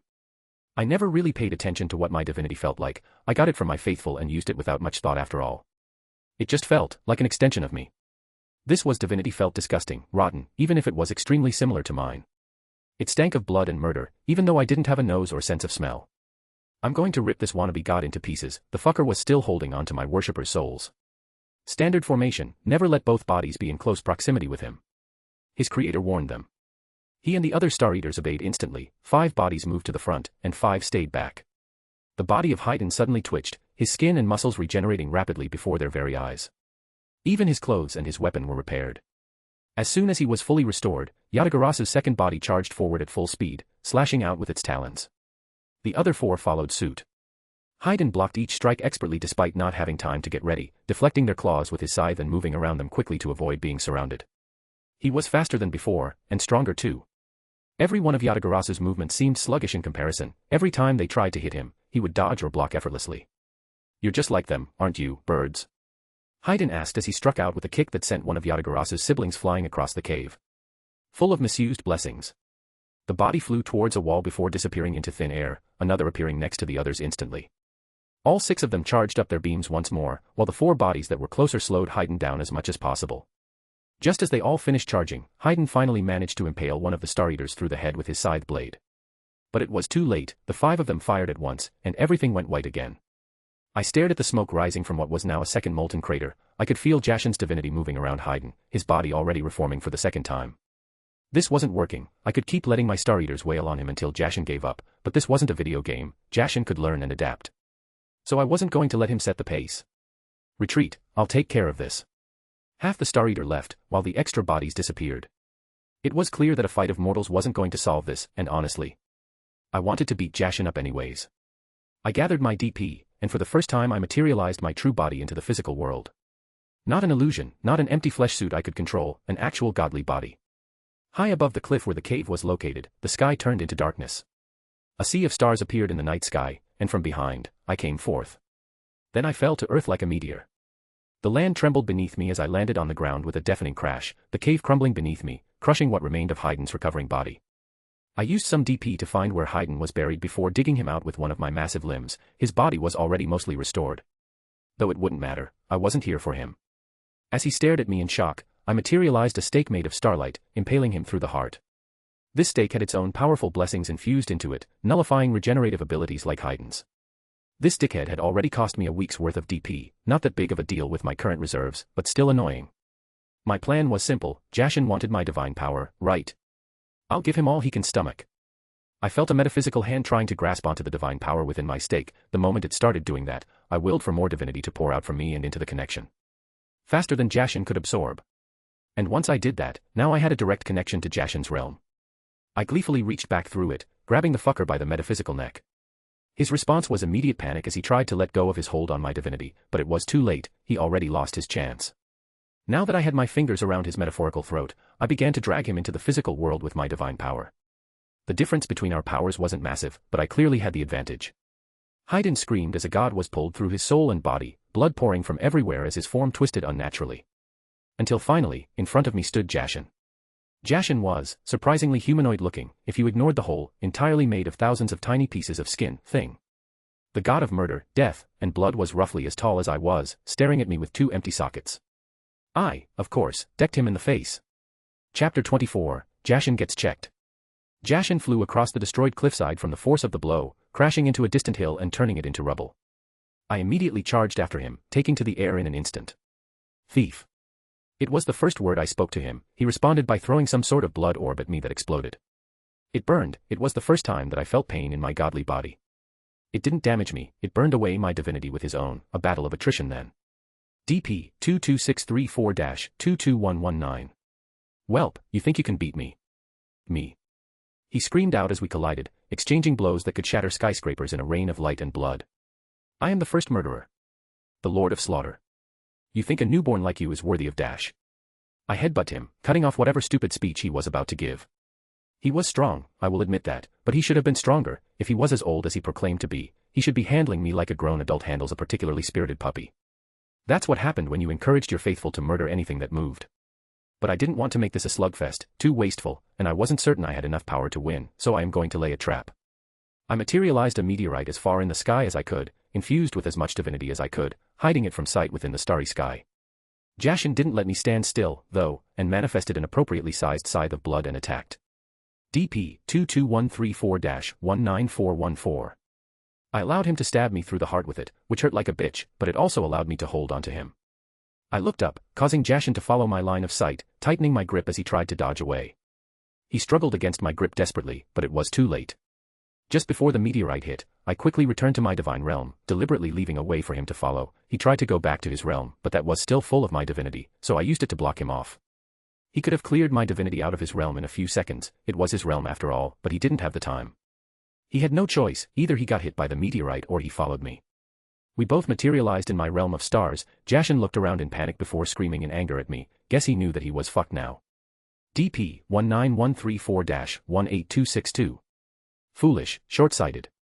Perish knowing you are unmourned and unloved. I declared, manifesting chains around him. Jashin thrashed against the bindings wildly, tearing some apart. But I just kept making more and more until he couldn't move anymore. DP 18262-12943. Then I manifested a star around him, strong enough to erase him. He burned away slowly, each layer of skin melting into the next. He desperately tried to escape, but I didn't let him. Any attempt to return to the mortal world was blocked, any attempt to go back to his realm was denied, any broken chain was replaced by 2 more. DP 12943-4212. Until eventually, after minutes of screaming, there was nothing left. Jashin was dead. Suck it fucker, who's a newborn now? His divinity melted away into nothingness, my own increasing just slightly from his stolen blessings. Now, then, to clean up countless years of sacrificed souls. I used my divinity still left inside his realm to let all the trapped souls pass on. Countless lost souls washed through me, more than I thought possible. Even if Jashin wasn't that active, there was always at least one insane follower, but this went beyond that. I let thousands upon thousands of souls pass through the Pure Lands, guiding them to their rest. I fixed them as much as possible before sending them to join the others in the Pure Lands. They deserved a peaceful rest for being my worshippers. Honestly, how hard is it to not be an awful god? Kakuzu tiredly rode towards the land of fire. After Haiden rushed into the cave screaming about Jashin's will or something, he had quickly made himself scarce. There was no way he was getting involved in whatever mess his partner started. So he decided to go after the Jinchuriki by himself. Since Haiden was bound to cause a ruckus, might as well use that as a distraction to capture the Jinchuriki. The fight was a mess. Kakuzu was arrogant, and though he thought he could just handle the situation, the damn slug managed to destroy 2 of his hearts. He got a lucky break when the giant star person dropped from the sky, that distracted the Jinchuriki for long enough that he was able to use a combination of lightning and water release to trap him inside an electrified whirlpool. That evened the fight, but it quickly turned into a stalemate. He expected Jinchuriki to be strong and fast, not this. It was like fighting a machi monster from hell. It kept stretching and shooting acid at him. Just as he was about to run away, a giant meteor crashed down from the sky, destroying his water and lightning hearts in the process. When he emerged from his hole in the ground on the edge of the crater, he found the Jinchuriki unconscious, apparently having been hit by the meteor as well. Well, that was fortunate for him. So here he was now, rowing with a sack full of Jinchuriki, and all his hearts but earth gone. Honestly, fuck Wave. Kakashi frowned under his mask. They had arrived in Wave yesterday, but things quickly became confusing. It seemed that there was a battle between the Order of the Watcher and some unknown assailants, which ended in a small earthquake. His meeting with the High Priestess was delayed due to said chaos, and when he met her, well, I'm not sure what you are talking about. He denied instantly. I came here to talk about diplomacy, not whatever you accuse me of. The woman raised an eyebrow. Then leave. Wave has no interest in playing dishonest games. We know you were the one spying on us. Zabuza fought you himself. There was only so much he could do to deny it. If he tried too hard, then he would be caught lying again. Zabuza is a notorious criminal wanted in many countries, Kakashi said carefully. He should have guessed this meeting would go sideways. It was my duty at the time to investigate him. Do you make a habit of hunting criminals in foreign nations without giving them a warning? The High Priestess asked skeptically. Wave did not have a government at the time. He argued back.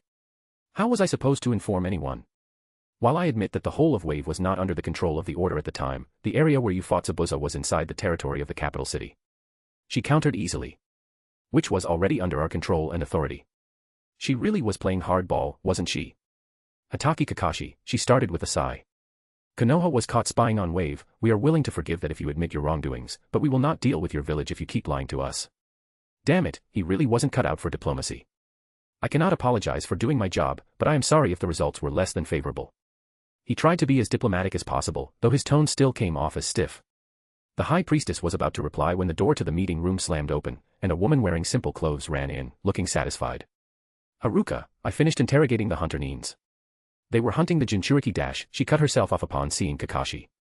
Oh. I didn't know you had guests. Kakashi stared at her for a long moment, his mind processing what she said.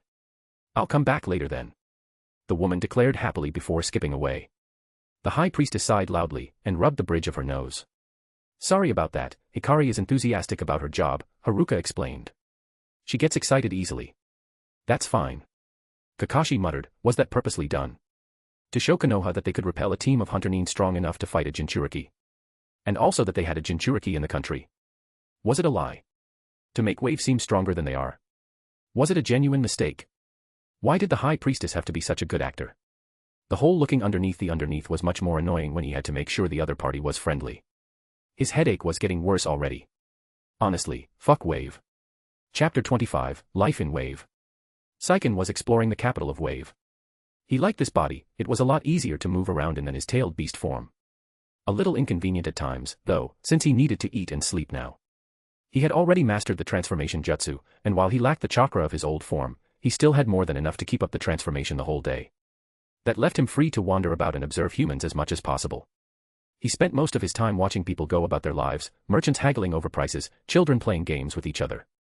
It reminded him of life when father was still alive, before the sage separated them. Back then, he would sometimes sit atop the roofs of buildings and watch over father's family from above.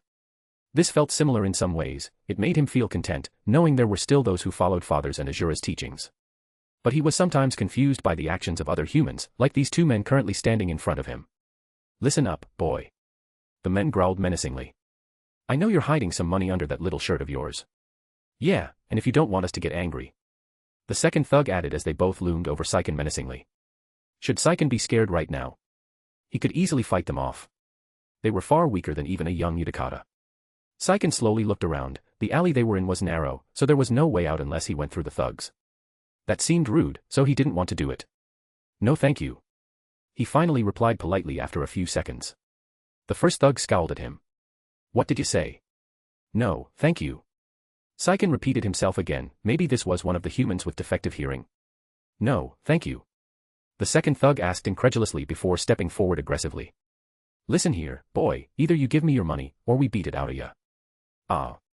Now Saiken understood, these men were. Robbers was what they were called. They wanted his money so they could buy things. Well, he didn't have any money. When he needed food, he just went to the Watcher's shrine and asked for some. I do not possess currency. He replied truthfully, before brightening up. I know where you can acquire some, though.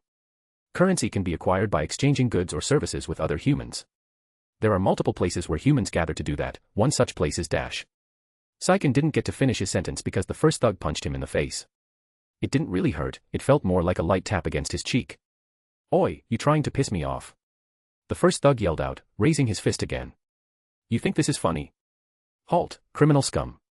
A voice yelled out from above them, everyone looked up to see a crow. It was twice as big as a normal crow, the only notable thing about it was that it wore a black scarf with golden stars on it. Men of ill deeds, behold your reckoning, my vengeance is now upon you. The crow squawked loudly as it jumped off its perch and landed between Saiken and the thugs.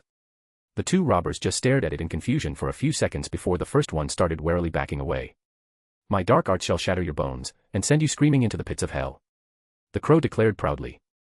I'm getting the fuck out of here. The second thug spoke up nervously, running out of the alleyway without looking back.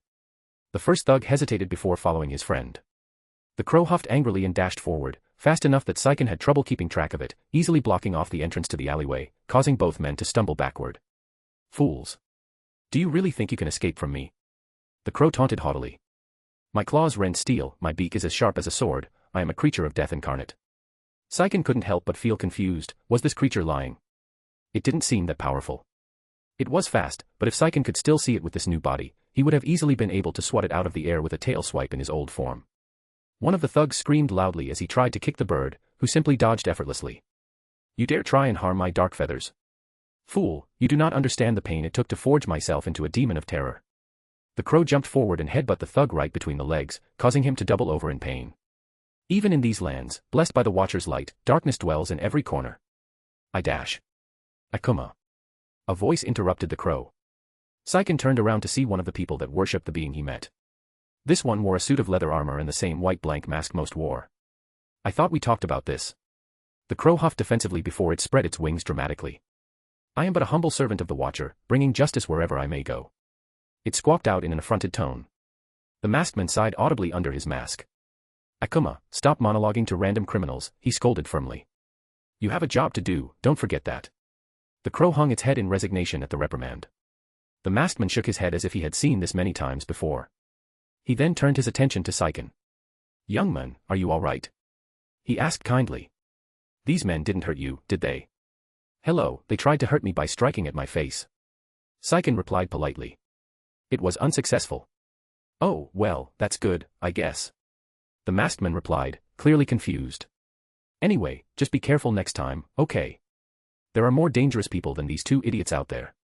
Saiken nodded agreeably, and the maskman walked over to grab the two thugs, one tried to struggle but was quickly restrained.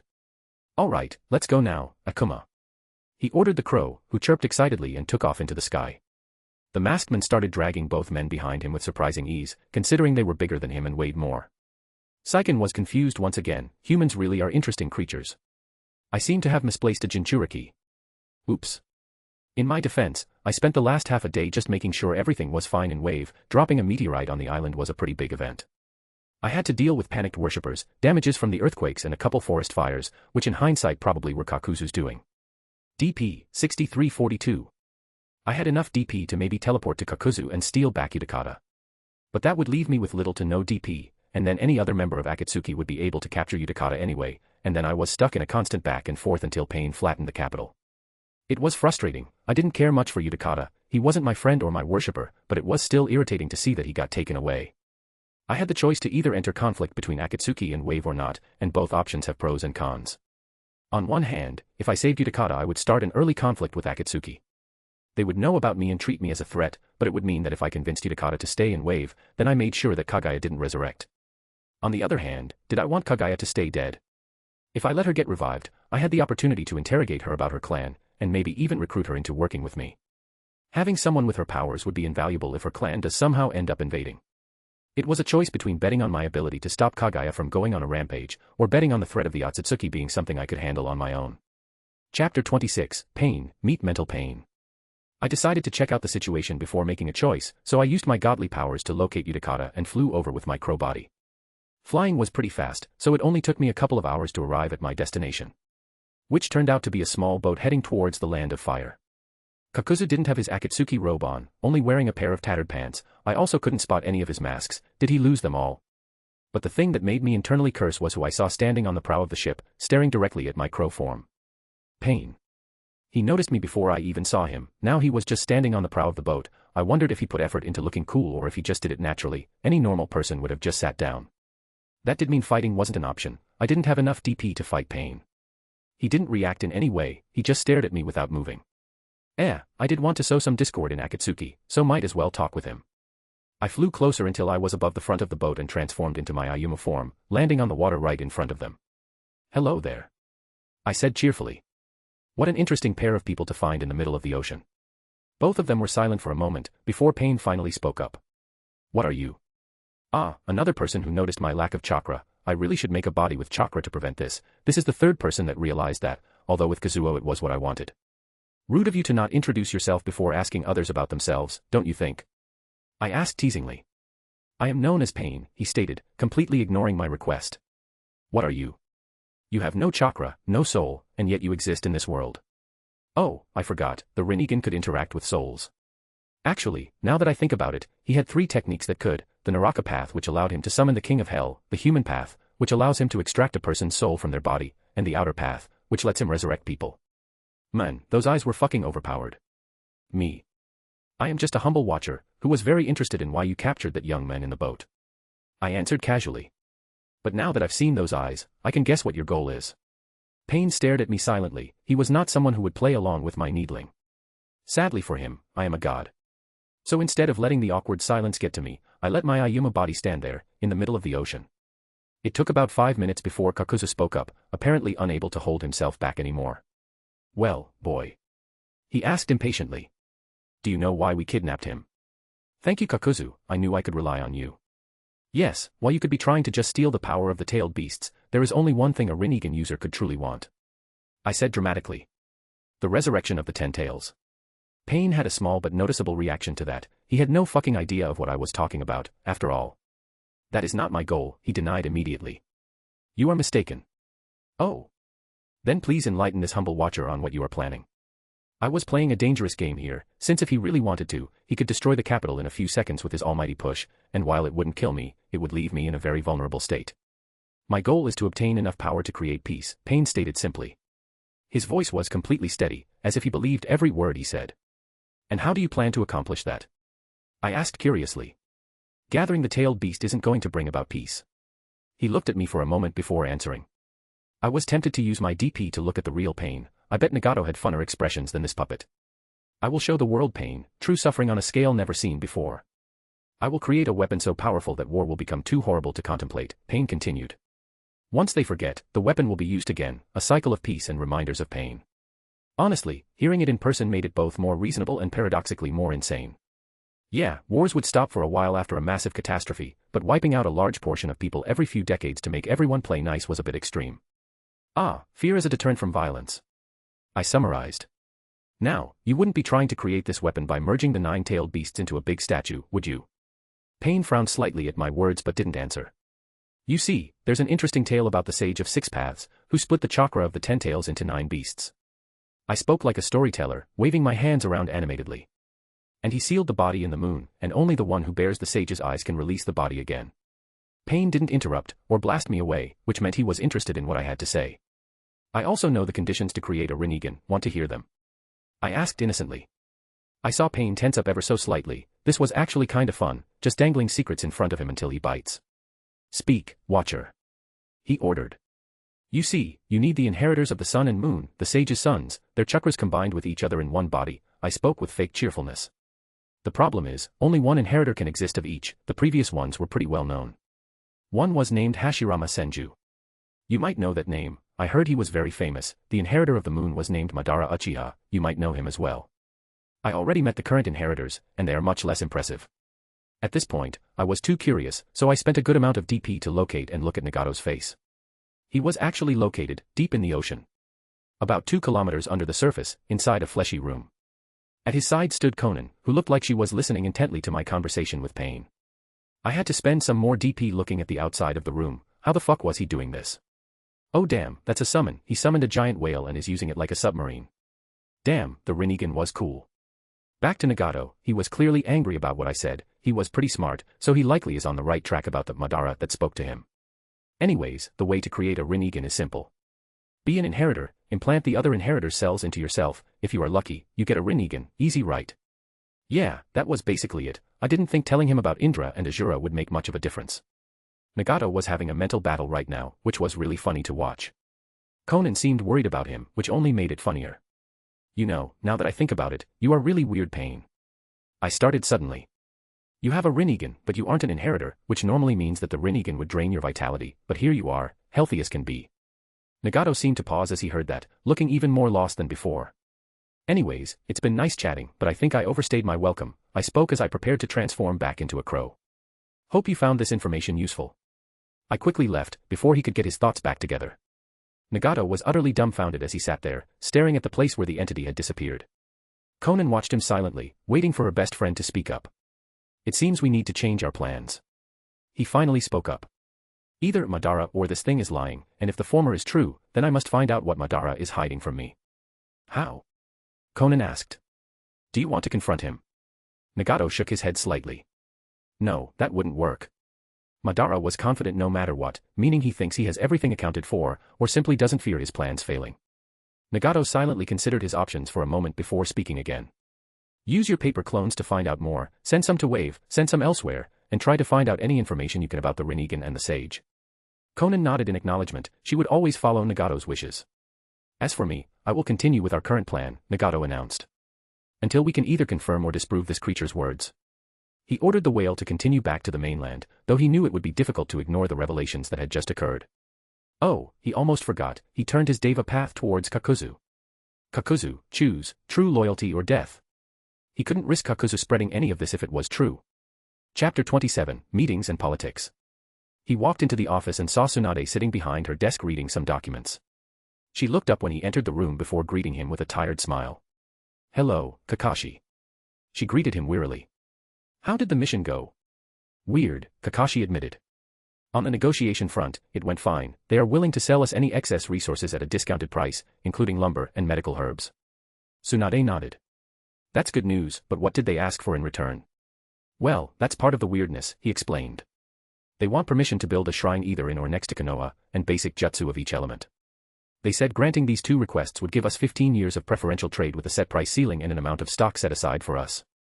Tsunade frowned thoughtfully. Kakashi understood why she was confused. It was a deal that economically favored Konoha a great deal. But at the same time, they were asking for unusual things. Asking for jutsu was extremely uncommon in diplomacy, especially if they weren't a hidden village. The request for a shrine was even more so. Even though it wasn't unheard of, it was almost always reserved for countries, not hidden villages. And by specifying that the shrine didn't need to be inside the village itself, showed that they knew how sensitive their request was. What about their military strength? Tsunade finally asked after a few moments. That's also part of the weirdness, Kakashi admitted. For starters, I didn't press my luck, so all I gathered was from the mouth of the officials I dealt with or the civilians I overheard. Understandable. Tsunade said. She gestured for him to continue. Well, apparently they have the cooperation of a summon clan, crows to be specific. They were used for message delivering and security. He explained.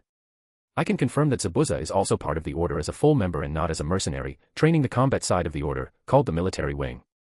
Tsunade raised an eyebrow. That was a good amount of information for someone that didn't press their luck. They also claimed to have captured several Hunter-nin squads targeting a Jinchuriki within Wave.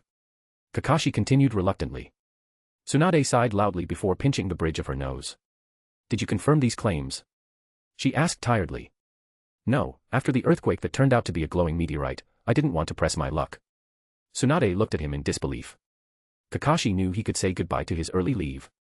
Start from the beginning, be as detailed as possible. There it was, Tsunade transformed from a worn-out woman into her serious Kage mode. The travel to Wave itself was uneventful. He began relaying his experience as honestly and precisely as possible, knowing any missing detail would lead to more questions and wasted time. 10 days later. Amikiri watched as Yamazuki nervously fiddled with his armor. He had grown more confident as the mission progressed. It took them 2 weeks to reach the land of demons, and in those 2 weeks all 4 acolytes showed progress. Growing more confident now that they were not under the comforting watch of the Watcher's gaze. But it seems there were still some areas where they needed work. Yamazuki. Amikiri spoke, interrupting the man's fiddling. Calm down, the priestess of this land is said to be reasonable, and a child. She has no reason to refuse your request. Amikiri was currently shapeshifted as a normal crow, resting on Yamazuki's shoulder, while they all waited in the antechamber of the temple where the priestess resided. The acolytes were here to ask for permission to establish shrines to the Watcher and recruit members for the order in this land. Amikiri was here to convert the priestess to the worship of the Watcher behind the stars. A large wooden door swung open, revealing a tall, slender woman dressed in pink robes. She bowed politely before speaking in a soft voice. Greetings travelers, I am Maki, attendant of Lady Cheyenne. Her eyes shifted towards Yamazuki, who quickly bowed back respectfully. My lady will see you now. The acolytes all stood up and followed Maki through the door into the inner sanctum of the temple. The room they entered had numerous torches along the walls that illuminated the darkness. In front of them was a throne-like chair with a young girl sitting on it. There were also a dozen guards lining the walls. Amikiri knew from the knowledge granted by his creator that this girl was Cheyenne, current priestess of the land of demons. Cheyenne looked a bit nervous herself, but she was still a child. Amikiri knew that humans were not as blessed as the Star Eaters when it came to mental maturity. You may present your case, strangers. The priestess spoke carefully, trying to sound more formal than she actually was. What brings you to my temple? We have come from the land of waves, Yamazuki replied cautiously. We wish for permission to build a few shrines for our faith and spread our teachings throughout this land. The priestess looked confused before whispering with Maki for a few moments. Why are they asking me? Amikiri heard her mutter to Maki under her breath. Shouldn't they be talking to the daimyo about this? He has final say about all this stuff. Cheyenne was correct, but she was here as an observer, so she let the acolytes handle it. I think he does, you should ask them. Maki whispered back to her lady. Cheyenne nodded, clearly unsure of what she should do. Why are you asking me for permission? Shouldn't you be talking to the daimyo about this? She asked confused, giving away her inexperience. Yamazuki bowed to the priestess respectfully before speaking again. Lady Cheyenne, while legally the daimyo does hold authority over what can be built in his country, you are the one who safeguards this country's spiritual beliefs, Yamazuki explained politely. Disapproval from you would be disastrous for us, so we wish to get your approval first before approaching him. Amikiri felt pride at watching how well Yamazuki was handling himself. His earlier nervousness had evaporated, and he was now standing tall. Oh! The priestess exclaimed in realization. I see. She regained her composure and took on a more serious expression. Very well then, she said with dignity. Tell me more about your faith, then. Lady Cheyenne, we come here as envoys of the Watcher behind the stars, who guides all of his faithful through the night, Yamazuki began. He watches over humanity from beyond the stars and nurtures them, so we may build a paradise upon this earth. Through sharing the wisdom of the Watcher, we hope to guide people into becoming better versions of themselves. To strive towards their full potential and live lives filled with happiness and peace. The Watcher has no demand of worship or sacrifice, all he wishes is for us to grow beyond what we are today. Yamazuki finished reverently. The priestess listened attentively as Yamazuki spoke passionately about his beliefs, clearly interested in what she heard. And what would these shrines be for? She asked curiously when Yamazuki finished. Would they be used purely for worship? They would serve as places of gathering, where people can congregate to learn more about the Watcher's teachings or seek guidance, Yamazuki clarified. We would also perform charity work. It was standard practice back in Wave to give out food to the hungry and medicine to the sick. Yamazuki then continued explaining some other basic things, like the training of initiates and the hierarchy of the order. The priestess seemed satisfied by his explanation and nodded slowly. I shall endorse your request for now, she said seriously. She then gestured for Maki to come closer. Maki will guide you to the daimyo. Good luck on your mission. The acolytes bowed to the priestess as one before following Maki out of the room.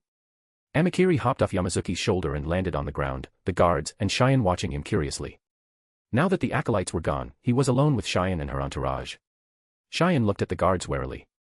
Teruho, could you take this crow back to the envoys group? She asked nervously. Amikiri let out an amused chirp before interrupting. There is no need, Lady Cheyenne. She jumped from her chair in shock at hearing him talk. I am here to speak with you alone. What? Cheyenne squeaked out in surprise, her eyes going wide. Amikiri ignored her undignified reaction and continued. My name is Amikiri, I am one of the Watcher's children, here to make a deal with you. She declared formally, bowing as best a crow could. Chapter 28, Watching the Land of Demons. There was a tense silence in the room as everyone stared at the talking crow. Amikiri stood there patiently, waiting for the priestess to gather herself. Eventually, she did. A deal? She asked cautiously, clearly still surprised, but in the elemental nations talking animals weren't unheard of. Yes, I have studied the practices of your temple. You do not worship any gods, rather appeasing and celebrating the spirits of this land. Amikiri began. The greatest of spirits are honored with an annual festival by your faith. Cheyenne nodded carefully, observing the bird warily. If you accept this deal, I would ask you to add the Watcher behind the stars to your festival, and honor him just as much as your great spirits. Cheyenne was even more confused. Amikiri noted, it was understandable, it was a very unusual request. But as her creator said, the shrines built by Yamazuki were for the people of this land, while the festivals were for their faith. If the spiritual authority in this land worshipped the Watcher, even partially, then it would prevent much of the normal unrest that happens upon a new religion spreading. What would I gain from accepting this deal? She asked nervously. I mean, no offense, but... She trailed off. Amikiri understood what she meant. Cheyenne didn't want to be rude by asking, what's in it for me, outright. I shall personally hand you Morio's followers' heads. She replied plainly. All of them shall cease to exist. Everyone in the room paused. What? Cheyenne muttered out in disbelief. How? How could you possibly claim to accomplish something like that? Amikiri's flesh shifted, her wings and legs elongated, her body became bigger, claws forming on her wing tips, on her forehead a third eye opened, shining with golden light. When it finished, Amikiri now stood almost 5 meters tall. The guards shifted their stance, drawing their weapons, while Cheyenne sat there, completely frozen in fear. I am Amikiri, second born of the Watcher behind the stars, Star Eater, and I have been given the task of giving death to those who deserve it. I will repeat myself again. She said plainly. I shall give you his followers' lives. The room was completely silent as no one moved. Then a few seconds later, Cheyenne suddenly jerked, her eyes becoming a pair of purple kaleidoscopes. She stared off into nothing for a second before returning to normal. The guards tensed even more. They knew what that meant. Lady Cheyenne had received a prophecy. Cheyenne looked at Amikiri. She seemed conflicted, before seemingly coming to a conclusion. Deal. Amikiri let out an amused chirp, which in her true form sounded more like a rumble than anything else. She then shrunk back down to her smaller form, much to the relief of everyone in the room. Lady Cheyenne, are you sure? The guard named Teruho asked cautiously. Yes, Cheyenne answered confidently. I trust this being and their mission. The guard didn't seem convinced but kept silent. Amikiri bowed respectfully before flying out of the window. It was time to hunt some demons. Honestly, that was easier than I thought it would be. The plan was simple. The land of demons wasn't monotheistic, so getting the shrine maidens there to add me to their pantheon was never going to be hard. The spirits and demons they feared and worshipped already changed every century or two. It wouldn't be strange for me to be added onto the list. Convincing Cheyenne and her order to worship me on the same level as their main spirits was also fairly easy. Just had to give Cheyenne a vision, the same as she normally got from her eyes, that after she rejected the deal, Morio's followers would kill her. She already hated Morio, so she would gladly take the deal once the alternative seemed worse. Especially since Morio's little following already has tried to assassinate her multiple times. Her ability was pretty interesting. It sent information from her future self when they died back to the present one, thus giving her a lot of knowledge on how she might die. Kinda fucked up if you ask me. I could see with a few more years of watching herself die, and the only way to prevent it being to sacrifice other people, she would turn into a cold-hearted bitch. But as far as I could gather, at the current time she had only used this ability a dozen or so times. I remember from the original timeline she had used it about 100 times, so I guess Morio's little gang ramped up the assassination attempts later on in their plan. Oh well, if she ever ended up becoming my head priestess in the land of demons, I would make sure she never used that ability again. My followers deserve to die happy and without regrets. I shifted my attention back to Wave. I didn't want to split my attention too much, so I would have to trust Amikiri and the acolytes. Although loaded up to the gills as they were with my blessings, I should expect nothing less. A few hours later, Amikiri was currently using her new blessing to stalk a member of Morio's cult. It allowed her to hide inside shadows, completely hiding her presence as long as she stayed inside them. It was perfect for this kind of hunt. The man below her was called Suijin. He was not important to the organization. His responsibility was to get the equipment to the fanatics that would try to assassinate Cheyenne. But he was the link to the rest of his group, so all Amikiri had to do was follow him until he led her to them. Luckily for her, there was a new meeting being held today, talking about the acolytes, as apparently they had gotten permission from the daimyo after Amikiri separated from them. So now they were discussing if the order was going to be an obstacle in their plans, and how they would handle it if they became one.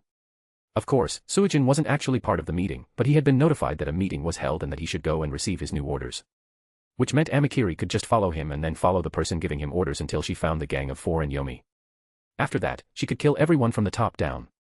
She watched Suijin walk through the woods outside a small village. He eventually reached a small shack that was hidden by the overgrown plants around it. Amikiri's shadow traveled into the house and settled herself next to the window. Inside, she could see Suijin standing in front of an older man who seemed annoyed at having to deal with Suijin. "So, what is this meeting about?" Suijin asked, sounding like he didn't actually care all that much. The old man rolled his eyes in annoyance. Some cult from a different country got permission to build shrines from the priestess and the daimyo. So? Suijin asked, confused. "Why is that our problem?" "Because we don't know anything about them," the old man snapped irritably. "So just sit tight for a week or two, make sure none of your group messes anything up, and wait for me to get back to you." "Fine," Suijin said dismissively, clearly annoyed at being told to just sit tight. He walked out without saying another word and slammed the door shut behind him, leaving Amikiri alone with her target. The old man sighed tiredly before walking into the other room and opening a hidden latch in the floor, revealing a tunnel underneath it. Amikiri patiently followed him through the tunnels. This was likely going to take quite a bit of legwork, but she was fine with that. She wasn't created with the capability of feeling boredom, after all. Chapter 29, The Gang of 3. It took a little bit, but eventually Amikiri found herself in front of a small hut, deep inside the forest. After following a letter chain throughout the whole country, she had finally discovered what she presumed were 2 members of the Gang of 4. She silently stalked her prey until she stood over them. The first one was called Kasuna. He wore the white robes typical of the Gang of 4 and had long pink hair tied up in a ponytail. He looked focused as he was reading the letter that Amikiri had followed here. The second was called Shizuku, also wearing white robes and had orange hair that reached just past her shoulders. She was standing next to Kasuna, arms crossed, while watching him read the letter with disinterest. Amikiri transferred into Kusuna's shadow before splitting herself into 2, one of them staying hidden inside Kusuna's shadow, and the other traveling through the shadows into the forest behind the hut. After traveling a good distance away from the hut, Amikiri sprouted out of the shadows in her true form before letting out a loud rumbling chirp. "What the fuck was that?" Shizuku asked, sounding tense. "That didn't sound like any animal I know." Kusuna put down the letter and stood up. "Silence, and be prepared." He pulled out a pair of scalpels from his robe. Shizuku nodded and drew her kunai, keeping guard while they waited for something to happen. They didn't have to wait long. Amikiri let out another, louder chirp as she approached the hut, intentionally letting out heavy footsteps along with it. "That thing is coming closer," Shizuki noted. "It sounds big." Amikiri finally reached the hut, looming over it with her full 5 meters in height. The 2 cultists tensed as they spotted her through the window. Shizuki immediately started weaving hand seals, before shouting out, "Water style, water dragon bullet." She inhaled deeply before unleashing a large dragon head made of water from her mouth. The attack shot towards Amikiri at high speeds, but she just tanked through it, letting herself be pushed into a tree that cracked under the force. Amikiri simply rose up again and screeched at them threateningly, rushing forward and swiping at the hut with one of her claws, tearing half the building away like it was made of paper. Kusuna reacted instantly, a dark snake made of twisted flesh flowing out from his sleeve and attaching itself to Shizuki's neck. A couple of seconds passed as the snake burrowed into her neck. Her skin turned almost white, blue stripes covered her face, flowing down her body, and she grinned widely. "Let me help you, little birdie," she cooed sadistically. "With your demise." She raised her hand, and water tendrils emerged from the ground around Amikiri, shooting forward to impale her. Amikiri jumped up and avoided the tendrils, using her power of flight to throw herself straight at Shizuki. Shizuki immediately created a giant bubble of water in front of her, intending for Amikiri to get trapped inside of it, but instead of flying into it like she wanted, Amikiri simply flew over it. As she was about to reach Shizuki, a wave of black snakes grabbed her and pulled her away from the claw swipe that would have cut the woman in half. Kusuna glared at Shizuki. "Stop trying to play with your food. Just kill it already." He turned his attention towards Amikiri, who let out another screech and charged forward. "Fine." Shizuki said sulkily, before weaving more hand seals and raising her arms. A large amount of water began pouring out of the surrounding forest, enough to form a small lake. She then formed one last seal and clapped her hands together, which made the water flow upward into the sky, creating a massive dome of water around Amikiri. Water style. The top of the dome bulged upwards, a massive pillar of water forming, towering over the trees. God's hammer. With those words, the pillar shot down, shaking the ground and the trees with its force as it hit Amikiri with the force of a mountain. The dome turned red as blood started mixing with the water. Shizuki's skin turned back to normal, the white returning to a normal tan color and the blue stripes vanishing. I hate this damn jutsu. She grumbled out, holding her head as if she had a headache. Why is it so exhausting to use? She looked at Kusuna with an irritated expression. But as the dome was collapsing, a beam of white fire shot out from where Amikiri was trapped, piercing straight through Shizuki. She reached up with her remaining arm, looking at the half of her chest that was now missing, in shock. She didn't get to finish her sentence before she collapsed, dead.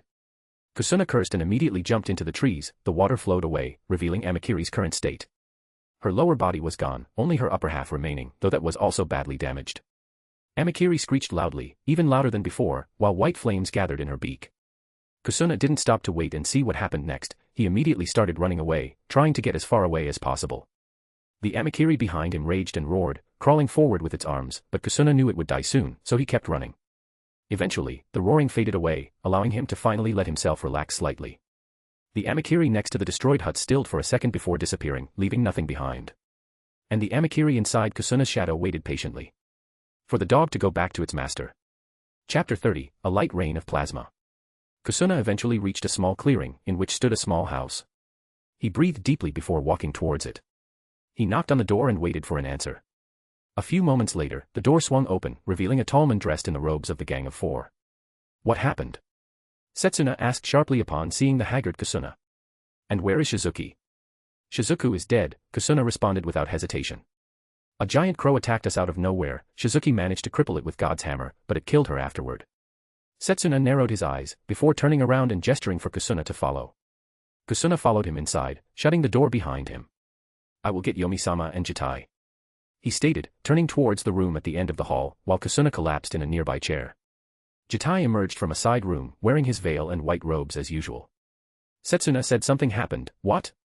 He asked curiously, watching Kusuna tiredly rubbing his temples. Wait for Yomi-sama, I'll explain then. Kusuna sighed out. Jitai shrugged and sat down next to him, waiting for Yomi to emerge from the room Setsuna disappeared into. A few minutes passed before Setsuna returned, this time followed by a dark-haired man wearing a long gray jacket and baggy black pants. Kusuna and Jitai immediately got up, kneeling respectfully before him. Rise, Yomi commanded calmly. You may stand. The two quickly did so, bowing once more before standing straight. Yomi turned his gaze towards Kusuna. Now, what is this about Shizuki dying? Kusuna retold the story of the events that had transpired earlier. But as he reached the part where he gave his chakra injection to Shizuki, Yomi interrupted him. Kusuna, why is your shadow darker than it should be? He asked calmly, which confused Kusuna greatly. Ah. Impressive. A voice spoke, coming from Kusuna's shadow. Everyone instantly went on guard, but before they could react, Amikiri's arm emerged from the shadows and grabbed onto Kusuna. He let out a cry of panic before getting dragged into the darkness with an audible cracking sound. Everyone in the room immediately jumped back, watching his shadow with shock and caution. Two Amikiris burst out from the shadows, blowing the small house apart like a bomb had gone off. The three surviving members of the gang scattered as pieces of wood flew everywhere. They regrouped again a few meters away, where they stood together while facing the two giant crows. Amikiri. Yomi said calmly, with barely any emotion. The second born of the Watcher behind the stars. I see your network has infiltrated deep into this land. Amikiri bowed in response to his words. Unfortunately for you, I do not monologue. Amikiri had received 3 blessings from her creator for this mission. One was an increase to her size, speed, strength, and toughness. The second was her ability to travel through shadows and hide inside them. It even allowed to store other things inside for a short period of time. Too long inside and they would start being crushed. And the last one was that she could now store her beam as balls of light and fire. When she willed it, they would burst out, releasing the stored laser in the direction she wanted. It took 2 hours for the letter to be picked up by its courier. It took her 11 seconds to create one orb. As she finished talking, 655 stars in the sky burst with blinding white light. Everything within 100 meters was incinerated, and anything outside of that got blown away by a shockwave of heat and force. Amikiri looked around, making sure that none of them had survived. She spotted a half-burned body crawling out from under some rubble. The head was mostly burned off, but she recognized the remaining clothes as belonging to Yomi. She shot forward, stabbing her claws into his neck, pulling off the rest of his head. He convulsed violently for a moment before going still. Amikiri chirped victoriously as she looked at her first trophy. Her mission was complete. I was currently working on a couple of small projects in Wave. The first was actually making a strong body for myself. Using crow bodies and just loading them up with DP was good and all, but if I made a body capable of using chakra myself, it would be much cheaper to use when facing anything short of the strongest. It was expensive as fuck since I made the body as perfect as I could. Thankfully, I had enough people capable of using chakra that I could grab the best parts from each person and copy them onto my body. The main trouble was just making it work without DP being a band-aid. I wanted this body to be as free of it as possible so it could be used as long as I was alive, even if my religion got wiped off the map in a split second and I lost all my DP for some reason. Creator. My thoughts were interrupted by Amikiri's voice inside my head. I shifted my attention towards her, noticing she was currently sitting in the middle of a scorched clearing. Oh hey, a dead body, did she already succeed? What's up? I asked, curious about what she wanted. I have successfully destroyed the gang of 4, she answered. And their master Yomi. She did succeed, my kids keep proving how awesome they are. Good job, Ami. I praised her mentally, watching her preen happily. Is there something you need? Yes, it has come to my attention that Morio has a much bigger following than expected. I have captured the member of the gang of 4 that was in charge of passing orders around. With him, I can hunt down all his followers one by one. You need help interrogating him? I asked curiously. Or do you want more people to hunt down the stragglers? Amikiri paused for a second before answering. Wise as always, creator. Ah, she was going to make me blush. I would like assistance in extracting information. I will work with Cheyenne and her guards to root out Morio's minions from this country. It would be better if they participated in the purge. Well, that is true. Guiding their hands toward killing the cultists would lead to more goodwill from Cheyenne and her people. Just showing up and declaring them dead and gone wouldn't have the same impact. Ah. That would be expensive. The most efficient thing would be to transport Hikari over there to help Amikiri interrogate the men. After all, she had a purposely built blessing for exactly that. You know, it's so rare that my kids ask for help, I can't say no to them. Alright Ami, I'll send you Hikari in the morning if she agrees. I told her, watching her chirp happily. Just make sure to keep a tight hold on the guy until then. Understood, creator. I think Hikari was currently asleep, but I will just send my crow body and inform her on the morrow. Chapter 31, Gang of None. She was interrupted by a certain crow flying through the window, which she recognized immediately. A deep bow followed before she let him speak. Greetings, Hikari. The messenger said formally. Amikiri has requested help from you for her mission. That made Hikari tense up a little. A Star Eater asking for her help meant someone was refusing to talk, an unwise decision. Of course, I will set out this afternoon. No need. The messenger responded with an amused chirp. I will be sending you there directly. A normal trip would be too long for this to be viable. Oh. Hikari was caught off guard. She sometimes forgot that the Watcher and his divine creations were not afraid of using their powers liberally. Then I am ready whenever. The messenger nodded, and began leaking black liquid from his body, which spread outwards before engulfing Hikari in its embrace. Hikari closed her eyes and waited patiently. It felt like she was being suspended in some sort of jelly for a few seconds, before it suddenly released her. When she opened her eyes again, she saw herself at the edge of a small clearing. The ground was scorched black and there was rubble spread across the ground. Sitting in the center of the clearing was Amikiri in her true form, watching her with 3 golden eyes. She bowed her head slightly in respect. Greetings, Amikiri. Amikiri returned the gesture by bowing as well. Hikari. She greeted simply. I have temporarily trapped the prisoner inside my shadows. He is some sort of medical specialist, so once I remove him from there, be careful. Hikari nodded solemnly as she focused on her first blessing. Her form faded from sight as she silently prepared to use her second blessing. She watched Amikiri plunge her claw into her shadow and pull out a badly damaged body. As Amikiri held him up in her claws, Hikari inspected the man closely. He was covered in bruises. It looked like he had been crushed by something. I apologize for the damage, Amikiri spoke up after seeing the state of the prisoner. I had intended to release you sooner, but you kept healing yourself. The robbed man groaned in pain before weakly trying to struggle in her grip. You, bitch. He managed to gasp out weakly before coughing out blood. Hikari was sure Amikiri didn't actually feel sorry, she just wanted to be polite about it. She ignored further conversation and concentrated on her second blessing. She saw the threads making up someone's soul appear over the men. This blessing allowed her to control other people by pulling on the threads that make up their very being, making them move like puppets. It took a bit of time, and it was hard on those who were strong of will and body, but she had plenty of time. The clearing well into silence, Amikiri holding onto the men, while Hikari stood there motionless and invisible, concentrating intensely. Eventually, he would be under her control, and she would be able to read his memories from him like an open book. Cheyenne was currently in the middle of praying in one of the temples dedicated to the spirits of this land. This one belonged to the mountain's heart, which blessed the mountains with life-giving waters. It was located near the top of Mount Soragami, which provided fresh water to the entirety of the land of demons, due to its size and height. The mountain's heart was one of the most revered spirits, next to Kind Tree and the Sleeping River. Cheyenne let out a sigh as she finished her prayer. She felt tired, not just physically, but also mentally. After receiving the vision about how she should accept Amikiri's deal, Cheyenne had felt conflicted. It was clear that Morio's cult would kill her if she didn't accept it. But at the same time, it felt like defeat to her, to take an offer from an unknown creature because it would save her life. It made her feel weak. She shook her head and stood up. It was still better than the people around her sacrificing themselves for her. At least she could rest after today. She didn't need to do anything for the next few days. She bowed before the mountain's heart shrine one last time before leaving the temple. Maki and Teruho were waiting outside, ready to escort her down the mountain. Lady Cheyenne, please be careful while walking down. Teruho reminded her seriously. Cheyenne frowned. She had walked this path dozens of times now. It wasn't that dangerous. Shut up, I know. She told him, annoyed. Teruho bowed his head slightly in response. They reached the bottom of the mountain an hour later, by which time Cheyenne was feeling more refreshed than when she started. Being outside usually did that for her. A guard ran up to them as they approached the temple complex. Lady Cheyenne. He greeted hurriedly before bowing quickly. Cheyenne gestured at him impatiently, wanting him to continue. What is it? She asked, annoyed.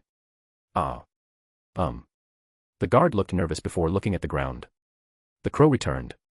It's waiting in the antechamber. Cheyenne felt her breath hitch for a second. Amikiri was back already.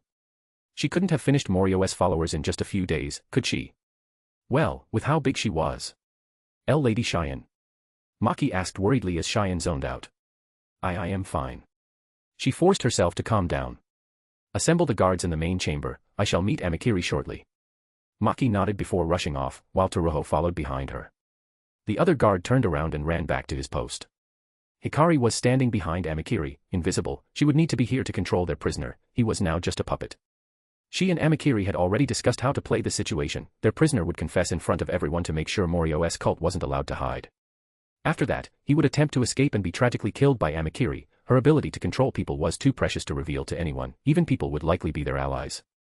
The doors at the other end of the room opened up, and the priestess entered the room with 4 guards close behind her. Amikiri. She greeted politely as they reached them. You've returned sooner than I expected. I am close to finishing my mission, Lady Cheyenne, Amikiri said respectfully. I killed all the leaders of Morio's cult last night and captured one alive. Cheyenne looked slightly disbelieving. It's only been 2 days. I have need of more people. The network they established is vast, and I alone am not enough to hunt them all down. Amikiri continued. Cheyenne hummed thoughtfully. Do you have any information on where they are? Amikiri nodded before pulling out a large scroll from her shadow. This contains most of the locations of Morio's cells, the names and positions of their agents, and some other minor details that should help in rooting them out. She explained. I suggest we act fast. The absence of their leadership will cause them to panic soon. Cheyenne's eyes widened at how much Amikiri had already gathered. But she quickly composed herself and accepted the scroll with a nod. Would it be possible for me to speak with your prisoner? She asked hesitantly, looking up at Amikiri nervously. Amikiri bowed slightly. Of course, Lady Cheyenne. Amikiri stated before turning around and plunging her claw into her shadow, pulling out a battered-looking man bound in rope. This is Kusuna. He was responsible for coordinating Morio's followers between missions. Amikiri introduced. Speak. Hikari focused on the man, now just a puppet, and made him speak. Why yes. The man said weakly, staring blankly at the floor. I was responsible. For distributing information. To Morio's cult. Kusuna proceeded to explain every bit of knowledge he had about the group, from how they operated, how many members there were, what their goals were. Everything. It took a couple of hours, but when he finished talking, everyone was silent.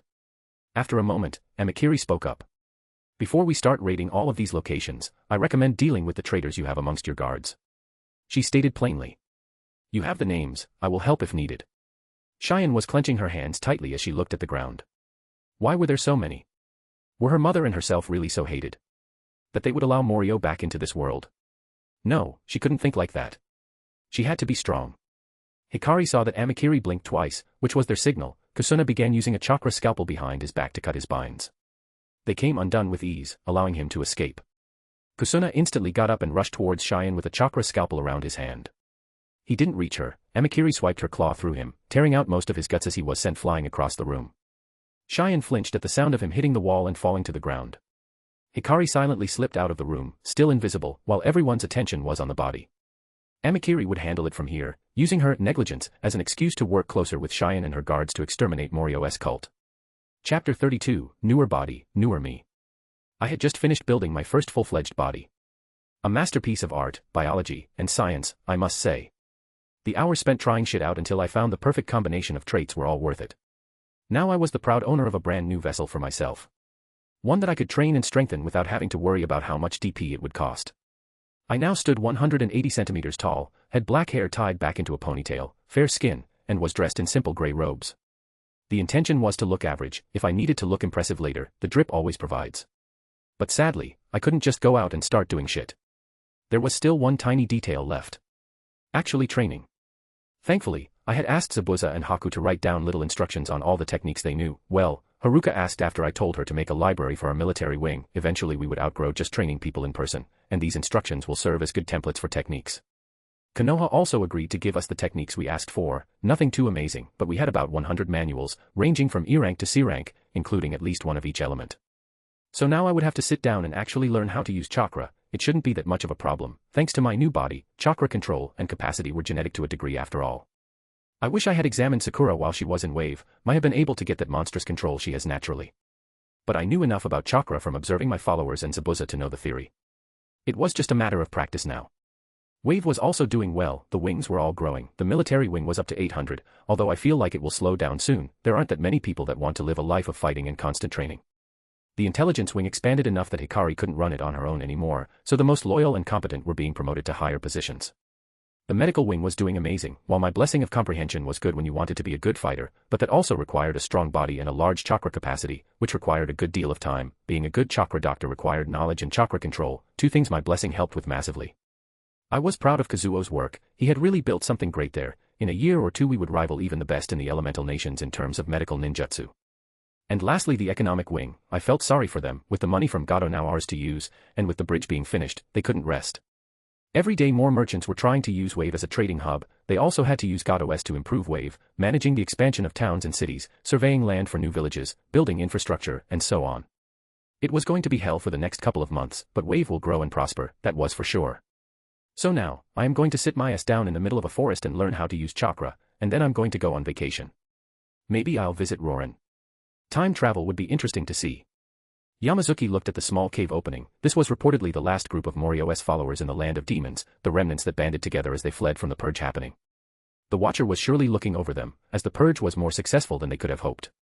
The acolytes were not largely involved, but the honored Amikiri has requested his aid in this endeavor, and he would not say no to the Watcher's children.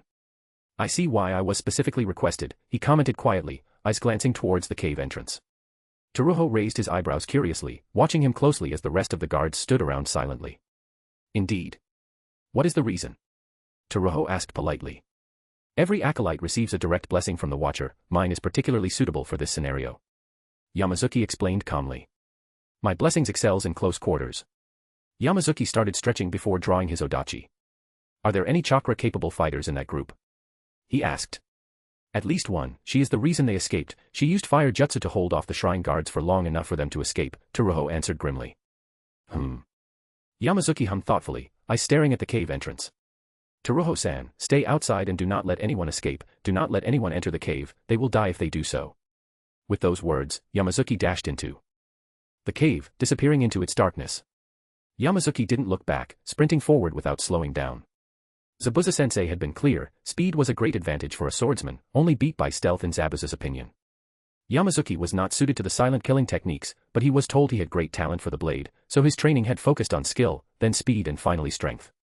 He found the first enemy after 2 minutes of running through the caves. A single sentry stood there, armed with a small axe. The men noticed him when he got closer, but it was already too late.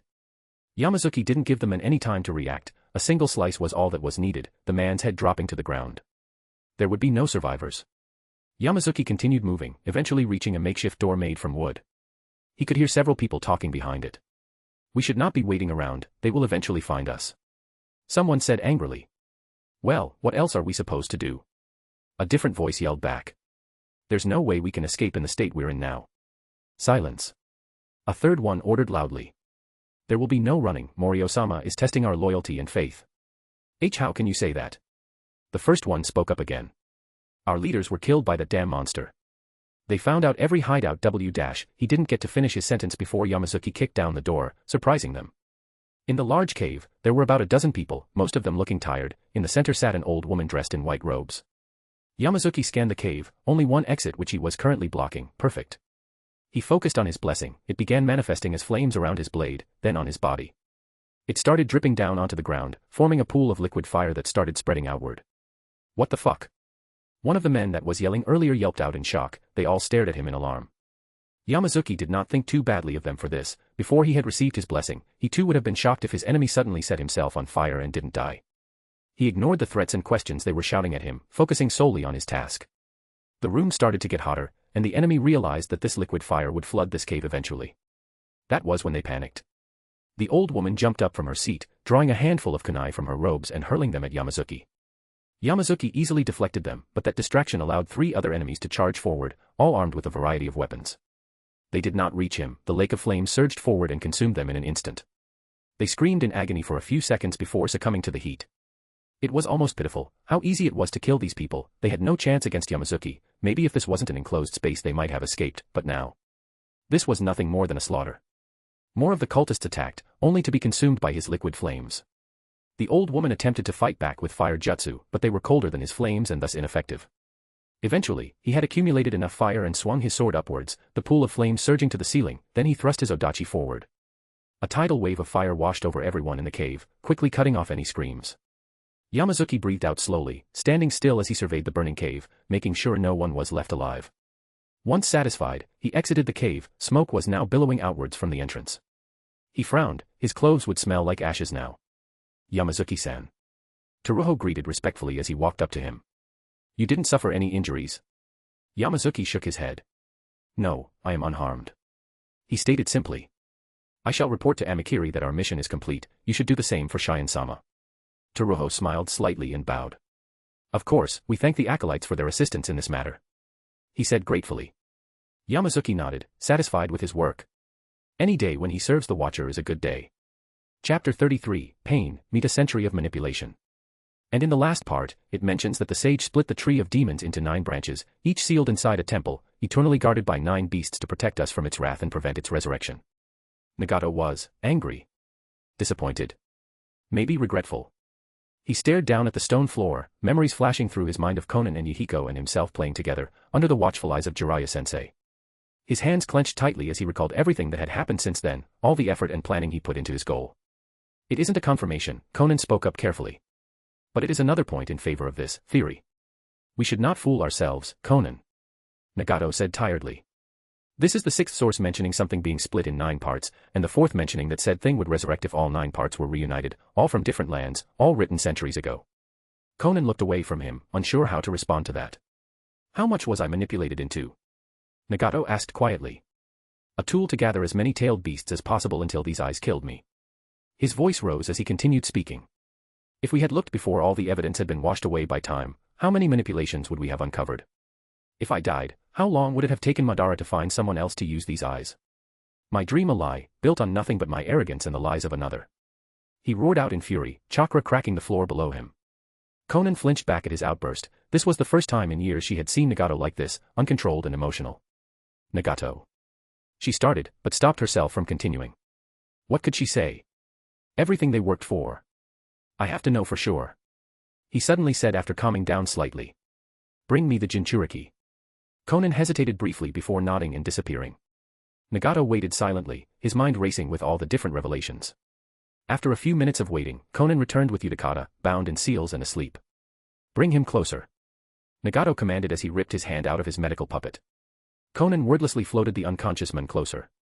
He sluggishly raised his hand, fighting against the pain of moving his body until his palm landed on Yudikata's stomach. Almighty push. The rods piercing his body shot out from his back, stabbing into the wall behind him as he slumped forward. But he forced himself to stay awake, there was one more thing to do. Preta path. He grasped the small amount of tailed beast chakra inside Yudikata and began drawing it out. This would kill the Rokubi, meaning if this all was for nothing, he would to wait a few years until it reformed, but he did not care. It slowly started seeping out from Yudikata's stomach, burning through his clothes and skin as it emerged. Slowly, but surely, it flowed into Nagato. Minutes passed, his body slowly rejuvenating itself, the holes in his back sealing up. Eventually, every last drop of chakra had been absorbed. Nagato opened his eyes and pushed himself out of his seat. He stumbled for a moment, legs numb from disuse, but soon he was standing steadily. Utakata still floated in front of him, pale and shivering and with a massive burn on his stomach. Nagato stared at him with dull eyes, before sighing quietly. He raised his hand once again. Purple energy started gathering on the ground behind Utakata, a massive head emerging from the ground, mouth opening wide, a tongue with a hand at the end shot out from it. It grabbed Utakata tightly before pulling him inside its gullet, the men disappearing. The king of hell started chewing, the sound of bones breaking and flesh tearing echoing in the otherwise silent room. Eventually, he finished, spitting out a fully healed Utakata onto the floor, even his clothes had been restored. Dump him somewhere outside the Omega Kure, Nagato ordered. Make sure it's somewhere without shinobi. Conan silently obeyed, grabbing Utakata and walking away. Conan. Nagato stopped her for a second. If I don't come back, please. No, if I don't come back, live freely, you've always followed me on my selfish journey. Don't belittle me like this, Nagato. Conan replied softly. All the things I did because I too believed in your dream. She looked over her shoulder to make eye contact with him. And even if it was just a fantasy, a lie. I have no regrets. With those words, she walked out of the room, Utakata in tow. Nagato watched her go with a bitter smile. First, he would go to the land of waves, and no matter if he received answers there or not, afterwards, he was going to confront Madara. He would not hide away like a coward. 2 days later. Nagato had arrived at the massive bridge without issue. He had used the transformation jutsu to hide his Rinnegan from everyone's eyes while traveling, and wore a simple black cloak. As he made his way across the bridge, he noted with interest that it was quite busy, a constant stream of wagons rolling both in and out of wave. Eventually, he reached the checkpoint at the start of wave. There were almost 24 masked men and women stationed there, some inspecting each wagon that passed through, others handling the 3 lines of people who wanted to enter. Nagato simply walked into one of those lines, patiently waiting for it to move. He didn't have to wait long, as soon they reached the front, where 2 masked men stood waiting. Name and reason for entry? One asked as he pulled out a notepad. Nagato, I am looking for someone, a man I met some time ago. Nagato answered simply. Any association with a shinobi village or a shinobi organization? Yes, once upon a time, I was part of Omega Kure. Huh. The guard muttered confused. That's rare. Normally, lone shinobi aren't that honest. Well, then you will have to wait a little bit, we need authorization to let any shinobi inside our borders, standard procedure. I understand, Nagato said calmly. He was directed towards a small area next to the checkpoint where several chairs were placed, most empty besides 2, occupied by a man in red samurai armor and a rotund man with graying hair and a beard. Nagato didn't bother initiating conversation with them, simply sitting down and waiting silently. The minutes passed, he watched the people entering wave go by, ignoring the other 2 people chatting. Eventually, the guard approached him. You're clear to enter, I have been told you should head towards Sawasawa village, a map is available for purchase in the stalls next to the bridge or freely available temporarily at any shrine. He stated politely. Please be warned that any combat against anyone that hasn't attacked you first is forbidden, even if they are shinobi from a different village. Nagato raised an eyebrow at the first part of what he said, it was confirmation that the being he met was connected to this land. I understand, thank you. Nagato replied, standing up. The men nodded and escorted him past the checkpoint, giving a short wave goodbye before returning to his post. Nagato began walking towards wave. His body was already regressing, he could feel some aches and pains that were familiar to him. But he had enough time before the Rinnegan drained all of his borrowed vitality. It would be enough to confront the burned men, and it would be enough to confront Madara. Chapter 34, Setting the Board on Fire. Nagato jump scare. I was training in the forest when Shun, the Star Eater I assigned to the bridge since the initiates on the bridge couldn't deal with high-level shinobi just yet, contacted me. All my Star Eaters had all the knowledge I had, and I did tell Shun to tell me if any of the canon characters showed up. I was not expecting the actual Nagato Uzumaki to show up. Pain. Sure, I did bait him last time, but not the crippled porcupine cosplayer. I told Shun to tell the initiates at the border to direct him my way, if he went from the bridge in a straight line towards Sawasawa he would pass right next to my current location. He went to one of my shrines and asked to look at the map, got sidetracked for an hour by the priestess noticing his sickly appearance and insisting on giving him some proper food, as she called it. The image of an elderly lady bullying Nagato into eating chicken soup was very funny. I totally was going to find an excuse to bless her with something good just for that, it made me laugh. The arguably most powerful human in the world getting pushed around by a 60-year-old woman will forever be in my memory. Nagato eventually left and resumed his walk towards Sawasawa. Well, the moment he got out of the capital he started flying towards me. I had to admire the sheer versatility of the Rinnegan. Eventually, he was out of sight of my area of influence, and I didn't feel like spending DP to track him, so I just went back to training. Nagato observed the men practicing ninjutsu below him. He looked different from the being he met, and he did possess chakra, but this one also lacked a soul. He silently floated down from his position high in the sky, landing some distance away from the men. The men didn't react, simply weaving hand signs, spewing out a lighting bolt from his mouth into one of the many boulders scattered around the clearing. Nagato waited silently for him to turn around and talk to him. He didn't. He noticed that every time the soulless man moved, he deliberately moved in such a way as to not look at Nagato. The men obviously knew Nagato was here, but was pretending not to. So he was being deliberately ignored. Nagato waited a few more seconds before speaking up. "I'm looking for someone." "A bit rude, innit?" the men said in an amused tone. "Not even a hello first."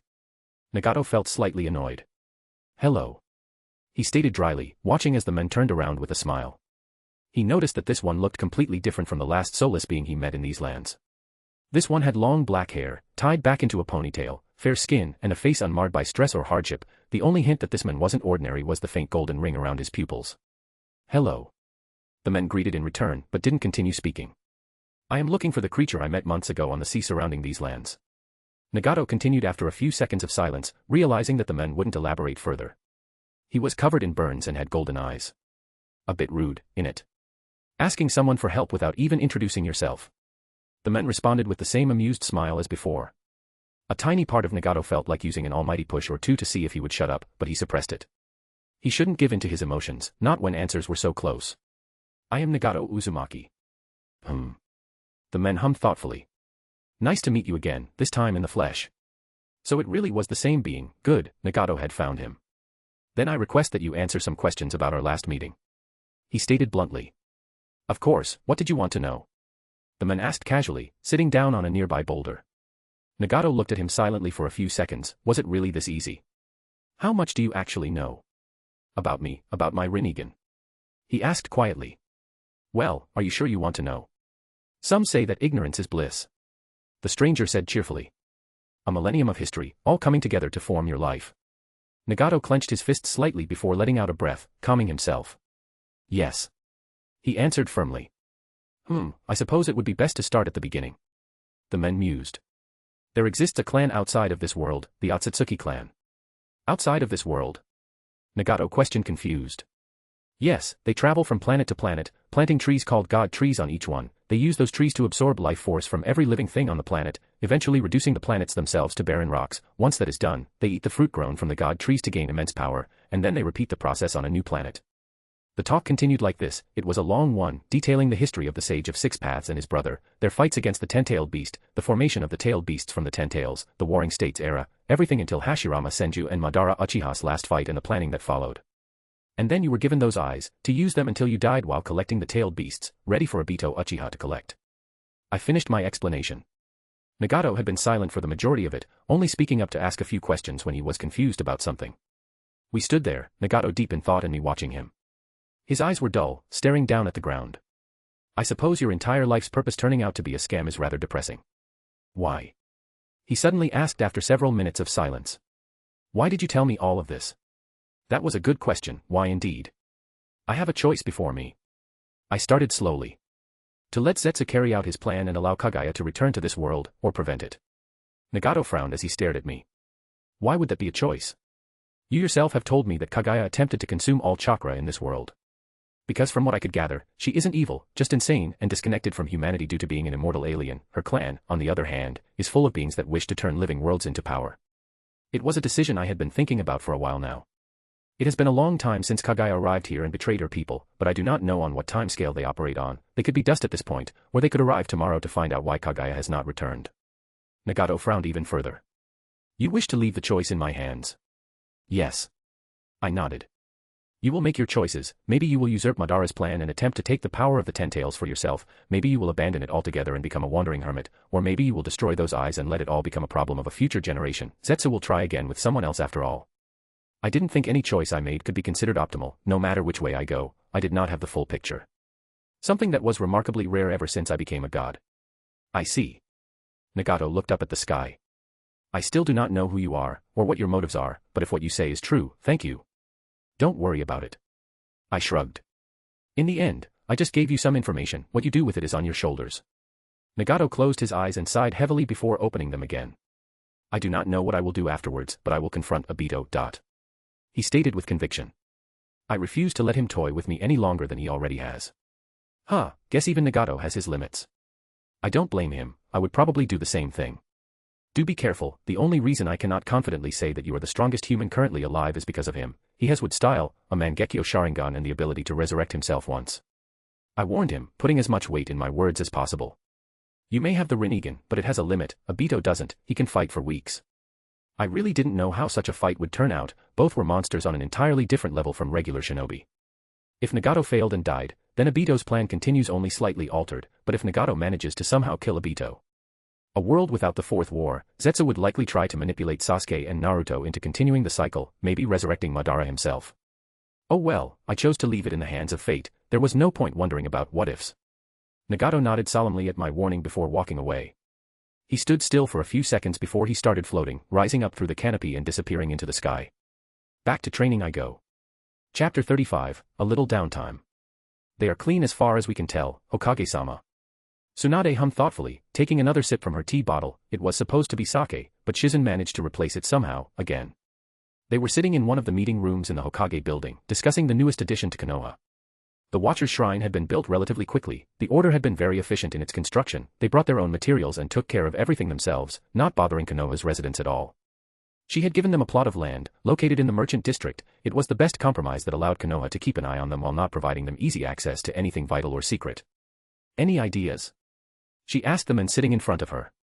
They are so unsuspicious, it actually makes me more suspicious. Shikaku chuckled softly and nodded. I agree. He stated amusedly. The progression of cult to religious order has happened before, but these guys did it awfully fast and without any major mistakes. Tsunade sighed, leaning back in her chair slightly. Keep 2 squads on them, for now, ones with Hyugas, she ordered firmly. We'll keep our guard for a few months, until we're sure they aren't up to something. Shikaku nodded with a grunt, standing up. Understood. He left the room, leaving Tsunade alone to her thoughts. Maybe they were just fanatics. If they just wanted to spread their religion, that would explain a lot. She took a swig from her bottle. Ugh. I want some sake, damn it. She said, annoyed after realizing it was tea, still. One day later. Cheyenne walked on stage and faced the people gathered in the temple grounds. Thousands of faces stared up at her expectantly. My people. She started solemnly. I stand before you today, filled with pride for this wonderful country. She began slowly walking across the stage. I have stood upon this stage many times, announcing tragedies and triumphs, disasters and successes. I have been blessed by your support to guide this nation as its high priestess. The crowd was silent, waiting for her to continue. And today I come to you once again with an announcement. She smiled. One that fills my heart with hope and joy. As you know, just a few weeks ago, I was visited by our new neighbors, the Order of the Watcher. As you all also know, our talks bore fruit. We would give them permission to build shrines in our land. They did so, quickly showing their commitment to kindness and generosity. They provided help wherever they could, all without asking for anything in return. Cheyenne stopped moving at the center of the stage. And then, they offered more help, something that has plagued us for decades. Morio's followers, a group of people responsible for thousands of deaths amongst our own, responsible for spreading suffering and fear wherever they went. They did so, ending the threat of Morio permanently, working with my temple guards to end them once and for all. The crowd started cheering when she announced the destruction of Morio's cult. They plagued the land of demons for generations, sowing chaos and suffering whenever they could. When Morio set in motion his plan to subjugate the world, many died opposing him. After her mother sacrificed herself to seal him, many hoped that would be the end, but not a year went by without another incident of the cult trying to resurrect their master. Their deaths were cause for celebration, one that many were having. Cheyenne waited for it to quiet down before continuing. All this has led me to the decision I am here to announce today.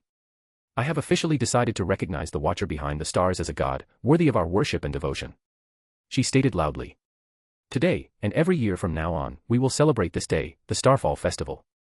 At her announcement, the sky turned dark, revealing countless stars racing across the sky. It was a beautiful sight that left the entire crowd speechless. The stars eventually faded away, and the sky returned to its previous color, leaving the crowd completely silent. Cheyenne stared up at the sky. What? Her mind blank after witnessing such a spectacle. She almost jumped out of her skin when suddenly there was an explosion of activity from the crowd. Cheers, shouts and clapping could be heard coming from thousands of people.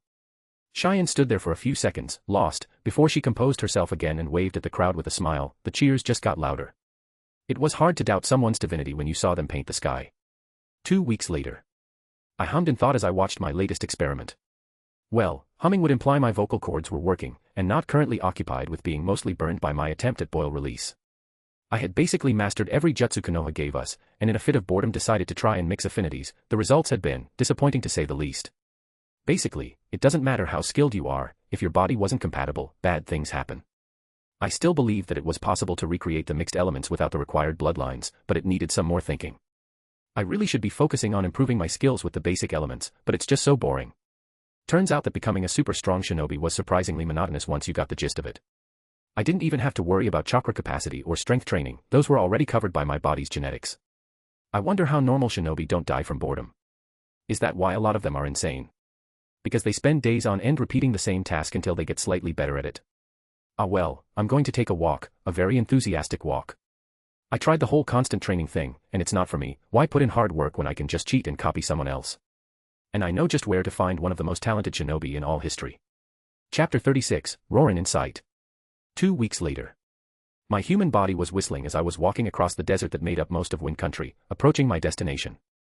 Wind Country is mostly empty, lots of sand and rocks, only a few spots suitable for civilization. It honestly didn't take long to find out where the ruins of Roran were. They might be called ruins, but they were only about 20 years old.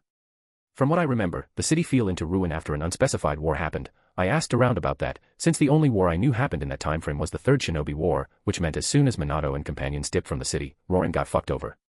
All I got as an answer was that ninjas fought there, and Rorin was destroyed in the process. People weren't exactly fond of talking about it. Well, none of that actually mattered now, did it? Either time was set in stone, or it wasn't. I don't know if time travel works on either a stable time loop theory or multiverse theory. If it's the first one, then everything I do here has already been accounted for and my actions have already happened. If it's the latter, then nothing matters anyway, since I'm creating a new reality by going back in time. Upon cresting a dune, I saw it. A collection of massive towers emerging from the sands. Few were standing, none were standing straight, most had crumbled over the years, leaving massive ruins carpeting the ground. The place I was looking for wasn't too hard to find. It was located inside a gigantic hole in the ground, visible even from here. I made my way down. Well, I just jumped down the hole. Upon landing, the center of the tower was easy to reach. Within was what I was looking for, a stone eye, a very distinctive kunai stabbed through its iris, surrounded by a massive seal. Fucking seal masters. I muttered annoyed as I observed the giant fucking circle. They gotta make everything so damned complicated. Wait, why was this here if I was about to use it? If I unsealed it now, then the puppet guy would never be able to use it to travel back in time. Which would lead to Minato never sealing it, and it not being here when I came to find it. Fucking time travel. Just ignore that, don't think too deeply on it. Either it works or it doesn't. I sat down and gathered my divine power, sending it into the eye. Time to see if I can break the seal in just the right way to time travel. 1 day later. I stared at the thing with dead eyes as I felt it stare back at me mockingly. I was no closer to finding out how the seal worked than I had been yesterday. But thankfully, I didn't need to. I think I know how to use it. The seal was feeding off the Ryumayaku to stay active, and it was based on the Hiroshin formula. And while I am not a seal master, I could see the parts of the seal. If I forced enough power into one part, specifically the part responsible for the space-time component of the formula, it would probably jump through time. Maybe. Probably. Hopefully. If it didn't work, I lost a body that was worth about a week's worth of DP and the Land of Wind lost a historical landmark. Was that really worth it just to steal some genetics and knowledge off Minato? No. But I'm doing it anyway. Alright you bastard, I muttered as I reached out with my divine power. Let's go on an adventure. Divine power flooded into the seal, flowing into it like a river. I wrapped it around the flow of chakra coming from the Ryumayaku and then forced it all to converge on the component I wanted. Then shit got weird. My human body suddenly felt like someone had grabbed its spine and was now trying to play jump rope with it. My god body, on the other hand, got flashbanged by my connection to my human self being dragged through time. Eventually, it stopped, and I blinked. I could no longer feel my realm or any of my followers. I was back to floating in an endless black void in my god form. And my human body was in the middle of falling. The ground was rushing up to meet me, so I hurriedly twisted midair to land on my feet before rolling to bleed off the rest of the momentum. After coming to a stop, I took a look at my surroundings. Yup, this was definitely Rorin again. The towering building were still standing straight, and I could hear people yelling as they fought nearby. Well, all things considered, it wasn't the worst time travel trip you could have, I suppose. That also confirmed that the past wasn't altered, even though it wasn't possible for Puppet Guy and Naruto to travel there anymore. Does that mean the past is unchanged because it happened before my arrival? When I first arrived in Wave all of this had already happened, and now I traveled back to this time, it remained as it should because it already happened. Man, this shit is giving me a headache. At least I could feel a connection to the Ryumayaku. It probably meant that if it was sealed again I would be sent back. Hopefully. Oh well, may as well get going and see if I can find the current. Shouldn't be too hard, just follow the explosions and screaming. I stared at Naruto fighting, well, more like struggling against 3 puppets' attacks. They were clearly overwhelming him, using their superior numbers to keep him on the defensive. Also, he was using some sort of chakra blade to cut the strings. That's cool. But why wasn't he using shadow clones? Actually. Use your shadow clones, dumbass. I yelled at him from below him. He glanced at me before crossing his hands together. Mass shadow clone jutsu. The fight turned into a mess of smoke and purple laser as the puppets tried to contend with the new odds. After a minute or so of intense combat, Naruto's clones had successfully brought down all 3 puppets, the massive weak point of having to be connected with chakra strings giving him a big advantage when it came to taking them down. He jumped down next to me. Yo. Thanks for that. He said brightly, smiling widely. Before frowning. Wait, don't call me a dumbass. I simply gave him a flat stare. You were getting overwhelmed by numbers, when you can literally spawn an army of yourself, and didn't use it. He just stared back at me stubbornly. Well. I was going to. You distracted me. He responded confidently. Before I could answer, he suddenly pointed at me dramatically. Wait. Who are you? How do you know my jutsu? He asked suspiciously. Man, this dude did not have a single filter, did he? You can call me Osamu, and I know that because I'm a big fan. I said casually. A fan. Naruto muttered before smugly smiling. Of course, I should have known. The great Naruto Uzumaki is already being recognized as a super awesome shinobi. His shouting was maybe a bit too much in this situation because just as he finished speaking, a squad of puppets flew from around a tower nearby and immediately targeted us. Naruto quickly turned to face them and raised his chakra blade in front of him. Alright then, round 2. I stopped him by putting a hand on his shoulder and stepping past him. Let me, I want to test something, I said simply. He grumbled slightly but didn't object further. As the puppets closed the distance between us, I started preparing. The most basic jutsu were usually simple, the Great Fireball Jutsu for example, was basically gathering fire-natured chakra inside your lungs and then breathing out. That's it. The simplicity of it meant that it also had a simple way to expand it, just use more chakra. As long as your body could handle it, you could theoretically fire an absolutely massive fireball at someone. On the other end of the scale was the Gale Palm Jutsu, another simple technique that didn't require complicated hand seals to use. If you have good enough chakra control, then there was no reason you couldn't perform it and the Great Fireball Jutsu at the same time. I finished the hand signs for the Great Fireball Jutsu, holding it, and started weaving them again, this time for the Gale Palm Jutsu. The puppets came within range and I unleashed both jutsus at once. Combination Jutsu, Gale Inferno. A massive ball of fire shot out from my mouth and at the same time I thrust my palms forward, a blast of wind feeding the flames into an inferno that engulfed all the puppets in a single wave of fire. I watched the remains fall to the ground with satisfaction. It had worked as I had hoped, both elements being compatible meant they could be combined into something much greater than just one element. Which wasn't a new thing, people had been aware of combination juts for centuries at this point, but doing it in one body was something I had not seen before. I did use a bit too much chakra tough. I once again thanked myself for being a perfectionist regarding this body. If it wasn't designed to be perfect, then I would be currently coughing up chunks of my lungs. After making sure there were no other threats, I turned around and found Naruto staring at me wide-eyed. Do you D? He said quietly. That was awesome. He yelled. That was impressive, but foolish. The sudden new voice startled Naruto. He immediately jumped back into a fighting stance and faced it. Minato was standing there, wearing his ANBU uniform, behind him the Akimichi and the Aburame, both also in their ANBU gear. I immediately spend a good chunk of DP to skin their bodies, yoink. Guess I can fuck around now, maybe plant some seeds that will bloom in 20 years. Chapter 37, A Conversation with a Future Hokage. Hey, who are you? Naruto demanded loudly. The masked man took off his mask slightly, just enough to reveal the Konoha symbol on his head protector. Naruto relaxed after seeing that and lowered his weapon. Oh. Well, why didn't you say so? Minato stared at him for a little bit longer than normal before putting his mask back on and glancing at me. I think this conversation would be better continued later, we should get out of the open. He gestured at us both. You two take the middle, I will take the rear, Boar and Mantis will take the front.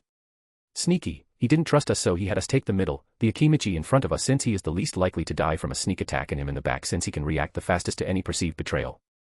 I followed silently. I didn't really mind his distrust, he was a perfect shinobi, so that meant he was distrustful of everything he met, look underneath the underneath and all that crap. As we jumped away, Naruto managed to keep himself silent for about 2 minutes before breaking it. After he had gotten a clipped and short answer out of Minato, he turned to me instead. So you're Osamu, right? He asked. Where are you from? What's your favorite ramen? I chuckled slightly at his boundless enthusiasm. Naruto was always such a bright character in the series, with the little I saw in Wave, and now this, I guess it's confirmed. Be patient for now, yeah. We can talk once we arrive at whatever these guys consider safe. Naruto pouted at my response but didn't make any more attempts at conversation. Thankfully, it was only a few minutes later before we arrived at our destination. We jumped into a hole in the ground, revealing old Rorin below us, dilapidated from neglect. It seems the Konoha team had holed up inside one of the buildings, using debris to barricade the doors and windows. They probably used that as their staging area while they scouted Upper Rorin for their mission. Minato landed on the stone floor, followed by myself and Naruto. So. Naruto started immediately after landing. What's your favorite ramen? I laughed at his question, looking towards him with an amused expression. Tsukemen. I stated easily. Although I haven't eaten it in a long time. Ooh. Tsukemen is awesome too. Naruto exclaimed excitedly. But any miso ramen is definitely the best. I made a SOSO motion with my hand. I'm not a fan of miso, don't like the taste. Naruto looked devastated for a second before smiling widely again. Well, you've never tried Tuchi's signature fishcake miso ramen. Once you have one bite, you'll be addicted to it. I suppose it can't hurt to try it someday, I replied. You totally should. It's super awesome. Naruto exclaimed enthusiastically before Minato interrupted. You two can catch up later, I have some questions for both of you first. Naruto pouted at being told off but didn't argue with it, sitting down on the ground instead. He pointed at Naruto. You, what are you doing here? He asked bluntly. How did you get here? Oh. Naruto quickly answered. Well, we were in the land of wind chasing this Hokage guy, but when we caught up to him, he absorbed this huge sealing formula into himself. He scratched his head in thought, looking for a way to explain. And then I woke up here, also where is here? He asked after realizing that he didn't know either. We are inside Roran. Minato stated, glancing towards me. Do you know how this happened? Before I could answer, Naruto let out a shout. Hey. What do you mean? Rorin is in ruins. I spoke up. We just got sent back in time, so currently we are 20 years in the past. Naruto just stared at me dumbfounded. I shrugged, he really should have been used to crazy shit considering his protagonist lifestyle. Admittedly, time travel is a bit higher on the scale, but he should have some kind of resistance built up by now. Minato gestured at me. And you? How do you know this? And what is your goal? I felt a slight tingling on my skin, Minato using a small amount of killing intent to try and unnerve me. Sadly for him, I did not give a shit. You can call me Osamu, I can sometimes see the past, and my purpose of being here. Honestly. Most of the reason I was here was because I wanted to fuck around. Sure, I got Minato's freakish brain scanned, so I could integrate it into this body, and I also wanted to steal a glance at his jutsu. But I really didn't need to do that, this body is just a side project for my own amusement, technically I would be better served turtling up in wave and slowly expanding. But what kind of shit god would I be if I just let the world pass me by? I looked straight into Minato's eyes. I am a massive meddler, and I believe I can make some things better than they currently are. He took off his mask and stared back at me with an intensity that would have made any normal man piss himself. Time isn't something to play around with, he said carefully. Changing it can lead to catastrophic consequences. Even if you could prevent the death of thousands. Or prevent tragedies from happening. I asked mildly. Minato narrowed his eyes slightly at my response. Naruto, meanwhile, had remained quiet, he clearly didn't fully understand what was going on, but he did recognize that this conversation was important enough to stay quiet for. Yes. Minato stated firmly. The risk is too great. The price may be too great. I honestly was a bit miffed, I knew from my involvement that time wasn't so fragile that a change would cause everything to collapse, Naruto being here showed that the universe didn't give a shit about paradoxes. He should never have arrived in the past since I used the method that he was going to use, and yet. Here we were. You're an arrogant little shit, ain't ya? I said lightly, although it had a sharp edge to it. Minato frowned. What do you dash? You must already have some suspicions, I interrupted him. About who Naruto is, and what this means for the future, yet you just sit there, confident that the future that will happen is good and worth preserving. I spread my arms wide and gestured around me. You could prevent hundreds of tragedies, piles of innocent deaths that serve little purpose but to bring grief to those alive. You could prevent your son growing up alone and hated, but no. I glared at him. I was getting heated, and my mouth was running wild. It was something that rarely happened nowadays, last time was with Jashin, and before that was back in my old life. Because you think you know better, that you alone need to protect the world from some intangible consequence that could destroy it if the past changed. He didn't react. He simply stared back at me with a cold expression. A perfect shinobi. I didn't bother, I stood up and walked away, heading towards the stairs. Changing the future would be bad for me, it was my previous knowledge that led to me easily taking control over Wave. It's why I managed to establish myself in the land of demons so fast. It was how I set Nagato against Obito. But Minato just didn't try, he was content in believing that the future was better off without any interference. That honestly annoyed me. Before I left, I turned back around. At least be a better father, even if you think that the past is better off unchanged, the future is ours to write. Minato twitched slightly, he glanced at Naruto, who had been watching silently so far. I walked away and out of the ruins, heading towards Upper Rorin once again. I had a princess to save. Chapter 38, Schem Target Acquired. Initiate gaslighting protocols. 10 minutes later. I was stalking a young woman. I promise it's for good reasons. If I remembered right, the princess was about to be thrown off a tower by Puppet Guy, with Naruto arriving just in time to save her. Currently, I was using some DP to be intangible, I didn't trust my stealth just yet, it was an area I didn't practice at all. The princess was currently walking towards a balcony on one of the tallest towers, about to show herself to the people. Well, not people, more like puppets. A fuck ton of puppets. Honestly, this was kinda fucked up, I could only see one living person here, the princess. Puppet Guy really set up this whole thing just because. He could have killed her anytime he wanted, but nope. He decided to set up a whole crowd of puppets for her to make a speech to, and then throw her off a balcony. Oh well, as they say, one man's stupidity is another man's opportunity. I placed myself on a ledge of a nearby tower, watching over the whole scenario play out. The princess appeared at the balcony, smiling widely as she looked upon the people, she waved happily as she approached the railing, staring down at the gathered people below her. But as she got close, a hand shot out and pushed her forward, she stumbled and the balcony crumbled beneath her weight. She let out a shriek as she started falling, and I jumped off my ledge, using a shunshin to reach her in time. I caught her easily, she weighed basically nothing, and it wasn't hard to come to a stop. She looked up at me, confused and afraid, I ignored her as I dropped down on top of a walkway, and then onto the ground, out of sight from Puppet Guy.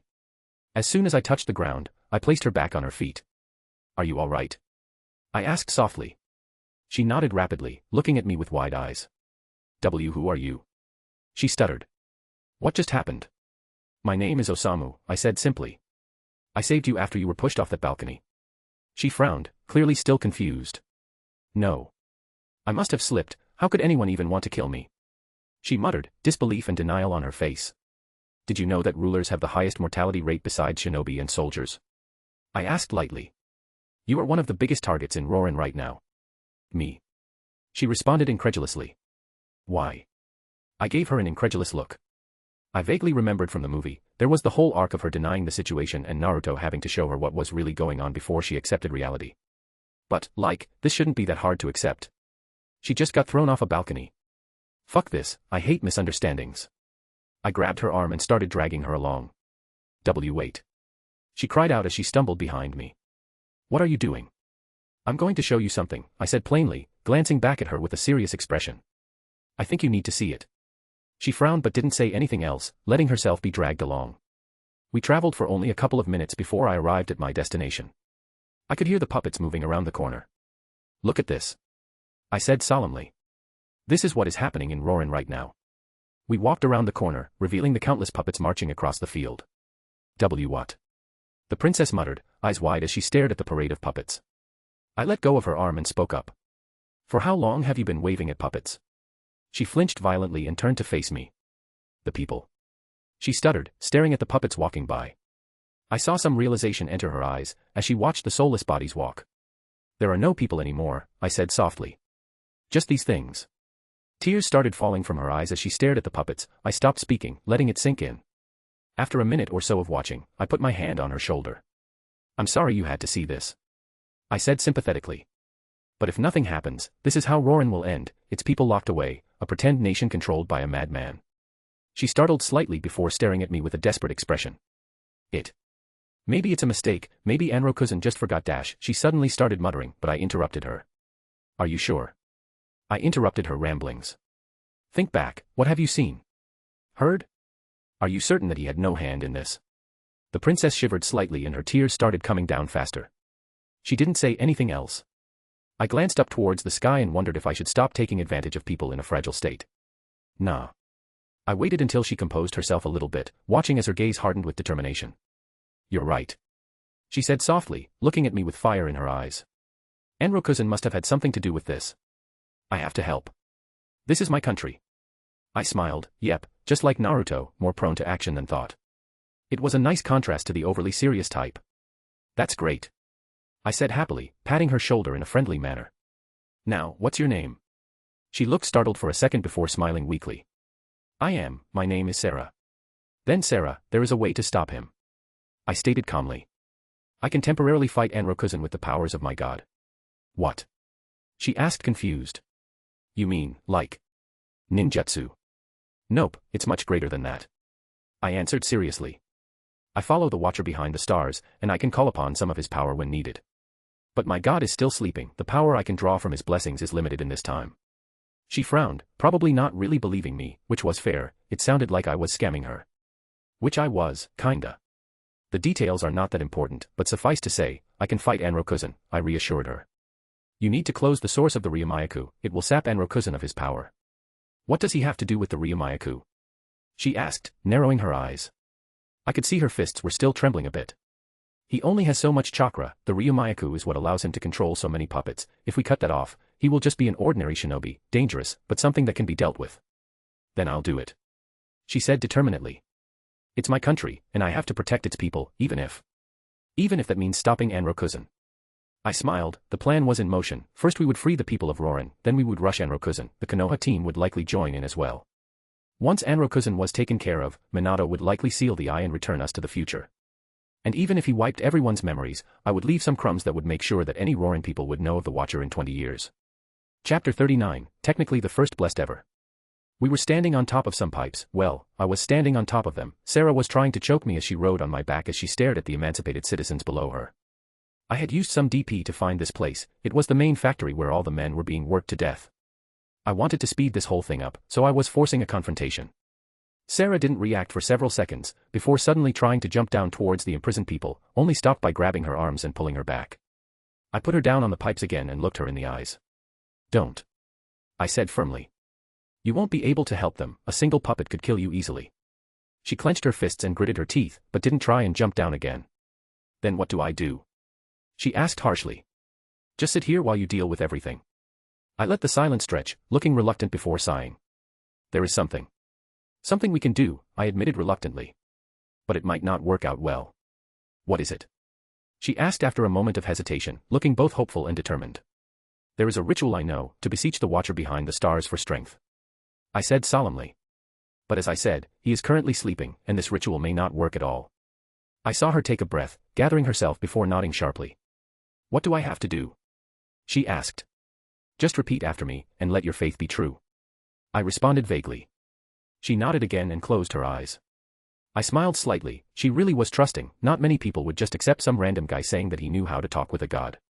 I, humble before the stars, beseech you. Sarah spoke up. I, humble before the stars, beseech you. Watcher behind the stars, you who dwell in the infinite void, grant me your divine strength.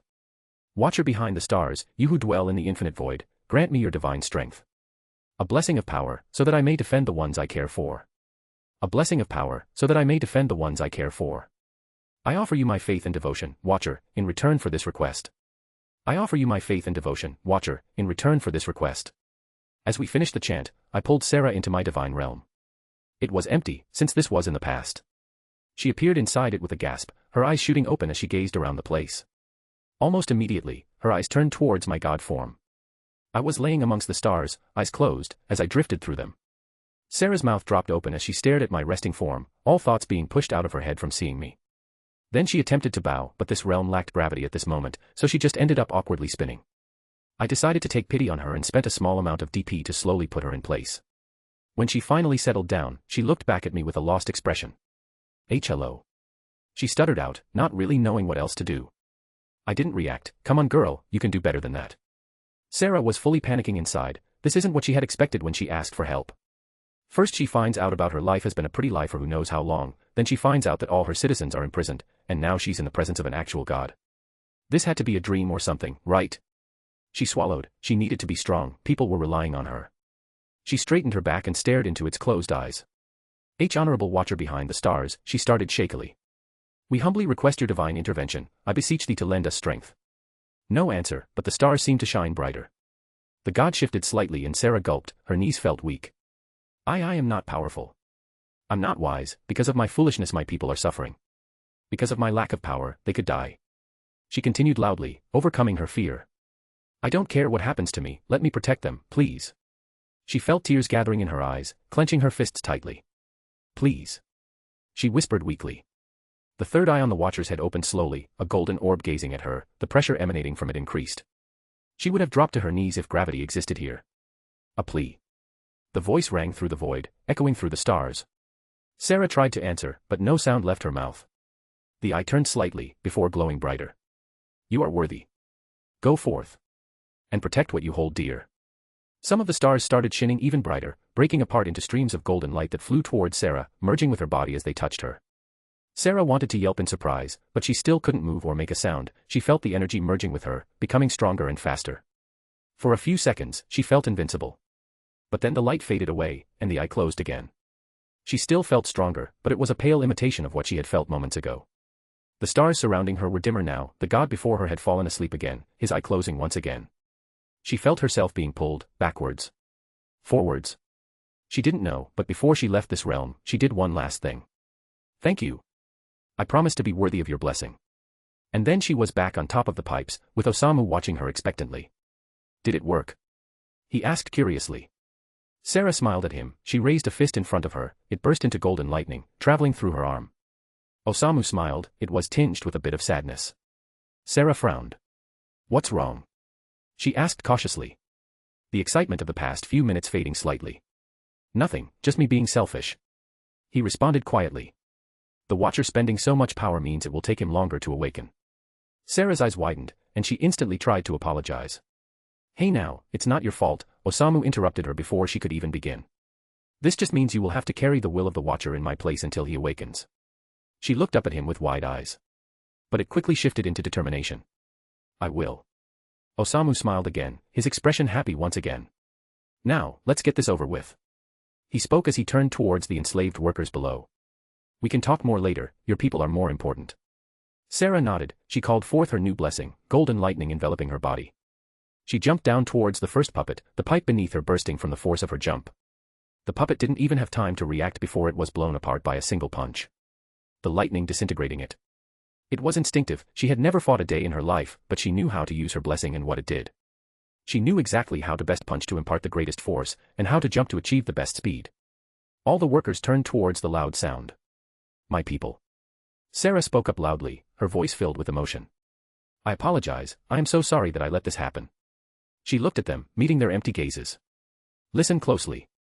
She continued strongly. I will save you. You will be reunited with your families. I won't let anyone harm you anymore. Chapter 40, Stop Talking. Maybe I gave her a bit too much power. Sarah was smashing through puppets like they were nothing, I don't think there was even a need for me to be here. I gave her basically a discount lightning release chakra mode, and I forgot that being faster than an opponent is one of the best ways to make sure you hit them, so in between releasing the citizens from their chains, the moment a puppet slightly moved she punched into smithereens. This wouldn't be enough to stop Anrokuzen though, he could fix his puppets pretty easily if he had access to the Ryumayaku, so I was just waiting until he showed up so I could stall him until Sarah finished freeing everyone. Then we would lock the Ryumayaku again, which would stop his shenanigans. I was interrupted by a certain squad landing next to me. Minato, Shibi, Choza, and Naruto all looking at me. What is going on here? Minato asked immediately after arriving. I shrugged. The princess is saving her people. Enrokuzen.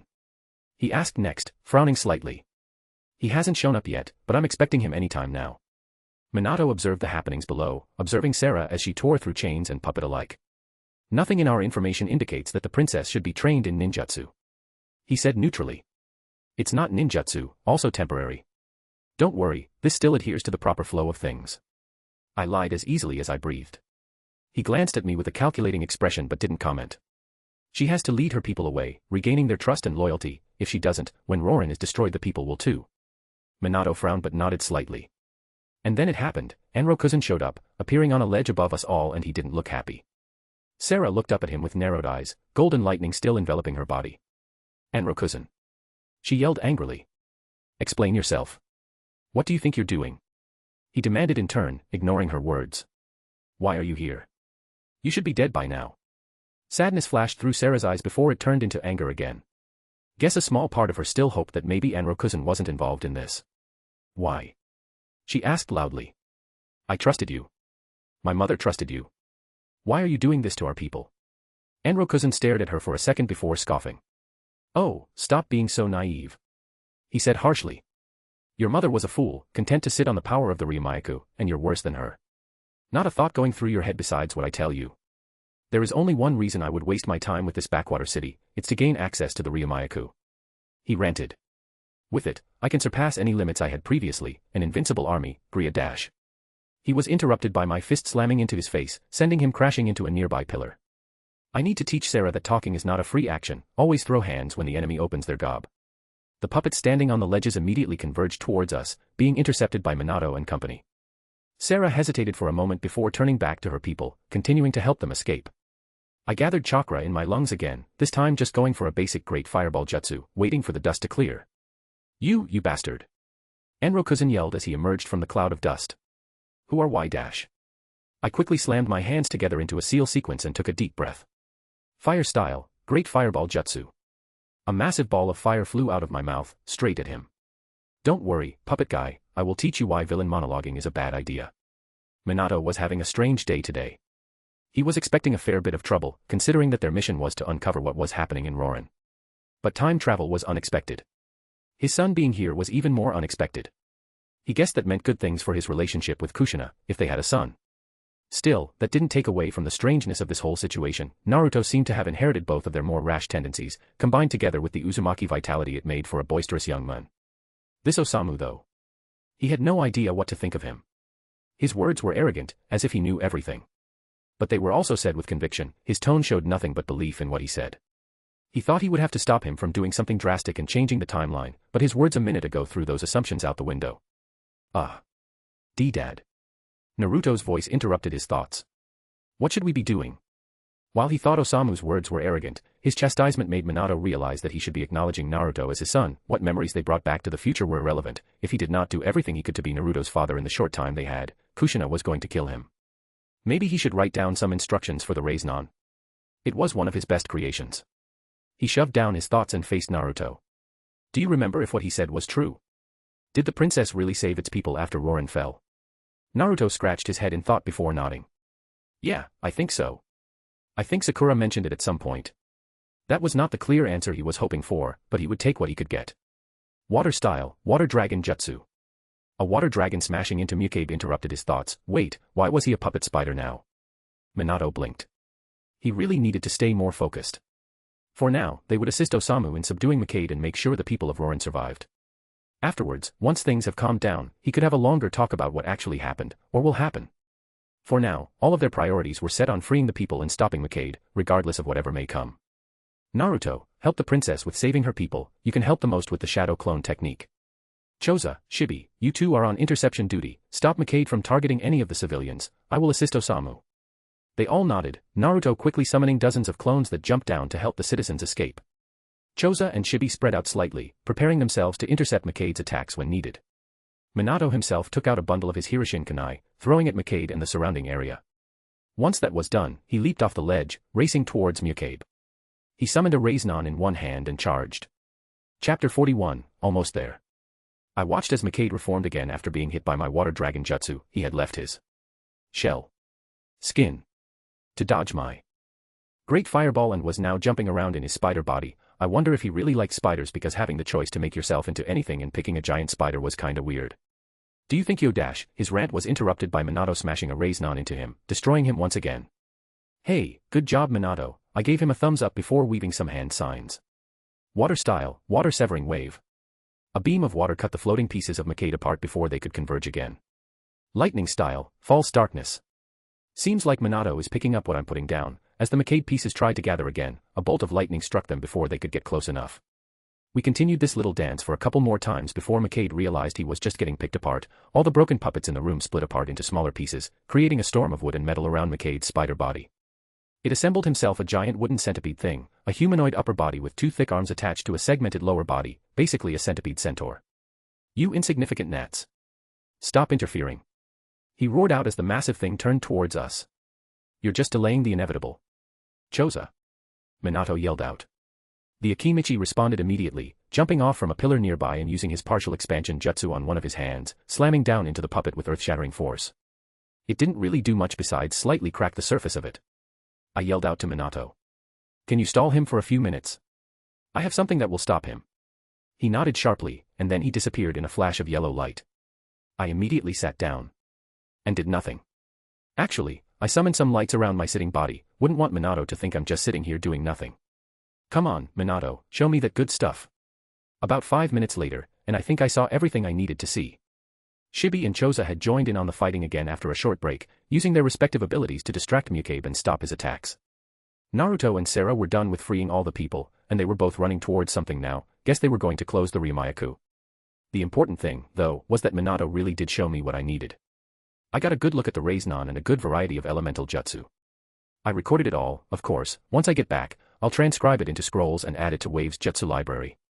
Sadly, not truly destructive since Mukebe wasn't allowing anyone time to prepare, but I was happy with jutsu he used. It would give me some much-needed kick to my jutsu, once I practiced them, of course.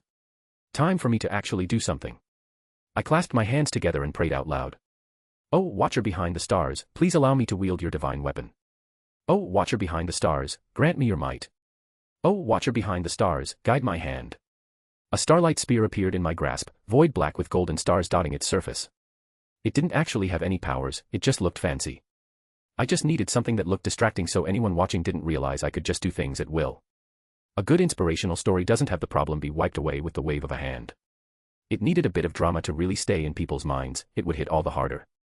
With that, I jumped towards Mukebe, screaming out an order to Minato. Keep him still for a moment. The future Yondaime disappeared in another flash of yellow light before reappearing next to Mukebe, thrusting a Hirishin kunai into his giant wooden chest. Writing in the sealing language started to spread over Mukebe. The puppet froze as the seal took hold, not allowing him to move an inch. I threw my spear straight at him, the tip piercing through the giant puppet and nailing Mukebe himself through his smaller chest. The seal broke immediately afterwards, but Mukebe still didn't move. I was using some DP to make sure he stayed put. This time I didn't use an illusion, or directly restrain him, just made the layer of air around him as immovable as possible. If he wanted to break free, he would have to lift the equivalent of a building with one arm. Since this only applied to his small body, it probably wasn't possible. I wanted to know what kind of bullshit would he use if he really could lift a building with an arm without it snapping. Of course, he could still technically use puppets, but I made sure his connection to his strings was cut too. I had spent a pretty good amount of DP by this point. This little side adventure was turning out to be more expensive than I thought it would be. But it would still be worth it if my plan worked. Still, I'll have to keep an eye on my stores until I get back and can restock. Keep an eye on him. I don't know how it will interact with the massive amounts of chakra he can channel. Until Sarah closes the Ryumayaku, we need to make sure that Mukebe is contained. I told Minato once I landed next to him. He nodded in reply. Well, would you look at that, somehow my voice carried just the right way, and Mukebe heard it. Wonder how that happened. And after a minute of struggling without effect, his chakra strings were no longer being cut as soon as they appeared. Wonder why. Guess we will have a climatic final stand in front of the Ryumayaku, the noble princess barely succeeding in closing it with the help of an inspiring sacrifice by me. How unexpected. The giant puppet twitched. Get back. He's overpowering my spear. I yelled out as I jumped back, the others quickly following my lead. Mukabe's giant form started moving, trashing around. I was only allowing him to use a few strings to sell the illusion, so his movements were erratic and jerky, but he still managed to turn around and smash through a wall. He would slowly break free. Thought he needed to be in top shape for the finale after all. Chapter 42, Gaslighting finished, Disengage protocols. Sarah pushed at the door to the source of the Ryumayaku. Behind her, Naruto stood guard, his eyes searching for any possible threats. She was glad that he had shown up. Without dozens of him running around helping her free everyone, it would have taken much longer. She knew that Osamu and the others were fighting Mukebe. She knew they were risking their lives to stop her mistake.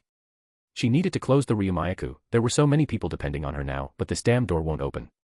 Open, damn you. She cried out as she pushed against the doors with all of her might. Nothing happened. The door didn't budge an inch. Her mother had never taught her how to open the door. She just said it was something that Sarah would learn when she grew older. No. She refused. She focused on the inner strength that she felt within herself, the blessing bestowed upon her by the Watcher behind the stars. Golden lightning started enveloping her body once again. Sarah's fist slammed into the doors, leaving a crack where it landed. Again and again, she hit the door with all of her power. Her knuckles started bleeding as the skin broke from the force of her punches. But she kept hitting. It took several more hits before the stone door finally gave in, shattering apart as the rock crumbled away. The Ryumayaku lay exposed, the eye at the center fully open, power being siphoned into the ceiling by Mukebe. She rushed forwards across the bridge leading to the center, towards the eye, ignoring the pain in her hand. It was bleeding from the ripped skin, dripping onto the ground below. Her goal was in sight, just a little bit more. She knelt on the ground in front of the eye, looking at it as she ignored everything else.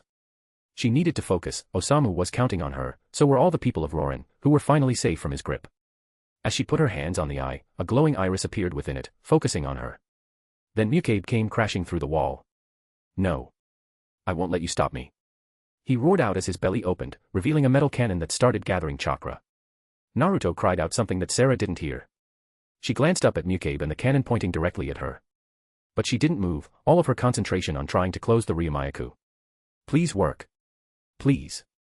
The beam of pure chakra shot straight towards her, faster than anyone could react. Naruto tried to reach her, but he was too far away. Osamu appeared in between them, moving so fast it looked like he teleported to Sarah's eyes, arms crossed in front of himself as he braced against the beam. It exploded in a flash of light. When she could see again, Osamu stood there, the skin and flesh on his arms vaporized, revealing white bone underneath, burns covering his chest and stomach, clothes ragged and burned. But he was still standing. Hey, Sarah, he spoke up. Looks like I arrived just in time. With those words, he fell down. No. A scream ripped itself from her throat, tears building in her eyes. But she didn't move, all of her concentration on trying to close the Ryumayaku. After a moment that seemed like an eternity, the eye closed itself. The Ryumayaku retreated back into its stone prison, the purple chakra fading from the room. She forced herself to look at Osamu's body, seeing the slight rise and fall of his chest. He was still alive. Letting out a sigh of relief, she looked towards Mukade. The puppet he had assembled was being slowly broken apart by the Konoha ninja and Naruto. Without the Ryumayaku to sustain him, he could not regenerate, and a big puppet was something that wasn't good enough to fight someone on the level of Minato and 3 other shinobi. Her attention focused back on Osamu. She rushed towards him, picking him up as gently as she could and hugging him against her chest. Her blessing gave her enough strength to easily lift him. His eyes opened weakly, staring up at her. Looks like we succeeded, he said softly. You're worthy of my God's blessing, after all. He took a shaky breath. Don't worry about me. The Watcher is watching over me.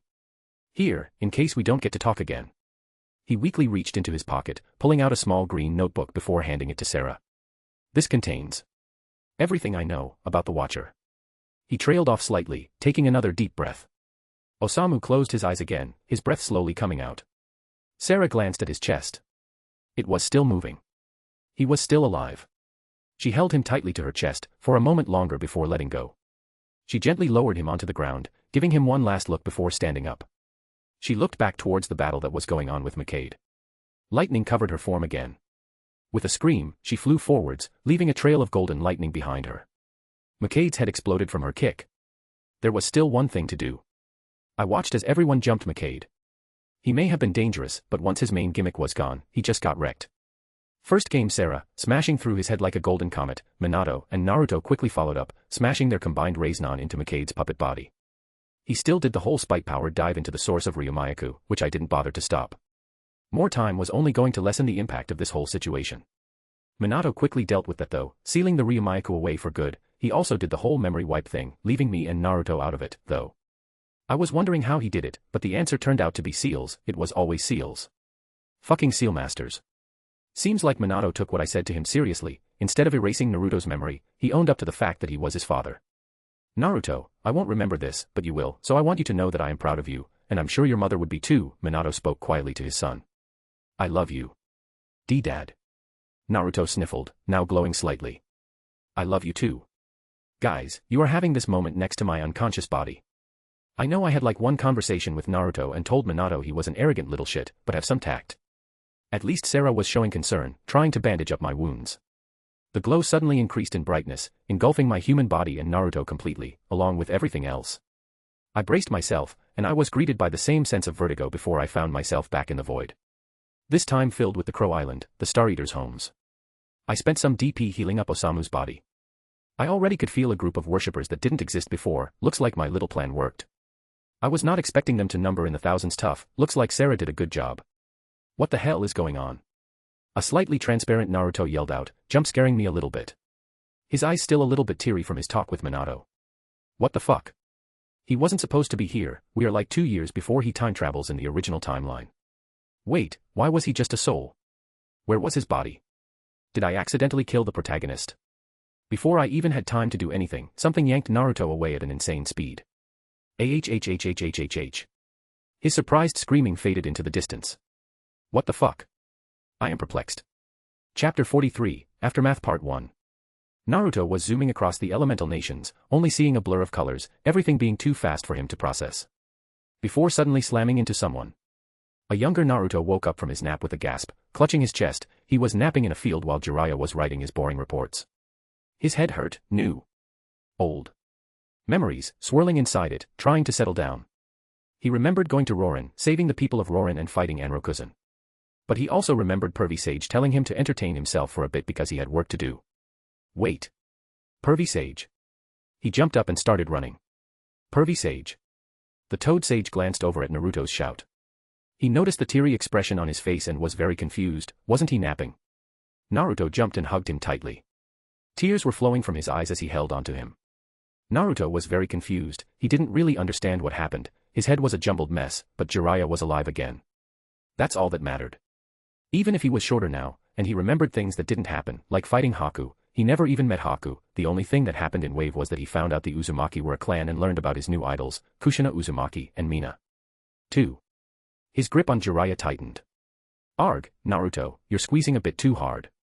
Jiraiya choked out, surprised by the strength of his hug. He had asked Old Man Hokage about him, and Kakashi, and Jiraiya had even bragged that he had taught him. Why did none of them ever mention that Minato was his dad? Pervy Sage. Naruto started seriously, his grip getting even tighter. He had been traveling with Jiraiya for months now, and he spoke a lot about Minato and Kushina when they were having lessons about sealing. But not once had he mentioned that Minato was his dad. He could worry about his weird memories later, he had something to do first. Why yes. Jiraiya croaked out. I am going to beat you up. What? Naruto suplexed him. 20 years ago. After the Konoha ninja defeated Anrokuzen and sealed away the Ryumayuka once again, Rorin began to heal.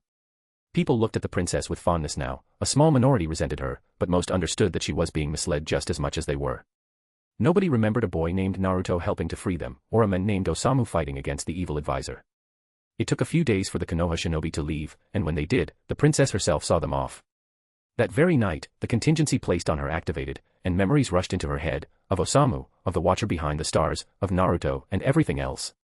She spent the whole night reading the green notebook she had found amongst her possessions days before. It talked about a weird god, who was deep asleep. At the time she put it in a corner of her room. For some reason she was reluctant to get rid of it even if she thought it was nonsense.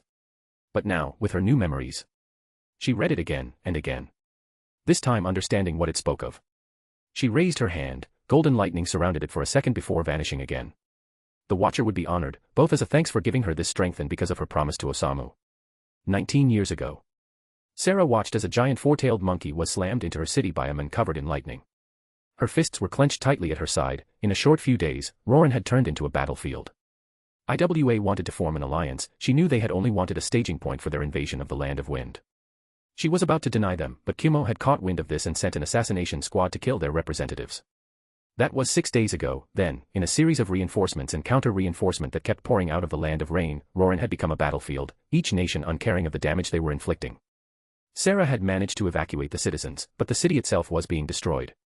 Once she felt the oppressive chakra of a tailed beast, she knew that there would be little left. This was being confirmed right at this moment, the Reikage using a tower as a jumping point to propel himself towards the Yonbi. She felt her nails break the skin on her palm, blood now slowly dripping on the ground. But she forced herself to turn away, her people needed her. 9 years ago. Come on, we know you're hiding the Queen of Thunder, if you don't tell us where she is then. The Suna missing Nin said threateningly as he pressed his blade against the old man's throat. The rumor said she was sick, and the black market bounty was too good to pass up. There was no way they were going to let their chance at 10 million Ryo slip through their hands. Many were very interested in learning what technique allowed her to use that lightning chakra cloak while hiding her chakra, and she had made quite a few enemies over the years. The people of Rorin had become wandering nomads. They had been scouting the Rorin caravan for a while now, and they were certain that it held the Queen of Thunder. But after searching the biggest wagons, they found nothing. We told you. The old man said softly, eyes filled with determination. We don't know what you are talking about. Before the ex-Suna shinobi could react, a golden lightning-covered hand ripped his head off. My queen. The old man called out in surprise. You should be resting. Sarah smiled slightly, but she looked pale. I can't rest if my people are threatened. She said weakly as the remaining missing Nin started attacking her. They didn't last a minute. She had trained diligently when she realized that she was the only one strong enough to stop shinobi from preying on her people. She may have lacked a teacher in the shinobi arts, but training her body only required will and time. Combined with the increased speed and strength from her blessing, she was more than enough to handle some overconfident missing Nin. Please my queen. You can't keep pushing yourself like this. The doctor said after the birth that you should rest as much as possible. He pleaded. Sarah chuckled softly. She had given birth 3 years ago. Resting didn't make her get better. Her doctors confided in her after the birth that Sarah should be crippled, doomed to maybe half a decade of life, but somehow she continued to live. Every year, the doctors were more and more baffled and relieved that didn't just fall over and die. But Sarah knew why. She knew what caused it. It was her blessing. It increased her vitality, pushing back the sickness attempting to claim her. But she could feel it, the blessing slowly being overwhelmed. She hoped she still had enough time to see her daughter grow up. Chapter 44, Aftermath Part 2. 1 year ago. Sarah felt weak. Her breaths were small, rattling things. Her strength was sapped away from her body. She was sitting in her palanquin on a hill, overlooking the Roran caravan as it celebrated the annual Watchers Festival. Her friends had noticed that every year she spent a day honoring someone. Once she explained that it was a man named Osamu and his, now her, god, who helped her save Rorin. They had started doing so too. Eventually, more and more people joined in, and now almost 16 years after it started, the whole caravan did as well. It had brought her a lot of joy to see everyone celebrating her new god and Osamu's sacrifice. She still didn't understand what happened to him and Naruto, and the years later were too turbulent to leave her people. Now she was too weak to attempt the trip to Konoha. The fourth Hokage was long dead anyway. He was the only one in the chamber besides her and the two that disappeared. Mom. A young girl yelled as she ran up the hill. Look what I made. She showed off a little paper star covered with gold paint. Sarah smiled at her daughter as she sat down next to her and started babbling about the festival. Himiko was 12 years old already. Where did the time go? She knew her daughter was putting up a strong face almost constantly, knowing that Sarah herself would be gone soon. Sarah relaxed in her seat as Himiko rambled on about the festival. She might feel bitter about her weakening body, but she can't say she regrets the life she has lived. Present day. Sarah's eyes could barely stay open. She could barely move her limbs. Every breath was harder than the last one. Days were passing her by at this point. She blinked, and the room changed. Himiko was there a lot of the time, her voice slowly droning on as she talked to Sarah, trying to keep her awake as much as possible. Sometimes she spoke of the caravan, sometimes it was just things that happened during her day. I suppose I should apologize. It seems that the blessing caused you a lot of suffering. A spike of adrenaline shot through Sarah's body. A man stood beside her bed. Osamu. Just like she remembered, the burns she last saw on him gone, wearing the same outfit he had on when they met. He looked at Sarah with a sad smile. No. She said weakly. She wanted to say much, but her weakened state and failing voice betrayed her. Osamu took a seat next to her bed, gently taking her hand in his own. I don't regret it. Every word was exhausting. She struggled to push them out. I know, I'm sorry for your suffering all the same. He responded softly, squeezing her hand slightly. But, why are you acting like you are about to die? You still have a lot of time left. What? She whispered confused. Osamu grinned as he clasped his hands together. Oh, watcher behind the stars. He intoned solemnly, a pressure descending on the room. Please grant this faithful follower her reward. His eyes started glowing golden as the room shook from the power surging inside it. In a split second, the bed disappeared, the room disappeared, Sarah's body was floating in the void. Before her, the watcher beyond the stars watched over her silently. Golden eyes peering into her soul. No longer the sleeping giant she had met all those years ago, now fully awake and focused on her. His hand reached out, a single finger poking her in the chest. Be healed. The pain and weakness fled, leaving her as strong as she had been before falling sick. And then she found herself back in her bed. Her body brimming with strength, even more so than when she was young. You're only, what? 36. 37. Osamu questioned. Way too young to die. He turned to face Sarah and bowed. Thank you. He said simply. You've done far more for us than anyone could have expected, you can relax now. Sarah looked at him, confusion coloring her expression. Osamu straightened up again and walked to the door leading out of her bedroom. Wait. She called out, scrambling off the bed to run after him, but her legs gave out. She forgot how long it had been since she last stood up. Even if her body was healed, it would take a bit longer to get used to walking again. As she got up and stumbled out of her room, Osamu was gone. That left a bad taste in my mouth, not the running away part. I did not know how to deal with reunions. I meant Sarah's life, it was full of hardship. She had earned a peaceful retirement many times over. I was expecting a few hundred worshippers. She had converted thousands of people. From what little I saw, the people lived a happy life, even if they never had the wealth or manpower to resettle Rorin. At least it didn't look like their life was particularly miserable either. But Sarah got fucked over. Her blessing only served to extend her suffering. The world was unfair. It was uncaring of efforts and morals. You could be the hardest working person in the world, only for some asshole to murder you on the street, and then they turn around and win the lottery. But I was a god. Fuck the world being unfair. As long as I had the power, people would be rewarded for their efforts. She deserved a happy life with her daughter and people, so that's what she will get, no more weakness or pain, she will have all the time in the world to enjoy life now. So I fixed everything, rejuvenated body and healed up to tip-top shape. I hope she takes a seat back and relaxes for now. I'll send one of the Star Eaters to watch over the people of Rorin from now on. And Wave will be sending a group of laborers and raw materials, for fellow faithful they would be happy too. They deserve some help after all the shit that happened to them. It hammered home the point that being a god means you can't afford to half-ass caring for your people, everything needs to be handled with the proper amount of attention and care. Still, besides that little hiccup, this whole adventure was a success. I got some jutsu, a skin of the arguably most talented shinobi that didn't have a bloodline, about a 20% increase in my worshipper count, and another community of worshippers outside of Wave. And all it cost me was a lot of DP. And potentially killing the protagonist, I still wasn't sure what that was about. I really should check on that. Chapter 45, The World's Turning, The Fire's Burning. Haruka was having an emergency meeting. It was a power only the department heads had, and only to be used when something world-changing happened, or a threat to the Order of the Watcher was discovered. And Hikari had called it, which was worrying. The head of the intelligence wing calling an emergency meeting most certainly meant either something big had happened outside of Wave or Wave was being threatened by an enemy. Kenji was the first to show up, technically not a head of a wing, but he was an important enough figure in the order that he had an honorary place in meetings such as this one. Kazuo was the second to show up, then Zabuza, recently promoted to the head of the military wing. They all exchanged greetings before taking their seats, sitting in silence waiting for Hikari. "So how is everyone?" Kenji asked casually. "It's been a while since we sat down and talked like this." Haruka didn't bother hiding her amused smile. "What the hell are you talking about, Kenji?" Kazuo responded gruffly. "We all meet last week." "That was so long ago." Kenji defended himself. "How am I supposed to know what my precious friends are going through if I don't talk with them every day?" Zabuza sighed heavily as Haruka laughed, while Kazuo glared at the grinning men. Before anyone could respond, Hikari finally arrived, quickly sitting down. "I apologize for being late," she said sharply. "I needed to make sure the information we have is accurate." "What is it?" Haruka asked seriously. Everyone else sat up a bit straighter as well. "The Land of Fire has a new lake, 4 mountains are missing, and there is a new moon floating on the border between the Land of Fire and the Land of Rain." Silence filled the meeting room. "A new moon," Zabuza said slowly. Hikari nodded. "It appeared out of nowhere a couple days ago, not quite as big as the original moon, but large enough to be seen from most of the mainland." "What about the 4 mountains? Where did they go?" Zabuza continued. "Well, they and the land that was occupying the new lake are what's making up the new moon." There were a few seconds of silence. "What the fuck?" Kazuo said bluntly. Haruka's thoughts mirrored his words. "I seem to have misplaced a Naruto. I found the younger one, you know, the one that was alive and didn't time travel. I used some DP to try to find Naruto, which I realized was not really what I needed after it showed me the littler blonde. He was in the middle of a spirited spar with Jiraiya. Well, spar, it was more Naruto angrily chasing Jiraiya around trying to beat him up while the older men ran away. So then I used some DP to attempt to find the same Naruto that disappeared, and got 0 hits. He's disappeared into the ether, I guess, maybe he moved on to the Pure Lands, maybe the Sage of 6 Paths kidnapped him, I don't know. Waste of DP honestly.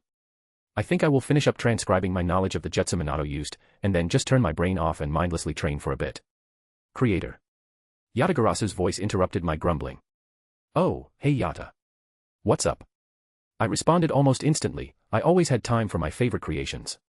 I suspect that the confrontation between Obito Uchiha and Nagato Uzumaki has happened. Well, unless they fought in Wave itself, I assume something big happened in the outside lands. What happened? A small moon has appeared above the Land of Fire, on the border with the Land of Rain, and a large amount of land is missing. I suspect Nagato has used the Chibaka Tensei. I decided to take a look myself, using some DP to check out what's happening there. Yup, that was a Chibaku Tensei alright. Is the Order planning to do anything? I questioned idly as I continued to watch. They wish to petition me for answers, as a threat that could destroy Wave has appeared, but other than that they are not planning anything. Right. Tell them what you think is relevant, you have all the information. I thought to Yatagarasu before continuing. Just make sure to keep an eye on things, this could destabilize the continent if Nagato or Obito decide to go on a rampage. Although, I'm pretty sure Nagato's plan will look very different from the one he had in the original timeline. If he survived, of course, his one disadvantage was his endurance, and Obito was in a perfect position to take advantage of that weakness with his half-Zetsu body and Mangekyo Sharingan. Very well, thank you for your time, Creator. Honestly, my kids were far too polite. Oh, wait a second, there's one more thing before I let you go. I quickly said before he left. Tell Haruka to organize a group to go to Roran. My effort succeeded, and it's time for the order to use some of that prosperity to help out. Rorin deserves to be rebuilt. Yatagarasu was quiet for a few seconds. Creator, could I participate in the rebuilding of Rorin? Yatagarasu questioned curiously. I wish to learn architecture. I blinked in surprise. Architecture? Well, if he wanted to make buildings. I don't see why not, just make sure to be mindful, they might treat your words as commands if you aren't careful. If Yatagarasu wanted to become an architect in his spare time, who was I to stop him? We need to change plans. Black Zetsu spoke up once Obito finished merging with the white Zetsu. He was now mostly Zetsu flesh, only the upper left part of his face not being the pale shade of white. The fight was much closer than it should have been, with only the intervention of Black Zetsu preventing Obito from being crushed inside the Chibaka Tensei. Obito pushed back the absolute rage he was feeling. Nagato had managed to undo years of planning. Akatsuki was salvageable, but without a Rinnegan user all their plans would be stymied. What do you suggest? He questioned evenly, his tone cold and harsh.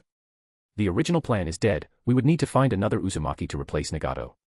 That would take time he technically had, but every year that passed meant one more variable that could appear and ruin everything. Especially since the current crop of Jinchuriki were almost perfect in terms of how easy they would be to capture. The only one that required some thought was the Hachibi, his host being the brother of the Raikage made capturing him problematic. Everyone else was too weak or too isolated. The Rokubi showed that they had to be expedient. If any of the tailed beasts died and reformed somewhere else, then it could take years to find them again. We technically don't need the whole tailed beast. Black Zetsu stated slowly, as if he was thinking over his words before speaking. All we need is enough of their chakra to recreate the 10 tails. Obito narrowed his eyes. If you have a plan, speak it now. He hissed out impatiently. We could use your new body to its fullest. It is a superb Rinnegan host due to the white Zetsu flesh. We could steal only a part of the chakra of the Jinchuriki, and then, once you become the Jubi's Jinchuriki, use its power to drain them dry. Black Zetsu stated as blankly as he could. Maybe if Obito was less angry, he would have noticed the hidden glee that Zetsu spoke with. It would mean that we need a massive source of chakra to make up for the lack of the full-tailed beasts, but there are ways of acquiring that kind of power. Black Zetsu continued. That was not a terrible plan, it was risky, relying on the diminished power of the Jubi being enough to overwhelm the Jinchuriki once he was ready to cast the infinite Tsukuyomi, but it meant they could prioritize stealth and speed. With his Sharingan, he might be able to gather most of the tailed beast chakra to revive the Jubi without anyone noticing. He would start with the younger Jinchuriki, they were the least likely to resist his Genjutsu. Obito stared at the jar containing the Rinnegan, contemplating his options. Chapter 46, Plots and Plans. 3 hours later. Zetsu was moving through the ground. He, in contrast to Obito, was giddy with glee at this outcome. While losing Nagato was unexpected, Obito was now almost fully made up of white Zetsu flesh, and once he implanted the Rinnegan into him, he would be an almost perfect vessel for Mother. More than that, he had access to Obito for hours while he was unconscious from his injuries. Black Zetsu had taken some creative liberties with the white Zetsu he had used. A little seed was planted deep. All he had to do was find a source of chakra large enough to serve as a replacement for the incomplete tailed beasts, but that shouldn't be too difficult. He knew of many different places where chakra could be found. 1,000 years of life meant he knew secrets hidden beyond anyone's reach. It grated at him that he would not be able to resurrect Mother at full power, but this new plan removed the variable that was Madara, and left Obito very vulnerable to betrayal. The part of the plan he always disliked was the reliance on Madara and Obito. They were both willful people with sharp intuition, making an early resurrection risky. He had always prioritized patience over speed. Over the centuries of manipulation, he learned that the most successful attempts relied on people who thought that their own plans were being put in motion. The times when he revealed himself did not end well. Indra's reincarnations always had a tendency to go out in a blaze of spite if they found out about his manipulations. But now Obito was being slowly shaped into a perfect vessel, unaware that his new flesh would be his doom. As long as he wasn't foolish, and played his cards right, he could set up a situation where Obito would become a sacrificial lamb for Mother without triggering a war full of new variables and complications. Black Zetsu wanted to laugh. After 1,000 years of failed plans upon failed plans, he finally had some good fortune. Mother's resurrection was in sight, finally, after so long. But before he got too excited, he needed a way to store the collected chakra. And he had a way to create an army of bodies that could learn how to draw seals. Seals that could store chakra. 2 weeks later. Sarah was looking over the caravan. From her hilltop perch, she could see everyone preparing for departure. It was time to move on again. Himiko was sitting next to her, eyes also glued to the people below them. Her daughter had spent almost every waking moment by her side, even when the news of her recovery had spread through the camp like wildfire and an almost week-long festival had started. She understood. Sarah herself did the same when Himiko was born. Any second she was not in the same room as her, she would have an irrational fear that Himiko would just disappear into thin air. She was interrupted from her quiet enjoyments of the festivities below her by a dark shape flying over the horizon. Sarah instantly stood up, recognizing the being flying towards them. It was one of those Star Eaters her notebook mentioned. There was little else that looked the same, a large wingless body, the head of a crow, 3 golden eyes. Himiko's startled gasp meant she was not the only one to see the strange being. She put a comforting hand on her daughter's shoulder. It landed gracefully in front of the palanquin Sarah had been sitting in, its massive size dwarfing her own. She bowed at the waist deeply, but prepared herself. Her people's safety came first, and with shinobi running around every corner, this Star Eater could be an imposter, even if it seemed unlikely. Greetings. The creature's voice was deep, but polite. My name is Yatagarasu. I am here to inform you that Rorin will be rebuilt. Sarah straightened up and stared at Yatagarasu in surprise. Her earlier suspicion slapped out of her head by the unexpected declaration. Rorin. Rebuilt. She felt hope bubbling up within herself as she looked Yatagarasu in its eyes. It wasn't joking. It was a dream she had many times, but logistically it never worked. They lacked the raw materials needed to do so, and without the constant moving they would run out of food due to the Land of Wind's harsh climate. A part of her wanted to accept the words as they were said, but her responsibility to her people kept her from doing so. How would we feed ourselves? She questioned intently. Yatagarasu tilted its head and let out a thrill. She thought it sounded approving. A caravan is leaving the Land of Waves at this very moment. It will be loaded 200 tons of food, enough to feed your people until the new farmland is established. Regular expeditions will also be sent out. Yatagarasu and Sarah talked for quite a while. Even Himiko's eye had faded after the first half an hour of logistical planning. But eventually, she was satisfied. Sarah gathered her people. They stood before her as she prepared to make an announcement. She reinforced her throat with the blessing granted to her by the Watcher, a trick she had figured out years ago. My people. Her voice boomed across the entire caravan. It is time to return to Roran. Our homeland will be reborn. A cheer went up amongst the crowd. Many happy tears were shed at the proclamation. Most here remembered Rorin as it was before it became a ruin. For some they had lived in Rorin for decades, for others it was a childhood memory that faded with time. But all of them held the dream of returning, that they had a place to belong, and now that dream would come true. Haruka looked over the gathered expedition crew, 1,000 strong, some of the best workers Wave had to offer. Their job was simple, but monumental. They needed to rebuild a city that had fallen into ruin. She was just waiting for the final confirmation. Thankfully, even thought the message was late, she saw a crow descend from the sky towards her. She recognized this one of the younger members of the Crow clan. He loved flying, and thus was tasked many times with bringing messages back and forth. If he was here, then Shun must have received a response from Yatagarasu about the status of Rorin. As he landed on her offered arm, he chirped happily as she stroked his head. So, what is the news? The Queen of Rorin accepts the Watcher's offer. She will lead her people back to their homeland. The Crow spoke in the most serious voice he could, which wasn't very serious at all. He was much too small for that. Good work. Haruka complimented him. Now go have some fun, you've waited around enough for today. The Crow nodded with another chirp before flying off. Haruka turned to face the expedition crew and whistled loudly to gain everyone's attention. Everyone, our brothers and sisters across the sea have accepted our aid. Rorin shall be rebuilt. She announced loudly, making sure everyone could hear her. A loud cheer went up amongst the assembled people. They had been waiting for the confirmation for a while now, and they were excited to finally leave. The caravan started slowly moving, loaded up with food and building materials and surrounded by almost 100 initiates and almost a dozen acolytes. Enough to protect it from anything short of a war. As the procession left Wave, Haruka felt satisfaction flow through her. Wave really had changed. Even before Gato's takeover, a group like this could have never happened. But now it was a mild expense, not even putting a strain on their food or money. Wave really progressed so much in so little time. Praise the Watcher. Those words were echoed by everyone who heard them. How could anyone not? Without him, Wave would still be languishing in its own misery, at the mercy of those more powerful than it. Chapter 47, Time Skip, again. 2 months later. Naruto was training hard. After a long talk about his father and mother with Jiraiya and how Naruto found out about them, he was absolutely determined to become Hokage. Thankfully his memory settled down, so now he had the normal amount of thoughts in his head again. But they also left him with a bunch of extra skills he hadn't had before. The older Naruto had spent a lot of time working on the basics, so he didn't learn many new ninjutsu, but older Naruto had created something that he thought was very cool. Something called Rasen Shuriken, but it was much harder to use than in older Naruto's memories. Pervy Sage had said something about an imbalance in the spiritual and physical energies, but the only thing Naruto took away from that explanation was that he needed to train more before using it. Jiraiya said a lot that he didn't understand once Naruto told his story, something all the dates timelines or something. Naruto stopped paying attention to his words pretty quickly. But as he felt his body getting heavier and heavier, he let himself fall onto the soft grass he had been doing push-ups on. He turned around towards the sky, and took a deep breath. Hey! Every clone! Stop training! He yelled at the top of his lungs. Slowly but surely, all the Narutos in the field started disappearing into puffs of smoke. The memories rushed into his head. Man, even if older Naruto hadn't learned many jutsu, he sure was awesome. And since he combined with older Naruto, that meant he was awesome too. You youngsters sure are energetic. A raspy voice interrupted his musings. He turned around to see a middle-aged man walk up to him.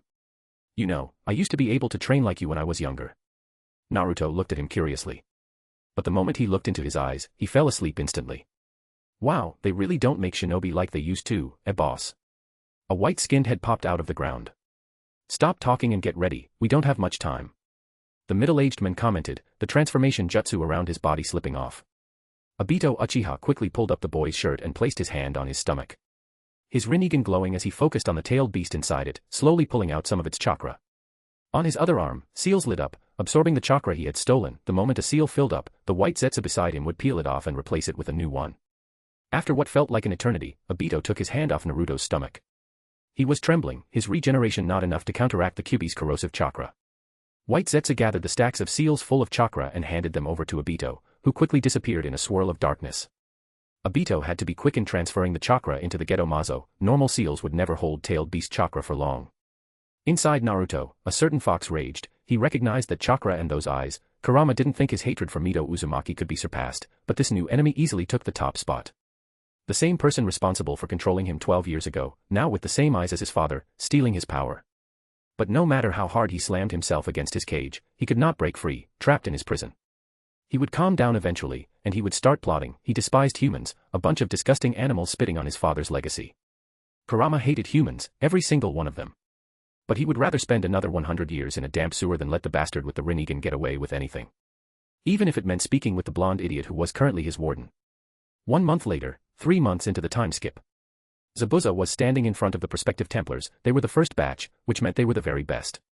The first batch was always an example to the rest. And to date, the only to carry the title of Templar was Zabuza himself. Although Zabuza was convinced that he only got the title due to him being the head of the military wing, even if Hikari kept trying to convince him otherwise, he was not faithful enough to the Watcher to be called a Templar. But these men were, each one having gone through and passed rigorous mental and physical tests. They had the respect of their peers, and the drive to push themselves forward. These were the people who would lead the order to victory if war ever came knocking at the gates. Listen up. He shouted. I don't want to hear any bullshit about being unfit for this position. You have been chosen for your skill and faith. The Watcher himself would not have called you here if you did not deserve to be. The 5 prospective Templars looked on in silence, their eyes focused on Zabuza's words. You know what you signed up for, a life of fighting and training, with a lot of boring shit in between, but let this be known, if I see anything less than perfection from any of you, I will personally break every bone in your body. Is that understood? Even with the full force of Zabuza's killing intent pressing down on them, they all barked out an affirmative response at once. Zabuza nodded in satisfaction. Good, then go receive your blessings. They marched into the large stone building, each one ready to step forward for their god. Zabuza stayed outside. He knew the process of receiving a Templar blessing was a deeply personal thing. Every blessing, a distillation of what a person was and believed in. He would check them over to make sure they were all right afterwards, and then a day or two to let them adjust. But after that, Zabuza grinned, then he would establish the pecking order. It had been a while since he last cut loose. Chapter 48, A Templar's Test. Sadako walked into the inner chamber. She disliked the uncertainty of what was going to happen. It meant she could not tailor her reactions properly. Her face was carefully molded into an expression of determination with a hint of anxiety. It was what fit the role she had crafted for herself, a devout believer and faithful servant to the Watcher. But as she walked beside her fellow candidates, her expectations were quickly broken. From one step to the next, her surroundings changed. Instead of a stone room, she found herself standing in a forest, the others gone. She quickly examined her situation and shifted her expression into one of shock. It was a useful tool to buy her time to refine her approach. None of that now. A voice spoke from behind her. It's not necessary. Sadako spun around and found herself staring at a man with burned skin, wearing simple robes, both eyes ringed with gold. She, of course, recognized the appearance almost immediately. He had the same hair color, the same general appearance, even the burned scars matched what happened. This was Saint Ayumu. He was supposed to be dead, but she was also supposed to be in the Watcher's shrine, and she clearly wasn't. But this was good. The reaction here was an easy one to fake, religious fervor. She dropped to her knees and bowed low, but as her knees touched the ground, she found herself standing again, like she had never moved. Come on now, I already said there's no need for that. Ayumu spoke with amusement in his voice. I'm not here to talk to your mask, I'm here to talk to you. Sadako carefully took stock of the situation. This was unfortunate. She was sure that her acting was enough to fool her fellows, and she had never seen any Crow clan members or Star Eater show any sort of ability to see past her facade. But there was a chance that this was a test. So she kept her act up. Every time people had realized her true nature, it did not end well for her. Confusion and still a hint of reverence were painted on her face as she spoke. I am afraid I don't understand. The amusement fell from Ayumu's face, replaced with an unimpressed stare. I think you do, Sadako.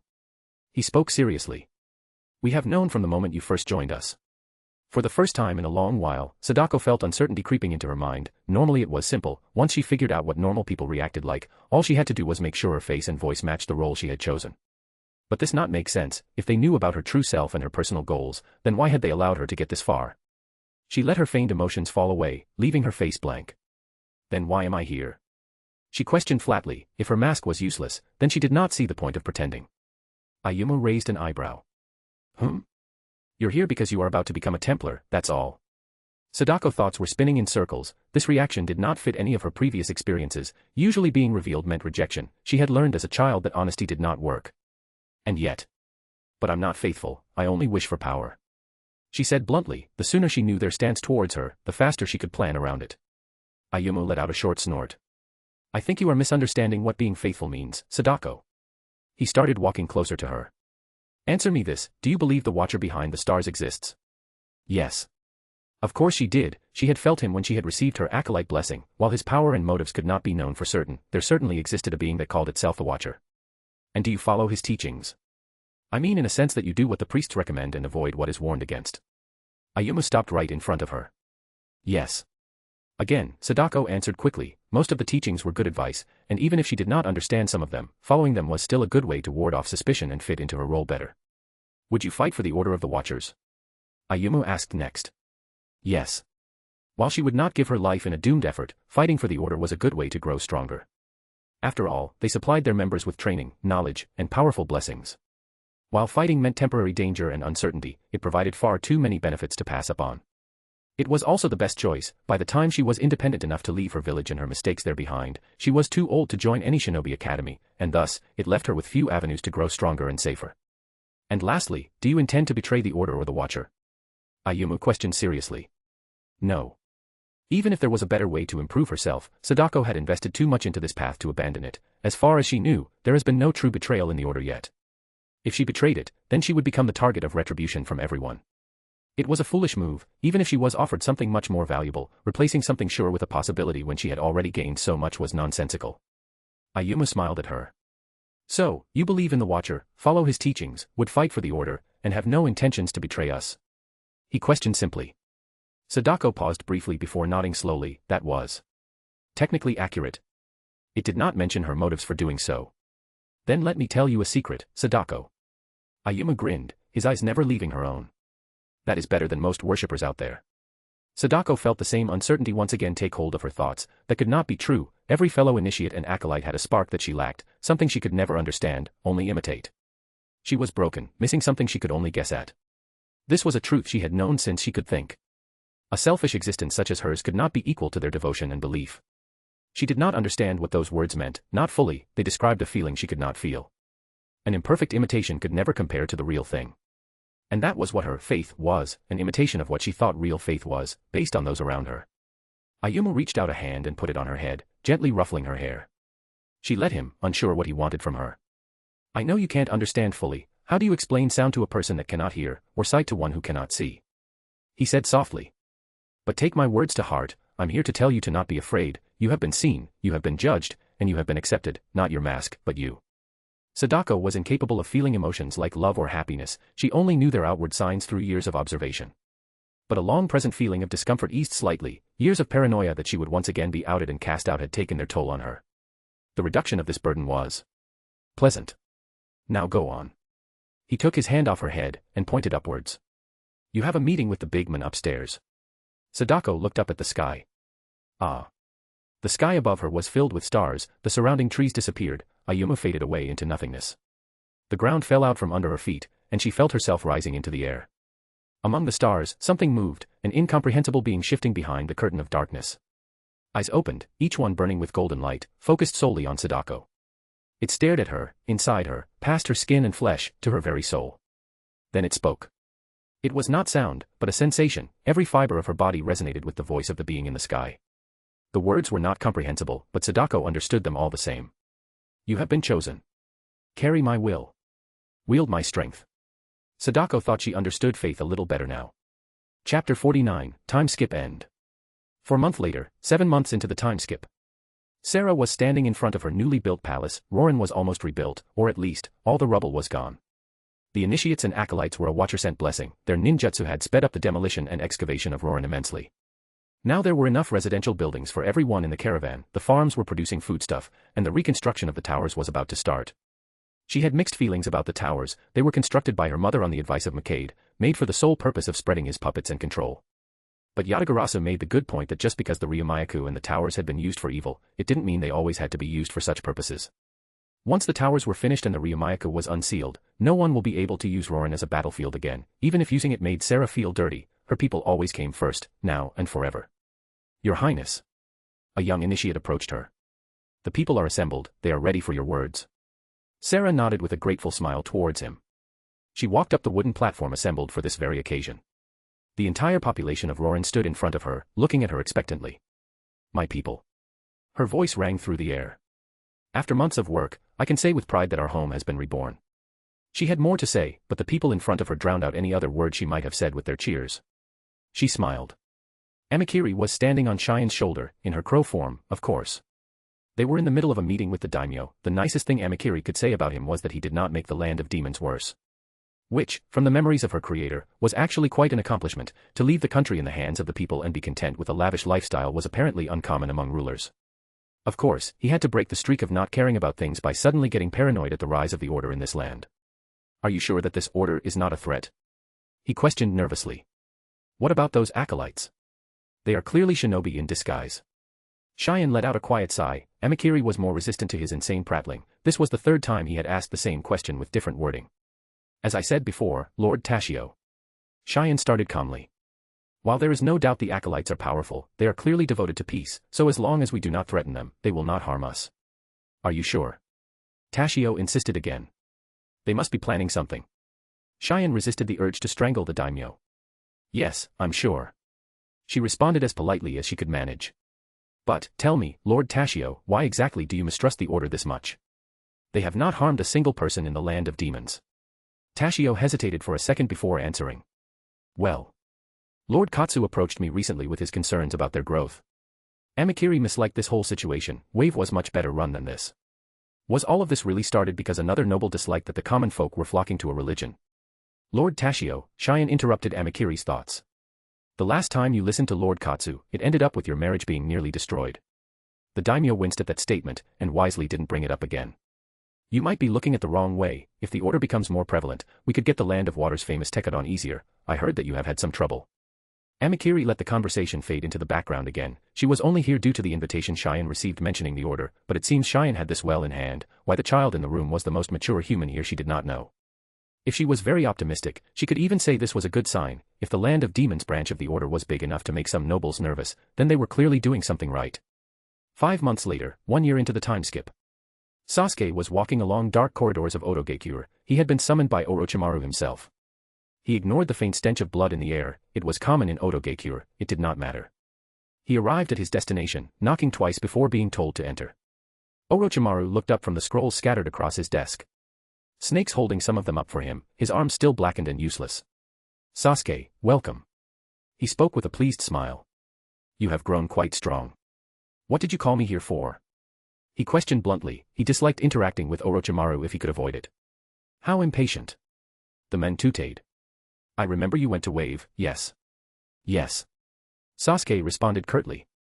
If Orochimaru wanted something, he should just get to the point. He was not in the mood for Orochimaru's games. Did you meet any of the Order's members while there? The question was innocent sounding, but Sasuke knew better. He also knew better than to lie or dodge the question. He had learned the hard way how poor of an idea that was. No, I did not. Besides the client's family and one encounter in the forest, I did not interact with anyone. Orochimaru let out a soft hum. Ah, yes, I remember the reports. The old fool was quite shaken by the fact that little Naruto was told about his legacy. He almost called for an ANBU squad to look for that man. He muttered softly. Sasuke ignored the revelation that apparently Naruto was related to the people the burned man mentioned. It did not matter. No matter, Kabuto has delivered some interesting reports to me about the Land of Waves. Some of the members of the new religion in that land have some interesting abilities. Orochimaru commented idly. Abilities that don't use chakra. Sasuke had an inkling of what Orochimaru was planning. And since my last outpost in Wave has been out of contact for more than a year, You will be leading an expedition to Wave. Capture any order members you can find. I want to research their abilities. And there it was. Although this was the first time he was being sent out this far away, normally any tasks Orochimaru sent him on did not leave the land of sound. But Sasuke would never make it easy for Orochimaru. Why should I? He questioned coldly. Orochimaru simply chuckled. With a short burst of hisses, a snake slithered from under his shirt. It opened his mouth and a scroll was partially pushed out. You were working on modifying your Chidori, were you not? Orochimaru's smile was poisonous. Sasuke scowled. Of course, Orochimaru knew he was stuck. That scroll likely contained information on lightning shape manipulation. He'd been suspicious that his learning materials did not include information on that. Orochimaru had deliberately kept it from him. I knew that would get your attention. The Sannin continued to smile. In 2 days, you will lead 2 teams into Wave, capture as many order members as possible. The scroll disappeared back into the snake, and then it slithered back under Orochimaru's shirt. Sasuke turned around and walked away. He ignored Orochimaru's laughter as he walked away. It did not matter. Once he was strong enough to kill Itachi, he was going to burn this place down. Chapter 50, Consequences. 1 week later. Sasuke was waiting. They had been doing a lot of that the past couple of days. One of the teams had pretended to be bandits stealing from a caravan passing through. Now they were waiting for the order to send someone after them. But finally, he saw something in the distance. It was a single woman. They were casually walking towards them, wearing a featureless white mask and donning a large cloak made of black feathers. As the masked woman closed the distance, Sasuke activated his Sharingan and signaled his temporary subordinates to get ready to attack, drawing his sword. Her chakra looked strong to Sasuke, but nothing amazing, about as much as Sasuke himself. But Sasuke kept his senses sharp. Orochimaru thought they did not have any Jonin-level threats besides Zabuza Momochi, but something about this whole situation made his instincts scream that there was danger. Even if he had 4 Jonin under his command, and she was outnumbered 11-1, some part of him was still tense. As the masked woman closed the distance, Sasuke signaled for half of them to attack. They rushed forward in a shunshin, visible only to due to his Sharingan. 2 of them rushed at her, weapons in hand, while 2 others started casting a genjutsu to scramble her senses. The 5th would be waiting in the back, ready to bury her in an earth jutsu once the other 4 distracted her. It was the plan they developed for if they sent a single target. It went wrong immediately. The moment they left cover, the masked figure raised their hand into the air and pointed upwards. Up. She spoke simply, and the 4 shinobi got yanked upwards into the sky. Then she lowered her hand and pointed towards the ground. Down. All of them plummeted to the ground at speeds far beyond what a normal fall could produce. Only one managed to right himself, before they all hit the ground with a deafening boom. 4 craters were formed, his Sharingan captured every detail. The 3 that didn't manage to orient themselves were flattened on impact, blood flowing from under them. The last survivor's legs had shattered, and he was attempting to drag himself out of the crater with his arms. But the woman ignored the survivor, instead looking at his group. As a Templar of the Order, I must give you this warning: cease all hostilities immediately and submit to interrogation or be executed as enemies. She stated flatly. Any attempts of retreat will also be interpreted as hostility. Her voice was devoid of emotion, not a hint of anything beyond neutrality. Sasuke wasn't dumb. This person was clearly using some form of gravity manipulation, but the problem was that he could not see any chakra involved in her ability. This was bad. He thought that if he used his curse seal, he would be able to survive her ability without injury, but that was assuming she had used the full strength of it. The woman did not seem to mind waiting, standing there patiently while they discussed their strategy using sign language. He was down 4 Chunin, and it hadn't even been a minute. He signaled the remaining people in the team to attack from range. 2 of the Jonin started weaving hand signs. Earth style, earth flow river. The ground under the masked figure melted into mud and tried to bury her. But she simply floated into the air a few feet, leaving her unaffected by the technique. Sasuke activated his cursed seal. Straight to the second stage, a pair of hand-shaped wings burst out from his back. As he felt the power rushing into him, Sasuke felt unbeatable. Why was he even worried? This woman had no idea how strong he was. A single slash would end her, no need for anything fancy. Even if she tried to crush him, he could easily overpower her technique. He burst forward, his sword coated in electricity, fast enough that he was almost invisible to almost everyone in the clearing. Everyone except the woman. A slash to her neck was stopped with a single finger. Sasuke's eyes widened. His Sharingan could see a faint distortion between his blade and her finger. She tilted her head at him. Why would you get close? She questioned with a hint of curiosity. That seems unwise. Sasuke tried to move back, kicking off the muddy ground with a burst of chakra, but there was a weight around him. The air felt thick. Instead of him shooting backwards as he planned, it was more of a gentle drift. The woman casually poked him in the chest. Back. She intoned flatly. Sasuke's chest was crushed inward, his vision went dark, his consciousness faded away. With a coughing gasp, he woke back up. He was lying face down on the ground, blood trickling from his mouth, his chest hurt and his ribs were almost certainly crushed. His hand was still tightly gripping his sword, but when he tried to lift himself off the ground, his vision swam and he felt lightheaded. He tried looking around. He was surrounded by destruction, large craters littered the battlefield, and the Odo shinobi were scattered across it, unmoving. The woman was kneeling on the ground, checking the pulse of one of the others, a man that had almost half of his body buried in the dirt. One of her arms was bleeding, and her clothing and cloak were singed. Sasuke tried getting up again, but even lifting his head made him feel like he was about to pass out. Also dead. Hikari-sama will be upset. The woman muttered softly. A pity. She stood up and looked at Sasuke, before simply turning and walking away. He watched her leave, confused on why she wasn't finishing him off. She clearly noticed he was alive. He struggled to stabilize his breathing as he watched her walk into the distance. Eventually, his cursed seal healed the worst of the damage, the transformation fell away and he slowly got to his feet. He staggered around and checked on every other member of their group. Just as the woman had said, all of them were dead. He was an idiot. He knew the transformation influenced his emotions, but still, he let it influence his thinking. Rushing ahead and trying to overwhelm her in close range when he had no idea about her abilities' limits, just because he had a brief feeling of invincibility, was a stupid move. It was even stupider because she was wounded when he woke back up. If he hadn't been taken out of the fight early, they might have won. Sasuke collapsed against a nearby tree. Even if his cursed seal healed the worst of it, his chest was still a giant bruise, and he was pretty sure his ribs were still broken. Hey Sasuke. A voice coming from his right interrupted his thoughts. He tensed, reaching for a kunai and activating his Sharingan again. Standing near him was a familiar man, burns covering most of his body. It was the man he had met almost 2 years ago, Ayumu. You. Why are you here? He questioned warily. It could not be a coincidence that the man appeared after Sasuke had been defeated by an order member. I don't think you have any right to question me about things like that, do you? Considering the situation. Ayumu's tone was relaxed, yet his golden ring eyes bored into Sasuke's, unblinkingly.